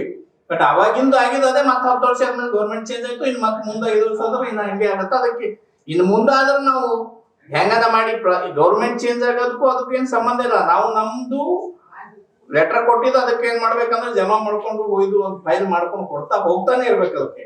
ಅದಕ್ಕೆ ಇವಾಗ ನಮ್ ಧರ್ಮೇಂದ್ರ ಅವರು ಹೇಳಿದ್ರು, ತಾವು ಹೇಳಿದ್ರಿ ಅದೇ ತರ ಕೆಲವೊಂದು ನಮ್ದೆಲ್ಲ ಮುಂದೆ ಎಲ್ಲ ಬಹಳಷ್ಟು ಜನ ಎಲ್ಲರೂ ಎಜುಕೇಶನ್ ಫೀಲ್ಡ್ ಅಲ್ಲಿ ಎಲ್ಲ ಬಹಳ ದೊಡ್ಡದಾಗಿ ಎಜುಕೇಶನ್ ಫೀಲ್ಡ್ ಇದೆ. ಆಲ್ರೆಡಿ ನಮ್ಮ ಕರ್ನಾಟಕದವ್ರೇ ಎಲ್ಲ ನಮ್ಮವ್ರೇ ಏನದಂದ್ರೆ ಪೂರ್ತಿ ಎಷ್ಟು ಎಜುಕೇಶನ್ ಸೊಸೈಟಿ ಇದ್ದಾವ ಎಲ್ಲಾ ತರ ಏನದಂದ್ರೆ ನಮ್ದೇ ಪ್ರೊಫೆಸರ್ ಇದ್ದಾರೆ, ನಮ್ದೇ ಡೀನ್ ಇದ್ದಾರೆ, ನಮ್ಮವರೇ ಎಲ್ಲ. ಲಾಸ್ಟ್ ಟೈಮ್ ನಮ್ಮ ಜಿಯಾಗೂಡದಲ್ಲಿ 6 ಮಂದಿ ಪ್ರೊಫೆಸರ್ ತಂದು ಸನ್ಮಾನ ಮಾಡಿದ್ದೀವಿ ನಾವು. ಅವರು ಎಲ್ಲರೂ ನಮ್ಮ ಕರ್ನಾಟಕದವ್ರೆ. ಇನ್ನ ನಮ್ಮ ಕಾಮಿನೇನಿ ನಾರ್ಕೆಟ್ಪಲ್ಲಿಯಲ್ಲಿ ನಮ್ಮವರು ಇದ್ದಾರೆ, ಎಲ್ಬಿ ನಗರಲ್ಲಿ ನಮ್ಮವರು ಇದ್ದಾರೆ. ಇವತ್ತು ನಾನು ನಮ್ಮ ವೆಂಕಟೇಶ್ವರಲ್ಲಿ ಅಡ್ಮಿಷನ್ ಅಲ್ಲಿ ನಮ್ಮವರು ಇದ್ದಾರೆ. ನೀಲಿಮಾಲಿ ಅಂದ್ರೆ ಎಲ್ಲಾ ಮೆಡಿಕಲ್ ಕಾಲೇಜಲ್ಲಿ ಎಲ್ಲಾ ಕಾಲೇಜಲ್ಲಿ ನಮ್ಮವರು ಇದ್ದಾರೆ. ಅದಕ್ಕೆ ನಾವೇನ್ ಮಾಡ್ಬೇಕು, ನಮ್ದೇ ಅಂತ ಹೇಳಿ ಒಂದು ವೇದಿಕೆ ರೆಡಿ ಮಾಡ್ಬೇಕು. ಆ ವೇದಿಕೆನಲ್ಲಿ ಎಲ್ಲರಿಗೂ ತಗೊಂಡು ಬಂದು ನಾವು ಒಂದು ಗಟ್ಟಿಯಾಗಿ ಏನದಂದ್ರ ಕೂತ್ಕೊಂಡು ಒಳ್ಳೆ ಒಳ್ಳೆ ಪ್ರೋಗ್ರಾಮ್ಸ್ 20,000 ಸಾವಿರ 15,000 ನಾವು ನಾಗರಾಜ್ ಸೊರಳೆ ನಮ್ಮ ಧರ್ಮೇಂದ್ರ ಪೂಜಾರಿ ದುರ್ಗಾ ಫಂಕ್ಷನ್ ಮಾಡಿದೀವಿ. ಇಲ್ಲಿ ರವೀಂದ್ರ ಭಾರತಿಯಲ್ಲಿ ಮಾಡಿದೀವಿ. ಉಸ್ಮಾನಿಯಾ ಯೂನಿವರ್ಸಿಟಿ ತೆಲುಗು ವಿಶ್ವವಿದ್ಯಾಲಯದಲ್ಲಿ ಮಾತಾಡಿದಾಗ ನಮ್ಮ ನಿಂಗಪ್ಪ ಗುನ್ನಾಳವ್ರು ಅದೇ ಹೇಳಿದ್ರು. ಅವಾಗ ನಮ್ಮ ತೆಲುಗು ಯೂನಿವರ್ಸಿಟಿ ಇಲ್ಲಿಂದ ನಾವು ಬೇರೆ ಕಡೆ ನಮ್ದು ಈ ವಿಶ್ವವಿದ್ಯಾಲಯದಲ್ಲಿ ನಮ್ದು ತೆಲುಗು ಬುಕ್ ಇದ್ರೆ ಇಲ್ಲಿ ವಿಶ್ವವಿದ್ಯಾಲಯ ನಮ್ ಕನ್ನಡ ಬುಕ್ ಇರಬೇಕು ಅಂತ ಹೇಳಿ ಅವತ್ತು ಹೇಳಿದ್ರು. ನಾನ್ ಮಾಡ್ತೇನೆ ಅಂತ ಹೇಳಿದ್ರು. ಅದನ್ನು ಮುಂದುವರೆದೇ ಇಲ್ಲ. ಕೆಲವೊಂದು ಇರ್ತವೆ, ನಾವು ಅದಕ್ಕೆ ಸತತ ಮಾಡ್ತಾನೆ ಹೋಗ್ಬೇಕು. ಯಾಕಂದ್ರೆ ನಾವು ಹಂಗೆ ಆಗುತ್ತಂತೇಳಿ ಯಾವತ್ತೂ ಇಲ್ಲ. ಇವತ್ತು ನಮ್ಮ DCP ಟ್ರಾಫಿಕ್ ಸಾಹೇಬರು ಬಂದಿದ್ದಾರೆ, ಅವ್ರಿಗೆ ಬಹಳ ತುಂಬಾ ಧನ್ಯವಾದ. ನಾವು ಇನ್ನು ಮುಂದೆ ಏನದಂದ್ರೆ ನಮ್ದೆಲ್ಲ ಇದೇ ತರ ಏನದಂದ್ರೆ ಈ ಚಿಕ್ಕ ಪ್ರೋಗ್ರಾಮು ದೊಡ್ಡದಾಗಿ ಮಾಡಿ ನಮಗ್ ತೋರಿಸ್ತೀವಿ. ನಾವೆಲ್ಲ ಆಕ್ಚುಯಲ್ ಕರ್ನಾಟಕ ಬಹಳ ದೊಡ್ಡದು, ಇಲ್ಲಿ 15 ಲಕ್ಷ 20 ಲಕ್ಷ ಇದ್ದಾರೆ ಜನರು. ಬಟ್ ಸಮಸ್ಯೆ ಏನಂದ್ರೆ ಎಲ್ಲರೂ ಒಂದು ಹೆದರಿಕೆ, ಇನ್ನೊಂದು ಕಾಯಕ. ಅದರಲ್ಲಿ ಅರ್ಧ ಜನ ಬಹಳ ಜನ ಚಿಕ್ಕ ಸ್ಮಾಲ್ ಕೆಲಸದಲ್ಲಿದ್ದಾರೆ, ಕೆಲವೊಬ್ರು ದೊಡ್ಡ ಲೆವೆಲ್ ಅಲ್ಲಿ ಇದ್ದಾರೆ. ಮಧ್ಯದಲ್ಲಿ ಯಾರು ಗೊತ್ತಾಗ್ತಾ ಇಲ್ಲ ಅದು. ಅದಕ್ಕೆ ಇದು ಒಂದ್ ವೇಳೆ ನೋಡ್ಬೇಕಾದ್ರೆ ಇಲ್ಲಿ ಇದ್ದು ವೋಟ್ ಬ್ಯಾಂಕ್ ಮಾಡೋದು ಬಿಟ್ಬಿಟ್ಟು ಕರ್ನಾಟಕದಲ್ಲಿ ಎಲೆಕ್ಷನ್ ಇದ್ರೆ ಇಲ್ಲಿಂದ ನಿಮಗೆ ಎಲ್ಲಿವರೆಗೆ ಅಂದ್ರೆ ಬೀದರ್ವರೆಗಾಗ್ಲಿ ಬಾಲ್ಕಿವರೆಗಾಗ್ಲಿ ಒಂದು 500 ಕಾರ್ ಸಿಗ್ತಾವ ಎಲೆಕ್ಷನ್ ಇದ್ರೆ ಸರ್. MP ಇರ್ಲಿ MLA ಇರ್ಲಿ ಎಲ್ಲ ಎಲೆಕ್ಷನ್ ಇದ್ರ ಅದೆಲ್ಲ ಏನದ ಅಂದ್ರ ಆಗ್ಯಾವ. ಬಟ್ ಇವಾಗ ಬಿ ಮುಂದೆಲ್ಲ ಏನದಂದ್ರ ನಾವ್ ಇಲ್ಲಿನವರು ಹೊರನಾಡು ಅಂತ ಹೇಳಿ ಯಾರು ಇಲ್ಲ, ಇದು ನಮ್ಮ ನಾಡು ಹೊರನಾಡು ಅಂತ ಹೇಳ್ತೀವಿ. ಬಟ್ ಇದು ಯಾಕಂದ್ರೆ ನಿಜಾಮ್ ಎಸ್ಟೇಟ್ ಇರೋದ್ರಿಂದ ನಾವು ಈ ಕಡೆ ರಾಯಚೂರು ಆಯ್ತು, ಈ ಕಡೆ ಬೀದರ್ ಬಳ್ಳಾರಿ ಔರಂಗಾಬಾದ್ ವರೆಗೆ ಎಲ್ಲ ಕೆಲವೊಬ್ರು ನೀವೆಲ್ಲ ಕರ್ನಾಟಕದವ್ರು ಬಂದವ್ರು ಅಂತ ಹೇಳ್ತಾರೆ. ಎಸ್, ನಾವು ಬಹಳ ಹೆಮ್ಮೆಯಿಂದ ಹೇಳ್ತೀವಿ ಕನ್ನಡಿಗರು ಅಂತ ಹೇಳಿ. ನಾನೊಂದೆರಡು ಮಾತು ಧನ್ಯವಾದ. ಇವಾಗ ಬಹುಶಃವಾಗಿ ಸಾಕಷ್ಟು ಸಮಸ್ಯೆಗಳ ಬಗ್ಗೆ ಕೇಳಿದ್ರಿ. ಆದ್ರೆ ಸಮಸ್ಯೆಗೆ ಪರಿಹಾರ ಹುಡುಕೋ ಪ್ರಯತ್ನ ನಾವು ಮಾಡಿದ್ರೆ ನಿಮ್ಗೆ ತಿಳಿಸ್ತೇನೆ. ಜೊತೆಗೆ ಬಹಳ ಸಂಕ್ಷಿಪ್ತವಾಗಿ ಸುಮಾರು 8-10 ವರ್ಷದ ಹಿಂದೆನೆ ಯಡಿಯೂರಪ್ಪ ಅವರು ಬಂದಿದ್ದು, 1 ಕೋಟಿ ರೂಪಾಯಿ ಕೊಡ್ತೇನೆ ಅಂತ ಹೇಳಿದ್ರು. ನಿಮ್ಗೆ ಗೊತ್ತಿರ್ಬೇಕು, ಅವಾಗ ಸಾಹಿತ್ಯ ಮಂತ್ರಿ ನಾನು. ಇವಾಗ ನಾವು ಸುಮಾರು 1 ವರ್ಷದಿಂದ ಪ್ರಯತ್ನ ಮಾಡಿದ್ದು ಏನಂತ ಸಂಕ್ಷಿಪ್ತವಾಗಿ ಹೇಳ್ತೇನೆ. ಒಂದು ಒಳ್ಳೆ ವಿಷಯ ಏನಂದ್ರೆ ಇವತ್ತು CMO ಅನ್ನು ನಮ್ಮ ಕನ್ನಡದವರು ಇದ್ದಾರೆ. ಶೇಷಾದ್ರಿ ಅವರು ಕನ್ನಡಿಗರು, ಅವರು IAS ಆಫೀಸರು. PMO ಮೋದಿ ಅವ್ರ ಹತ್ರ ಕೆಲಸ ಮಾಡಿ ಇವ್ರಿಗೆ ಇಲ್ಲಿ ಕರ್ಸ್ಕೊಂಡಿದ್ದಾರೆ. ಅವ್ರನ್ನ ಖುದ್ದಾಗಿ ಭೇಟಿಯಾಗಿ ಹೇಳಿದ್ದಾರೆ, ಜೋಶಿಯವರು ನೀವೆಲ್ಲ ಸಂಘದವರು ಎಲ್ಲ ಇಲ್ಲ ಅಂದ್ರೆ ಒಂದು 5-6-8 ಸಂಘದವರು ಬರ್ರಿ, ನಾವು ಹೇಗೆ ಅದನ್ನ ಜಾಗ ಕೊಡ್ಸಕ್ಕೆ ನಾವು ನಿಮ್ಗೆ ವ್ಯವಸ್ಥೆ ಮಾಡ್ಕೊಡ್ತೇನೆ ಅಂತ ಅವರು ವಾಗ್ದಾನ ಮಾಡಿದ್ದಾರೆ. ಇದಕ್ಕೆ ಸಜ್ಜನಾರ್ ಸರ್ ಸ್ಪಂದಿಸಿದ್ದಾರೆ, ನಮ್ಮ ಸಂದೇಶ್ ಸರ್ ಇದ್ದಾರೆ, ಅವ್ರಿಗೂ ಹೇಳ್ತೇನೆ. ಭಾರತಿ ಹೊಳ್ಳಿಕೆರೆ ಮೇಡಮು ಹೇಳಿದ್ದಾರೆ, ವಿಜಯಕುಮಾರ್ ಸರ್ ಹೇಳಿದ್ದಾರೆ. ಯಾಕಂದ್ರೆ ನಮ್ಗೆ ವಾಗ್ದಾನ ಮುಖ್ಯಮಂತ್ರಿ ಕೊಡ್ಬೋದು, ಅದೇನ್ ದೊಡ್ಡ ಕೆಲಸ ಇಲ್ಲ. ಆದ್ರೆ ಬ್ಯೂರೋಕ್ರಸಿ ಕೆಳಗಡೆ ಇದ್ದು ಆ ಪೇಪರ್ ವರ್ಕ್ ಸರಿ ಮಾಡಿ ನಮ್ಗೆ ಕೊಡಿಸ್ಲಿಕ್ಕೆ ಅದರಿಂದಾನೇ ಅನುಕೂಲ ಆಗುತ್ತೆ. ಯಾಕಂದ್ರೆ ನಾವು ನೃಪತುಂಗ ಶಾಲೆಗೆ 25 ಲಕ್ಷ ತಗೊಂಡ್ವಿ. ಧರ್ಮಸಿಂಗ್ ಅವ್ರು ಬಂದಾಗ ಆಶ್ವಾಸನೆ ಮಾಡ್ಬೋದು. 1 ವರ್ಷ ಒಬ್ರು ಗಿರೀಶ್ ಅಂತಿದ್ರೆ ಅವನಿಗಂತೂ ಚಪ್ಪಲಿ ಎಲ್ಲ ಸೌದೋಯ್ತು. ಅಷ್ಟು ಕಷ್ಟಪಟ್ಟು 20 ಲಕ್ಷ ತಗೊಂಡು ನಾವು ಬಿಡ್ಲಿ, ನಾವು ಜಿದ್ದಿಗೆ 20 ಲಕ್ಷ ತಗೊಂಡು ಹಂಗ ನಾವು ಜಿದ್ದಿಗೆ ಬಿಡ್ಬೇಕು. ಜಿದ್ದಿಗೆ ಬಿದ್ರೆ ಯಾಕೆ ಅಂತ ಹೇಳಿದ್ರೆ ನಾವು ಇನ್ನೊಂದು ಸಂಘ ಇದ್ದೇವೆ, ಅಂದ್ರೆ ಒಂದು ಕಲ್ಚರ್ ಲ್ಯಾಂಗ್ವೇಜ್ ಇಂಡಿಯಾ ಕನೆಕ್ಟ್ ಅಂತ. ಅದರಲ್ಲಿ ಎಲ್ಲಾ ಬೇರೆ ಬೇರೆ ಭಾಷೆಗಳು ಪ್ರಾಂತದವರು ಸೇರಿ ನಾವು ಮೊನ್ನೆ ನೀವು 8 ವರ್ಷದಿಂದ 17ರಿಂದ ನಾವು ಸ್ವೀಟ್ ಫೆಸ್ಟ್ ಅಂತ ಪರೇಡ್ ಗ್ರೌಂಡ್ಸ್ ಮಾಡ್ತಾ ಇದ್ದೀವಿ. ಪ್ರತಿನಿತ್ಯ 3-4 ಲಕ್ಷ ಜನ ಬರ್ತಾರೆ. ಅಲ್ಲಿ ನಾನು ಬೇರೆ ಬೇರೆ ಸಂಘದ ಜೊತೆಗೆ ನಾನು ಪರಿಚಯ ಆದಾಗ ನಂಗೆ ಗೊತ್ತಾಯ್ತು, ಕೇರಳದವ್ರಿಗೆ ಜಾಗ ಕೊಟ್ಟಿದ್ದಾರೆ, ಉತ್ತರಾಖಂಡ್ ಅವ್ರಿಗೆ ಕೊಟ್ಟಿದ್ದಾರೆ. ಇವಾಗ ನಾರ್ತ್ ಈಸ್ಟ್ ಅಲ್ಲಿ ಪ್ರತಿ ರಾಜ್ಯಕ್ಕೂ ಒಂದೊಂದು ಜಾಗ ಜೀವ ಮಾಡಿ ಕೊಟ್ಬಿಟ್ಟಿದ್ದಾರೆ ಅವರು. ಯಾಕೆ ಅಂದ್ರೆ ಅವರು ಸಂಘಟನೆ ಮಾಡಿ ಆ ತರದ್ದು ಒಂದು ಒತ್ತಡ ಸರ್ಕಾರದ ಮೇಲೆ ತಂದಿದ್ದಕ್ಕೆ ಆಗಿದೆ. ನಾವು ಹಿಂಗೆ ಭಾಗ ಮಾಡ್ಕೊಂಡು ನಮ್ದೆ ಅದು ಉರ್ದುನ ಅಂತ ಹೇಳ್ತಾರೆ, ಮೇರಿ 4 ಇಂಟಿಗೆ ಮೇರಿ ಅಲಗ್ ಮಸ್ಜಿದ್ ಅಂತ. ಹಂಗಾದ್ರೆ ಕೆಲಸ ಎಲ್ಲಾರು ಒಗ್ಗಟ್ಟಿನಿಂದ ಪ್ರತಿಯೊಬ್ರು ಆಗದೆ ಇದ್ರು 8 ಸಂಘಗಳು ಸೇರಿ ನೋಡಿ ಇಷ್ಟೊಂದು ಮೊನ್ನೆಯಲ್ಲಿ ತಮಿಳ್ನಾಡು ಸಿಕ್ಕಿಲ್ಲ ಅಂತ ನನಗ್ ಕರ್ಕೊಂಡು ಹೋದ್ರು, ನನ್ನಿಂದ ತಗೊಂಡೋಗಿ CM ಭೇಟಿ ಮಾಡಿ ಅವರು ಜಾಗ ಕೇಳಿದ್ರು. ಆದ್ರೆ ನಾವು ಈಗ ಗಟ್ಟಿ ನಾವು ಎಲ್ಲಾರು ಒಗ್ಗಟ್ಟಿನಿಂದ 2 ಕಾರ್ಯಕ್ರಮ ನಾನು ಧರ್ಮೇಂದ್ರ ಪೂಜಾರಿ ಹೇಳಿದೆ, ಒಂದು ದೊಡ್ಡ ಕಾರ್ಯಕ್ರಮ ಮಾಡಿ ಅದಕ್ಕೆ ಇಲ್ಲಿ ಮುಖ್ಯಮಂತ್ರಿಗೂ ಕರಿಬೇಕು, ಅಲ್ಲಿ ಮುಖ್ಯಮಂತ್ರಿಗೂ ಕರಿಬೇಕು, 10,000 ಜನ ಸೇರಿಸ್ಬೇಕು. ಸೇರಿಸಿ ಅವರಿಗೆ ಕನ್ನಡಿಗರ ಬಲ ಏನು ಅಂತ ಕನಿಷ್ಠ ಪಕ್ಷದಲ್ಲಿ ಹೈದರಾಬಾದ್ ಏನಿದೆ ಅಂತ ಅವ್ರು ತೋರಿಸ್ಬಿಟ್ಟು ಆಮೇಲೆ ಒಂದು ನಾವು ಪತ್ರ ಕೊಟ್ರೆ ಖಂಡಿತ ಅದಕ್ಕೆ ಅವ್ರು ಸ್ಪಂದಿಸ್ತಾರೆ. 1ನೇ ಭಾಗ ಜಾಗಕ್ಕೆ ಮಾತ್ರ ಬರಡಗೊಂಡಲ್ಲಿ ಮಾಡಿದ್ವಿ. ಪರೇಡ್ ಗ್ರೌಂಡ್ ನಲ್ಲೇ ಮಾಡಿ, ಪರೇಡ್ ಮಾಡಿ 10,000 ಕನಿಷ್ಠ ಜನ ಸೇರುವಂಗೆ ಅದು ಮಾಡೋಣ. ಎಲ್ಲಾರು ಇದಕ್ಕೆ ನಾವು ಅಂದ್ರೆ ಅದಕ್ಕೆ ಸ್ಪಂದಿಸ್ಬೇಕು. ಎಲ್ಲಾರು ಒಗ್ಗಟ್ಟಿನಿಂದ ನಮ್ಮ ಏನೇನ್ ಚಿಕ್ಕ ಚಿಕ್ಕ ಭಿನ್ನ ಎಲ್ಲ ಪಕ್ಕ ಬಿಟ್ಬಿಡು. ಏನಪ್ಪಾ ನಮ್ಮ ಅನಿಲ್ ಕುಮಾರ್ ಅವ್ರು ಹೇಳಿದಂಗ ಕನ್ನಡ ಭವನ ಒಂದೇ ಧ್ಯೇಯ, ಬೇರೆ ಯಾವ್ದು ಧ್ಯೇಯ ಇಲ್ಲ. ಮತ್ತೆ ನನ್ನ ಸಂಘದ ಹೆಸರು ಮೇಲೆ ತಗೊಂಡು ನಿಮ್ಮ ಹೆಸರು ಸಂಘದ ಮೇಲೆ ಅದನ್ನು ಬೇಡ. ಅದನ್ನ ಯಾಕಂದ್ರೆ ಅದ್ರದ್ದು ನಾನು ಶೇಷಾದ್ರಿ ಸರಿ ಮಾತಾಡದೆ ಮುಂಚೆ ಹಿಂದಿನವ್ರು ಮುಂದೆ ಬಂದ್ರು, ಸಾಹಿತ್ಯ ಬಂದಿಲ್ಲ ಹಾಕಿದ್ರು, ಅವ್ರ ಬೇರೆ ಬೇರೆ ಹಾಕಿದ್ರೆ ಯಾರು ಕೊಡೋದಿಲ್ಲ. ಅದಕ್ಕೆ ಮುಖ್ಯವಾಗಿ ಅದಕ್ಕೆ ನಾವು ಎಲ್ಲಾ ಸಂಘಗಳು ಹೋಗೋಣ. ಯಾರಿಗೆ ಕೊಡ್ಬೇಕಂದ್ರೆ ಇಲ್ಲ ಸರ್ ನಾವು ಬೇರೆನೇ ಒಂದು ಕಮಿಟಿ ಮಾಡ್ತೀವಿ, ಅದರಲ್ಲಿ ಎಲ್ಲಾ ಸಂಘಗಳ ಪ್ರತಿನಿಧಿ ಇಸ್ಕೊಂಡ್ಬಿಟ್ಟು ಒಂದು ನಾವು ಬೇರೆ ಮಾಡಿ ಅದ್ರ ಲೆಕ್ಕಪತ್ರ ಬೇರೆ ಇಡ್ತೇವೆ. ಯಾವ್ದು ಒಂದ್ ಸಂಘಕ್ಕೆ ಅನ್ವಯಿಸೋದಿಲ್ಲ, ಅದು ಎಲ್ಲಾ ಕನ್ನಡಿಗರಿಗೆ ತೆಲಂಗಾಣ ಇರೋ ಎಲ್ಲಾ ಕನ್ನಡಿಗೆ ಅನ್ವಯಿಸುವಂತ ಒಂದ್ ಏನೋ ಒಂದು ಕಮಿಟಿ ಮಾಡ್ತೀವಿ ಅಂತ ಹೇಳಿ. ಇದಕ್ಕೆ ನಾ ಹೇಳ್ತೀನಿ ಕೇಳಿ, ಇವಾಗ ಸದ್ಯಕ್ಕೆ ನಮ್ಮ ಕರ್ನಾಟಕದಲ್ಲಿ ಕಲ್ಚರ್ ಮಿನಿಸ್ಟರು, ನಾನು ಸಾಹಿತ್ಯ ಪರಿಷತ್ನ ಅಧ್ಯಕ್ಷರಿಂದ ನಾನು ಸಾಹಿತ್ಯ ಸಮ್ಮೇಳನಗೆಲ್ಲ ಹೋಗಿದ್ದೆ, ಅವ್ರು ತುಂಬಾ ಸರಿ ಭೇಟಿ ಆಗ್ತೇನೆ. ಅವ್ರು ನನಗೆ ನಮ್ಮ ಕೊಪ್ಪಳ ಅಂದ್ರೆ ನಮ್ಮ ತಾಯಿ ಊರಿನ ಕೊಪ್ಪಳ ಕೂಗ್ನೂರು, ಅದಕ್ಕೆ ನಾನು ಅಲ್ಲೆಲ್ಲ ಹೋಗ್ತಾಗ ಪ್ರತಿ ಸರಿ ಭೇಟಿ ಆದಾಗ ಅವ್ರು ಹೇಳಿದಾಗ, ಏನ್ ಜೋಶಿ ಅವ್ರಿ ನಾವ್ ನಿಮ್ 3 ಕೋಟಿ ಕೊಡ್ತೀವಿ. ಅವ್ರು ವಾಗ್ದಾನ ಮಾಡಿದ್ರು, ನೀವು ಜಾಗ ನಿಮ್ ಸರ್ಕಾರ ತಗೋರಿ, ನಾನು ಕರ್ನಾಟಕ ಸರ್ಕಾರ 3 ಕೋಟಿ ರೂಪಾಯಿ ಕೊಡಿಸ್ತೀನಿ ಅಂತ ಹೇಳಿದ್ರು. ಶಿವರಾಜ್ ತಂಗಡಿ ಅವರು 3 ಕೋಟಿ ಕೊಡ್ತೇನೆ ಅಂತ ಹೇಳಿದ್ರು. ಆದ್ರೆ 1 ವರ್ಷ ಷರತ್ತು ಹಾಕಿದ್ರು. ತುಂಬಾ ಖುಷಿಯಾಗಿ ನೋಡಿ, ಪ್ರತಿನಿತ್ಯ ಅಲ್ಲಿ ನೀವು ಅಲ್ಲಿ ಜನರು ಬಂದವರಿಗೆ, ಕರ್ನಾಟಕದಲ್ಲಿ ಬಂದವರಿಗೆ ಇಳ್ಕೊಳ್ಳೋ ವ್ಯವಸ್ಥೆ ಮಾಡಿ, ಉಚಿತವಾಗಿ ಊಟ ಕೊಡಿಸಿ, ಜಾಸ್ತಿ ಇಲ್ಲ, ಕನಿಷ್ಠ 100ರಿಂದ 200 ಜನರಿಗೆ ಅಲ್ಲಿ ಊಟದ ವ್ಯವಸ್ಥೆ ಮಾಡಿ. ಹೊರಗಿಂದ ಬಂದರು ಅವರಿಗೆ ಬಹಳ ತಿಪ್ಪಲಾಗ ಬಹಳ ಕಷ್ಟ ಆಗ್ತಾ ಇದೆ, ಅದನ್ನ ಮಾಡ್ಬೇಕು ಅಂತ ಇದನ್ನು ಹೇಳಿದ. ಅದೆಲ್ಲ ಷರತ್ತು ಹಾಕ್ಬಿಟ್ಟೆ ನೀವು 3 ಕೋಟಿ ಕೊಡ್ತೀವಿ ಅಂತ ಇದನ್ನು ಹೇಳ್ತೇವೆ.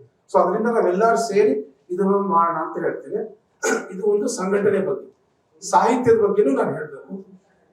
ಸಾಹಿತ್ಯಕ್ಕೆ ಏನಂದ್ರೆ ಅಲ್ಲಿ ಒಂದೇ ನಿಮಿಷ ಸಾಹಿತ್ಯದ ದೃಷ್ಟಿಯಿಂದ ಹೈದರಾಬಾದ್ ಅಲ್ಲಿ ಇರೋ ನಮ್ಮ ರಮೇಶ್ ಬಾಬು ಅವ್ರಿಗೆ ಗೊತ್ತು, ಸುಮತಿ ಮೇಡಮ್ ಕೆಲವು ಜನ ಗೊತ್ತು. ನಾನು ಯಾವಾಗ್ಲೂ ಹೇಳ್ತೇನೆ ಎಲ್ಲಾ ಕವಿಗಳಿಗೆ, ಸಾಹಿತಿಗಳಿಗೆ, ನೀವು ಬರ್ದಿದ್ದು ನಿಮ್ಗೋಸ್ಕರ ನಿಮ್ ಪ್ರೀತಿಗೆ ಅಂತೆಲ್ಲ ಬರ್ದಿರ್ತೀರ, ಆದ್ರೂ ಜನರಿಗೆ ತಲುಪಬೇಕು. ಕನ್ನಡಿಗರು ಈ ತರ ಮಾಡ್ತಾ ಇದ್ರಂತೆ ತೆಲುಗು ಜನಕ್ಕೂ ಗೊತ್ತಾಗ್ಬೇಕು ಅನ್ನೋದಕ್ಕೆ ಈಗಲೂ ತೆಲುಗು ಅಂದ್ರೆ ತೆಲಂಗಾಣ ಸಾಹಿತ್ಯ ಅಕಾಡೆಮಿ ಇದೆ. ಮತ್ತೆ ಇಲ್ಲಿ ಭಾಷಾ ಸಂಸ್ಕೃತಿ ಈಗಿನ ನಿರ್ದೇಶಕರು, ಹಿಂದಿನ ನಿರ್ದೇಶಕರು ಇದ್ದಾರೆ. ಅವ್ರ ಸಂಘ ಸಂಸ್ಥೆಗಳು ಸಾಕಷ್ಟು ಲಕ್ಷ ರೂಪಾಯಿ 2 ಲಕ್ಷ ರೂಪಾಯಿ ದೇಣಿಗೆ ಕೊಟ್ಟಿದ್ದಾರೆ. ಪುಸ್ತಕ ಪ್ರಕಟಣೆಗೆ ಖಂಡಿತ ಅವ್ರು ಸಹಕಾರ ಕೊಡ್ತಾರೆ, ಆದ್ರೆ ಪೂರ್ತಿ ಕೊಡಲ್ಲ. ಯಾವ ತರ ಮ್ಯಾಚಿಂಗ್ ಗ್ರಾಂಟ್ ಇಂದ ನೀವು 30,000 ಖರ್ಚು ಮಾಡಿದ್ರೆ ಅವರು 15 ಅಥವಾ 20,000 ಕೊಡ್ತಾರೆ. ಇದೇ ರೀತಿಯಲ್ಲಿ ಕರ್ನಾಟಕ ಸರ್ಕಾರದಲ್ಲೂ ಪುಸ್ತಕ ಪ್ರಾಧಿಕಾರ ಅಂತ ಈಗ ಹೆಂಗೆ ನಮ್ಮ ಹತ್ರ ಅಭಿವೃದ್ಧಿ ಪ್ರಾಧಿಕಾರ ಇದೆ, ಕರ್ನಾಟಕ ಪುಸ್ತಕ ಪ್ರಾಧಿಕಾರ ಅಂತ ಅವರು 15,000 ಕೊಡ್ತಾರೆ ಈ ಪುಸ್ತಕ ಮಾಡಿದ್ರೆ. ಜೊತೆಗೆ ಕನ್ನಡ ಸಂಸ್ಕೃತಿ ಇಲಾಖೆಯಿಂದನೂ 25,000 ಕೊಡ್ತಾರೆ. ಆದರೆ ಅದರಲ್ಲಿ ಷರತ್ತಿದೆ ಅವರಿಗೆ, ಏನಂದ್ರೆ ಕನಿಷ್ಠ ಮುಂಚೆ 5 ಕೃತಿಗಳು ಪ್ರಕಟಣೆ ಆಗಿರ್ಬೇಕು, ಅದಕ್ಕಿಂತ ಕಡಿಮೆ ಕೊಡಲ್ಲ. ಅದವರು ಷರತ್ತು ಇಟ್ಕೊಂಡಿದ್ದಾರೆ. ಯಾಕೆ ಇಟ್ಕೊಂಡಿದ್ದಾರೆ ಗೊತ್ತಿಲ್ಲ. ಬಟ್ ಇದ್ರ ಜೊತೆಗೆ ಇನ್ನೊಂದಿದೆ, ನಾನೇ ಸ್ವತಃ ಕೆಲವು ಮಾಡಿದ್ದು. ನೀವು ಪುಸ್ತಕ ಪ್ರಕಟಣೆ ಮಾಡಿದ ಮೇಲೆ ಅಲ್ಲಿ ಗ್ರಂಥಾಲಯ ವಿಭಾಗ ಇದೆ, ಅವರು 500ರಿಂದ 1000 ಪ್ರತಿಗಳು ತಗೋತಾರೆ. ಅದ್ರದ್ದು ಫುಲ್ ಪೇಮೆಂಟ್ ಅವ್ರು ಡಿಸೈಡ್ ಮಾಡ್ತಾರೆ, ಒಳ್ಳೆ ರೇಟ್ ದರನೇ ಕೊಡ್ತಾರೆ ನಮ್ಗೆ. ಆ ಪೇಮೆಂಟು ಮಾಡ್ತಾರೆ. ನೀವು ಪುಸ್ತಕ ನೀವು ಪ್ರಕಟಣೆ ಮಾಡಿದ್ರಿ, ಅದು ಸಂಕಲನ ಕವಿತೆಗಳ ಸಂಕಲನ ಇರ್ಬೋದು, ನೀವು ಗ್ರಂಥ ಬರ್ದಿದ್ದಿರ್ಬೋದು, ಏನ್ ಮಾಡಿದ್ರು 500 ಪ್ರತಿ ತಗೊಂಡು ಕರ್ನಾಟಕದಲ್ಲಿ ಎಲ್ಲಾ ಗ್ರಂಥಾಲಯಕ್ಕೆ ಒಂದೊಂದು ಪ್ರತಿ ಹೋಗುತ್ತೆ. ದುಡ್ಡು ನೀವು ಫುಲ್ 100% ಪೇಮೆಂಟ್ ಮಾಡ್ತೀವಿ. ನೀವು ಈ ತರ ಪ್ರಯತ್ನ ಮಾಡಿ, ಖಂಡಿತ ನಾನು ಖುದ್ದಾಗಿ ನಿಮ್ ಜೊತೆಗೆ ಬರ್ತೇನೆ, ನಿಮ್ಗೆ ಕರ್ಕೊಂಡು ಹೋಗಿ ಕರ್ನಾಟಕ ಸರ್ಕಾರದಿಂದ ಮಾಡೋಣ ಅದನ್ನ. ಅದಕ್ಕೆ ಸಾಹಿತ್ಯದಿಂದಲೇ ನಮ್ಮ ಸಂಸ್ಕೃತಿ ಉಳಿಯೋದು ಅಂತ ನನಗೆ ಒಂದು ಬಹಳ ಬಲವಾದ ಒಂದು ವಿಶ್ವಾಸ. ಅದಕ್ಕೆ ಇಲ್ಲಿ ಹೈದರಾಬಾದ್ನಲ್ಲಿ ಸಂಸ್ಕೃತಿ ಭಾಷೆ ಉಳಿಬೇಕಂದ್ರೆ ಸಾಹಿತ್ಯನ ಹಾಗೇ ನಾವು ಗಟ್ಟಿಯಾಗಿ ಇಟ್ಕೋಬೇಕು. ಅದಕ್ಕೆ ದಯವಿಟ್ಟು ಎಲ್ಲರೂ ಸಹಕರಿಸಬೇಕು ಅಂತ ಹೇಳಿ ನಂದು 2 ಮಾತುಗಳು. ಸಾಹಿತ್ಯ ಪರಿಷತ್ನ ಅಧ್ಯಕ್ಷರಾಗಿರ್ತಾ ವಿಠಲ್ ಜೋಶಿ ಅವರಿಗೆ ಧನ್ಯವಾದ ಸಲ್ಲಿಸ್ತೇನೆ. ಇವಾಗ ಯಾಕಂದ್ರೆ ಸಮಯ ಇಲ್ಲ, 1-2 ನಿಮಿಷ ನಾಗರಾಜ್ ಸೊರಳೆ ಅವರು ನಮ್ಮ ವಿಚಾರಗಳನ್ನು ವ್ಯಕ್ತಪಡಿಸಬೇಕಾಗಿ ವಿನಂತಿಸ್ತೇನೆ. ಶರಣಬಂಧುಗಳೇ, ತಮ್ಮೆಲ್ಲರಿಗೂ ಶರಣಾರ್ಥಿಗಳು. ನಮಗೆ ಹೆಮ್ಮೆಯ ವಿಷಯ ಏನಂದ್ರ, ನಮ್ಮವರೇ ಆದಂತಹ ಇಡೀ ತೆಲಂಗಾಣವನ್ನು ಆಳ್ತಾ ಇದ್ದಾರೆ ಅಂತ ನನಗೆ ಅನಿಸ್ತದ. ಯಾಕಂದ್ರೆ ವಿಜಯ್ ಕುಮಾರ್ ಸರ್ ನಮ್ಮವರೇ, ಸಜನಾ ಸರ್ ನಮ್ಮವರೇ, ಮತ್ತ ಲಾಸ್ಟ್ ಟೈಮ್ ಈಗ ಅಲ್ಮೇಶ್ ಸರ್.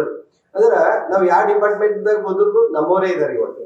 ಆದ್ರೆ ನಾವು ಹಿಂದೆ ಎಲ್ಲಿ ಬೀಳ್ತಾ ಇದ್ವಿ ಅಂತ ನೋಡ್ರಿ. ನಾನು Nrupatunga student sir, Kishan Rao sir ನಂದು ಕನ್ನಡ ಟೀಚರ್.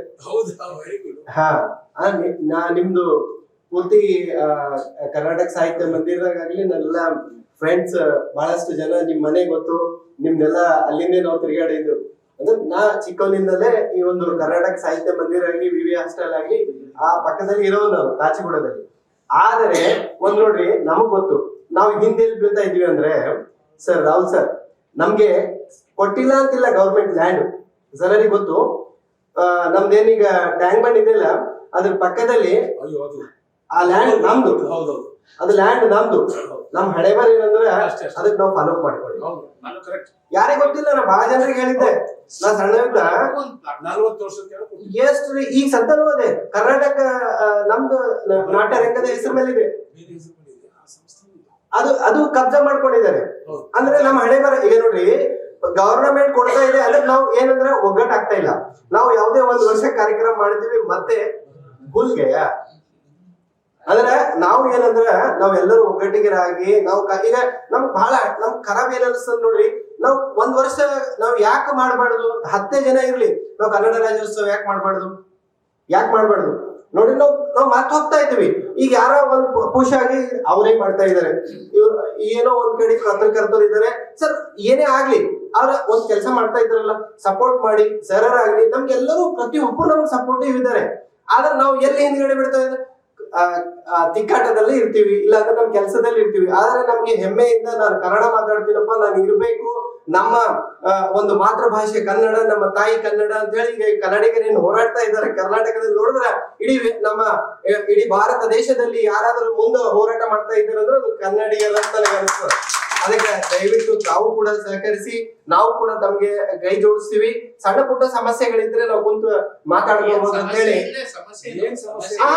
ಇದ್ದೂರ್ನು. ಯಾಕಂದ್ರೆ ನೋಡಿ, ಸಣ್ಣ ಸಮಸ್ಯೆ ಇಲ್ಲ ಅಂತ ಅಂತಾರೆ ಸರ್. ನಾವು ವಿಠಲ್ ಸರರಿಗೆ ಕೇಳ್ತೀನಿ ಒಂದು ಪ್ರಶ್ನೆ. ಯಾವಾಗ ನಮ್ಮ ಹುಡುಗರಿಗೆ ಶಾರದಾ ಕನ್ಯಾ ಪಬ್ಲಿಕ್ ಸ್ಕೂಲ್ ಇತ್ತು ನಮ್ ಕರ್ನಾಟಕದಿಂದ, ನನ್ಗೆ ಅನ್ಸಿನ ಮಟ್ಟಿಗೆ ನಾರ್ತ್ ಕರ್ನಾಟಕದಿಂದ ಆಗ್ಲಿ, ಸೌತ್ ಕರ್ನಾಟಕ ಬರ್ತೀರಿ ನನಗೆ ಅನ್ಸಿನ ಮಟ್ಟಿಗೆ. ಆದ್ರೆ ನಮ್ಮ ಇಲ್ಲಿ ಬೀದರ್, ಬಾಲ್ಕಿ, ಗುಲ್ಬರ್ಗ, ರಾಯಚೂರು ಇವ್ರಿಗೆ ಯಾರನ್ನ ಒಂದ್ ಮೆಂಬರ್ ಮಾಡಿ ತಗೊಂಡಿರ್ ನಂಗೆ ತೋರ್ಸಿ. ನಾ ವಿಭೇದ ಮಾಡ್ತಾ ಇಲ್ಲ. ನೃಪತುಂಗದಲ್ಲಿ ನಾನು ಉಳಿದೀನಿ, ನನಗ್ ಗೊತ್ತು. ಆದ್ರ ಇಲ್ಲಿ ಯಾರನ್ನ ತಗೊಂಡ್ರಿ? ನೋಡ್ರಿ, ನಮಗೆ ಬಹಳ ಹೆಮ್ಮೆ ಇದೆ. ಶಾರದಾ ಕನ್ಯಾ ಪಬ್ಲಿಕ್ ಸ್ಕೂಲ್ ನಮ್ಮ ಮಕ್ಕಳಿಗೆ ಕನ್ನಡ ಕಲಿಸ್ಬೇಕು, ನಾವು ಬಹಳ ನೃಪತುಂಗದಲ್ಲಿ ಕಲಿಸ್ಬೇಕು. ಆದ್ರೆ ನಮ್ಮನ್ನ ಒಂದ್ ರೀತಿಯಿಂದ ನಮಗೆಲ್ಲೂ ಹಿಂಗ್ ಫೆಸಿಲಿಟಿ ಸಿಕ್ಕಿಲ್ಲ ಅಂತ ಹೇಳಿ ನಾ ಅಂತ ಇದ್ದೀನಿ. ತಾವ್ ತಪ್ಪು ತಿಳ್ಕೊಬಾರ್ದು. ನೀವ್ ಒಬ್ಬರೇ ಅಲ್ಲ, ಅಂದ್ರೆ ನೃಪತುಂಗ ಒಂದು ಸಂಸ್ಥೆ ಇದೆ, ಅದು ಕರ್ನಾಟಕ ಸಂಸ್ಥೆ. ನಮ್ಮವ್ರನ್ನ ಯಾರು ತಗೊಂಡ್ರಿ ನೀವು? ಅದು ನಂದು ಹಿಂಗ ಅಂತ ಮನಸ್ಸು ವಹಿಸ್ಕೋಬೇಡ್ರಿ. ಯಾಕಂದ್ರೆ ನಮ್ಗೆ ಯಾಕಂದ್ರೆ ಅಭಿಮಾನದವ್ರಿಗೆ ಪ್ರಶ್ನೆ ಸ್ವಲ್ಪ ಬೇರೆ ಇದೆ. ಅದಕ್ಕೆ ಆ ಸರಿಯಾಗಿ ಮಾಡ್ಲಿಕ್ಕೆ ಹೇಳ್ತೀನಿ ಅಷ್ಟೇ. ನಿಮ್ಗೆ ಹೇಳ್ಬೇಕು ಒಂದ್ ಸ್ವಲ್ಪ ಒಂದೇ ಅರ್ಧ ನಿಮಿಷ ಹೇಳ್ತೀನಿ. ಅಂದ್ರೆ ಅದೇನಾಗಿದೆ ಅಂತ ಇವಾಗ ಅದು ಸೊಸೈಟಿ ಅಂತ ಆಗಿದೆ. ಹೌದು, ಅದ್ರ ಮೆಂಬರ್ಸ್ ಯಾರು ಮಾಡ್ತಾರೋ, ಯಾರು ಒಬ್ಬರ ಕೈಯಲ್ಲಿ ಇಬ್ಬರ ಕೈಯಲ್ಲಿ. ಸದಸ್ಯರಾಗ್ಲಿಕ್ಕೆ, ಸೊಸೈಟಿ ಸದಸ್ಯರಾಗ್ಲಿಕ್ಕೆ ನೀವು ಹೋಗಿ ಅವ್ರು ಹೇಳಿ ಹಿಂದಿಟ್ಟು ಆದ್ರೆ ಸೊಸೈಟಿ ಆಗ್ತದೆ. ಒಂದು ಅದು ಸದಸ್ಯರಾಗ್ಲಿ. ಆದ್ರೆ ನಿಮ್ ಮಕ್ಕಳಿಗೆ ಶಾರದಾ ಕನ್ಯಾ ಹಾಕ್ರಿ ಅಂದ್ರೆ ನಾನು ಇವತ್ತು ನನಗೆ ಬಹಳ ಸಂತೋಷ ಆಗ್ತದೆ. ಆ ಶಾರದಾ ಕನ್ಯಾ ಶಾಲೆ 1938ರಲ್ಲಿ ನಮ್ಮ ತಂದೆನೇ ಶುರು ಮಾಡಿದ್ರು. ಕೃಷ್ಣಾಚಾರ್ಯ ಜೋಶಿನೇ ಅದನ್ನು ಶುರು ಮಾಡಿದ್ದು. ಇವತ್ತಿಗೂ ನೀವು ಅಲ್ಲಿ ಬರೀ 5,000 ಒಂದು ವರ್ಷದ ಇಡೀ ಸ್ಕೂಲ್ ಓದ್ಕೋಬಹುದು. ಅಂದ್ರೆ ಎಷ್ಟೋ ವರ್ಷ ಫ್ರೀ, ಹೆಣ್ಮಕ್ಳಿಗೆ ಅಂದ್ರೆ ಫ್ರೀ ಇತ್ತು. ಇತ್ತೀಚೆಗೆ ಹೊಸ ಮ್ಯಾನೇಜ್ಮೆಂಟ್ ಕೆಲವು ಜನ ಬಂದ್ಬಿಟ್ಟು 5,000 ಮಾಡಿದಾರೆ ಅಂತ. ಇರ್ಲಿ, ಪರವಾಗಿಲ್ಲ, 5,000 ತುಂಬಾ ಕಡಿಮೆ. ಆದ್ರೆ ಹೆಣ್ಮಕ್ಳಿಗೆ ಮಾತ್ರ ಅಲ್ಲೇ ಅದು ಶಾರದಾ ಕರ್ನಾಟಕ ಕನ್ಯಾ ಶಾಲಾ ಅಂತಾನೆ ಹೆಸರಿಟ್ಟಿದೆ. ಯಾಕಂದ್ರೆ ಕನ್ನಡ ಮಕ್ಕಳು ಕಡಿಮೆ ಆಗಿದೆ ಅಂತ ಅದನ್ನ ಇವಾಗ ನಾವು ಎರಡು ಅಂದ್ರೆ ಹುಡುಗರು ಹುಡುಗಿಯರು ಇಬ್ಬರು ಸೇರಿಸ್ಕೊತಾ ಇದ್ದೇವೆ. ಕೋ ಎಜುಕೇಶನ್ ಮಾಡಿದೀವಿ. ಅದನ್ನ ಖಂಡಿತ ಮಕ್ಕಳಿಗೆ ಸೇರ್ಸಕ್ಕೆ ನಿಮ್ಗೆ ಯಾವ ನೃಪತುಂಗ ಶಾಲೆ ಆಗಲಿ, ಅಲ್ಲೂ ಅಷ್ಟೇ PUC ವರೆಗೂ ನೀವು 10,000 ರೂಪಾಯಿ ಒಳಗಡೆ ಅದು ನಿಮಗೆ ಆರ್ಥಿಕವಾಗಿ ಒಳ್ಳೆ ರೀತಿ ಕೊಡ್ಬೋದು. ಆರ್ಥಿಕ ಕಡಿಮೆ ಇತ್ತು ಅಂದ್ರೆ ಅಲ್ಲೂ 50% ನಿಮ್ಗೆ ಕಡಿಮೆ ಕೊಡ್ತಾರೆ. ಎಲ್ಲಾ ಕನ್ನಡ ಮಕ್ಕಳಿಗೆ ಸೇರಿಸ್ಬೋದು. ವಿದ್ಯಾರ್ಥಿಯಾಗಿ ಸೇರ್ಸಕ್ಕೆ ನಿಮ್ಗೆ ಯಾವ ರೀತಿಯಿಂದಲೂ ನಿಮ್ಗೆ ಅಲ್ಲಿ ನಿಮ್ಗೆ ತೊಂದರೆ ಇಲ್ಲ. ಸದಸ್ಯರಾಗ್ಲಿಕ್ಕೆ ಮಾತ್ರ ನೀವು ಸೊಸೈಟಿ ಅಂತಾರೆ ನಿಮ್ಗೆ ಅದನ್ನು ಇನ್ನೊಂದು ಮಾತು ಹೇಳ್ಬೇಕು ನಿಮ್ಗೆ, ಅಂದ್ರೆ ಬರೀ ಹೇಳ್ಕೊಳಕಂತಲ್ಲ, ನೃಪತುಂಗ ಶಾಲೆ ಜಾಗನು ನಮ್ ತಾತ ದೊಡ್ಡಣ್ಣನೇ ಕೊಟ್ಟಿದ್ದು. 2 ಎಕರೆ ಜಾಗ ರಾಮಾಚಾರ ಅಂತ ಕೊಟ್ಟಿದ್ದೆ, ಸ್ವಂತ ನಮ್ ತಾತನ ಅಣ್ಣ ಅವ್ರು ಕೊಟ್ಟಿದ್ದು. ಆದ್ರೆ ಇವತ್ತಿಗೂ ನಾವು ನಮ್ ಟ್ರಸ್ಟಿ ಮಾಡಿ ನಮ್ ಮೆಂಬರ್ ಮಾಡಿ ಅಂತ ನಾವು ಕೇಳಿಲ್ಲ. ಸೊಸೈಟಿ ಮಾಡಿದ್ದಾರೆ, ಎಲ್ಲ ಹೇಳಿ ಸೇರ್ ಮಾಡ್ತಾ ಇದ್ದಾರೆ. ಅದನ್ನು ಒಂದು ರೀತಿಯಲ್ಲಿ ಪಬ್ಲಿಕ್ ಪ್ಲೇಸ್ ಆಗಿದ್ರಿಂದ ಕನ್ನಡಿಗರು ಯಾರಿಗೆ ಬೇಕು ಅವ್ರು ಮಾಡ್ತಾರೆ, ಮಾಡೋದಿಲ್ಲ, ಅದೆಲ್ಲ ಗುಂಪುಗಾರಿಕೆ ಎಲ್ಲ ಇರುತ್ತೆ. ಅದು ಇದ್ರೂ ಸಹ ನಾನು ಹೇಳೋದಂದ್ರೆ ಮಕ್ಕಳಿಗೆ ಮಾತ್ರ ನಿಮ್ಗೆ ಯಾವ ತೊಂದರೆ ಇಲ್ಲ. ಸದಸ್ಯರಾಗ್ಲಿಕ್ಕೆ ಅಲ್ಲಿ ಕಮಿಟಿಯಲ್ಲಿ ಯಾರಿರ್ತಾರೋ ಅವ್ರು ಹೇಳಿ ಯಾರಿಗೆ ಆಗ್ತಾರ ಅಂತ ಯೋಚನೆ ಮಾಡಿ. ನಾವು ಎಲ್ಲೂ ಅಧಿಕಾರ ಕೇಳಿಲ್ಲ ಸರ್. ನಮ್ಮ ಮಕ್ಕಳಿಗೆ ನೀವು ಇಲ್ಲಿ ಕುಂತೀರಿ, ಶಾರದಾ ಕನ್ಯಾ ಪಬ್ಲಿಕ್ ಪರವಾಗಿಲ್ಲ ಇಲ್ಲ, ನಾವು ಮುಗಿಸ್ತೀನಿ. ಶಾರದಾ ಕನ್ಯಾ ಪಬ್ಲಿಕ್ ಸ್ಕೂಲ್ ಎಷ್ಟು ಜನರಿಗೆ ಗೊತ್ತು? ಒಂದ್ಸಲ ಕೈ ಎತ್ತಿ ನೋಡ್ರಿ. ಶಾರದಾ ಕನ್ಯಾ ಪಬ್ಲಿಕ್ ಸ್ಕೂಲ್ ಯಾರಿಗಾರ ಗೊತ್ತೇನ ಕೈ ಎತ್ತರ ಒಂದ್ಸಲ. ಸರ್ ನಾವೇನಂತೀವಿ, ನಮ್ಮವ್ರನ್ನ ನೋಡ್ರಿ, ನಾವೊಂದು ಸ್ಟೂಡೆಂಟ್ ಆಗಿ ನಮ್ಮವ್ರನ್ನ ಅಲ್ಲಿ ನಾವು ಅಡ್ಮಿಷನ್ ಬಂದಾಗ ಮಾತ್ರ ನೀವು ಕನ್ನಡ ನಿಮ್ಗೆ ಬ್ಲೇಮ್ ಮಾಡ್ತಾ ಇಲ್ಲ ಸರ್. ಇವಾಗಿನ ನಾವೊಂದು 2-3 ಅಡ್ಮಿಷನ್ ಸಲುವಾಗಿ ನಾ ಲಾಸ್ಟ್ ಇಯರ್ ಪ್ರಯತ್ನ ಮಾಡಿದೆ. ಆದ್ರೆ ಒಂದ್ ಸಿಂಗಲ್ ನಯ ಪೈಸಾ ಸರ್ ನಮ್ಮವ್ರ ಇದಾರೆ, ಇವ್ರಿಗೆ ಒಂದು ಫೀಸ್ ನಾವು ಮಾಡೋಣ ಅಂತ ಹೇಳಿ ಎಲ್ಲಿ ನಮಗ್ ಸವಲತ್ತು ಇಲ್ಲ. ತಪ್ಪು ತಿಳ್ಕೊಬೇಡಿ, ನಿಮ್ಗೆ ನಾನು ಎಲ್ಲೂ ಬ್ಲೇಮ್ ಮಾಡ್ತಾ ಇಲ್ಲ. ಆದ್ರೆ ಸೊಸೈಟಿ ಮಾತ್ರ ಕರ್ನಾಟಕ ಇದೆ, ಆ ಕೆಲಸ ಮಾತ್ರ ತೆಲಂಗಾಣದವ್ರಿಗೆ ಇರ್ಲಿ, ಪರವಾಗಿಲ್ಲ, ಚಿಂತೆ. ನಮ್ಮವ್ರಿಗೆ ಒಂದ್ ಸ್ವಲ್ಪ ಪ್ರಿಫರೆನ್ಸ್ ಕೊಟ್ಟು ಈ ಶಾರದಾ ಯಾರಿಗೆ ಗೊತ್ತಿಲ್ಲ ಸರ್, ನಾವು ಅಡ್ವರ್ಟೈಸ್ ಮಾಡ್ಕೊಂಡಿಲ್ಲ. ನಾವು ಕನ್ನಡ ನಾವು ಬೆಳೆಸ್ಬೇಕಾಗಿದೆ ಅಂತ ನಾವು ಹೆಗಲಿ ಹಚ್ಚಿ ನೀವು ಕರೀರಿ, ನಾವು ಬರ್ತೀವಿ. ಈಗ ಆಗಿದ್ ಹೋಗಿದೆ, ಅದು ಡೆಡ್ ಆಗಿದೆ. ಈಗ ನಾಳೆ ಏನ್ ಮಾಡೋದು ಅದ್ರ ಬಗ್ಗೆ 100% ನಾವು ನಿಮ್ ಜೊತೆ ಇದ್ದೀವಿ. ನಾವು ಎಲ್ಲರೂ ಕೂಡಿ ಮಾಡೋಣ. ಏನಾದ್ರು ಆದ್ರೆ ಗವರ್ನಮೆಂಟ್ ಏನಾಗ ಅದು ಲ್ಯಾಂಡ್ ಇಟ್ಟು ಏನಾರ ನಮ್ಗೆ ರಿಕವರಿ ಆದ್ರ ಡಾಕ್ಯುಮೆಂಟ್ ಇವೆ ಸರ್ ಹತ್ರ ಇದೆ, ನಿಮ್ ಕಡೆನೇ ಇವೆ, ನಮ್ ಕಡೆನೂ. ನಮಗ್ ನಾಟಕ ಕಂಪ್ನಿ ಏನಿತ್ತಲ್ಲ ಸರ್ ಹೆಸರು ನನಗೆ ಅಷ್ಟು ನೆನಪಾಗ್ತಾ ಇಲ್ಲ. ಯಾರತ್ರ ಡಾಕ್ಯುಮೆಂಟ್ ಇಲ್ಲ ನನ್ನ ಪ್ರಕಾರ. ನಿಮ್ಮ ಹತ್ರ ಇದ್ರೆ ಕೊಡಿ, ನಾವು ಪ್ರಯತ್ನ ಮಾಡಿ. ಇವೆ ಸರ್, ಪ್ರಯತ್ನ ಮಾಡಿವಿ. ಡಾಕ್ಯುಮೆಂಟ್ ಇದೆ, ಅದರಲ್ಲಿ ಸ್ವಿಮ್ಮಿಂಗ್ ಪೂಲ್ ಮಾಡಿದ್ದಾರೆ. ಅದರಲ್ಲಿ ಇವಾಗ ಸ್ವಿಮ್ಮಿಂಗ್ ಪೂಲ್ ಇದೆ. ಅದೇನೇ ಇರಲಿ, ಹಳೆ ಡಾಕ್ಯುಮೆಂಟ್ ಪ್ರಯತ್ನ ಮಾಡೋಣ. ಸಹಾಯ ಮಾಡ್ತೀನಿ ಅಂದ್ರೆ ನಾನು ಡಾಕ್ಯುಮೆಂಟ್ ತರಕ ಪ್ರಯತ್ನ ಮಾಡ್ತೀನಿ ಅಂತ ಹೇಳಿ ನನ್ನ 2 ಮಾತಿಗೆ ವಿರಾಮ ಮಾಡಿ ಮತ್ತೊಂದು ಸಲ ರಾಹುಲ್ ಸರ್ರಿಗೆ ಮತ್ತು ಗುನಾಳಿ ಸರ್ರಿಗೆ ಕೂಡ ಕಂಗ್ರ್ಯಾಚುಲೇಷನ್ ಹೇಳ್ತಾ ನನ್ನ 2 ಮಾತಿಗೆ ವಿರಾಮ ಮಾಡ್ತೀನಿ. ನಮಸ್ಕಾರ. ಒಂದೇ ಸ್ಪಷ್ಟನೆ, ಅರ್ಧ ನಿಮಿಷದ್ದು.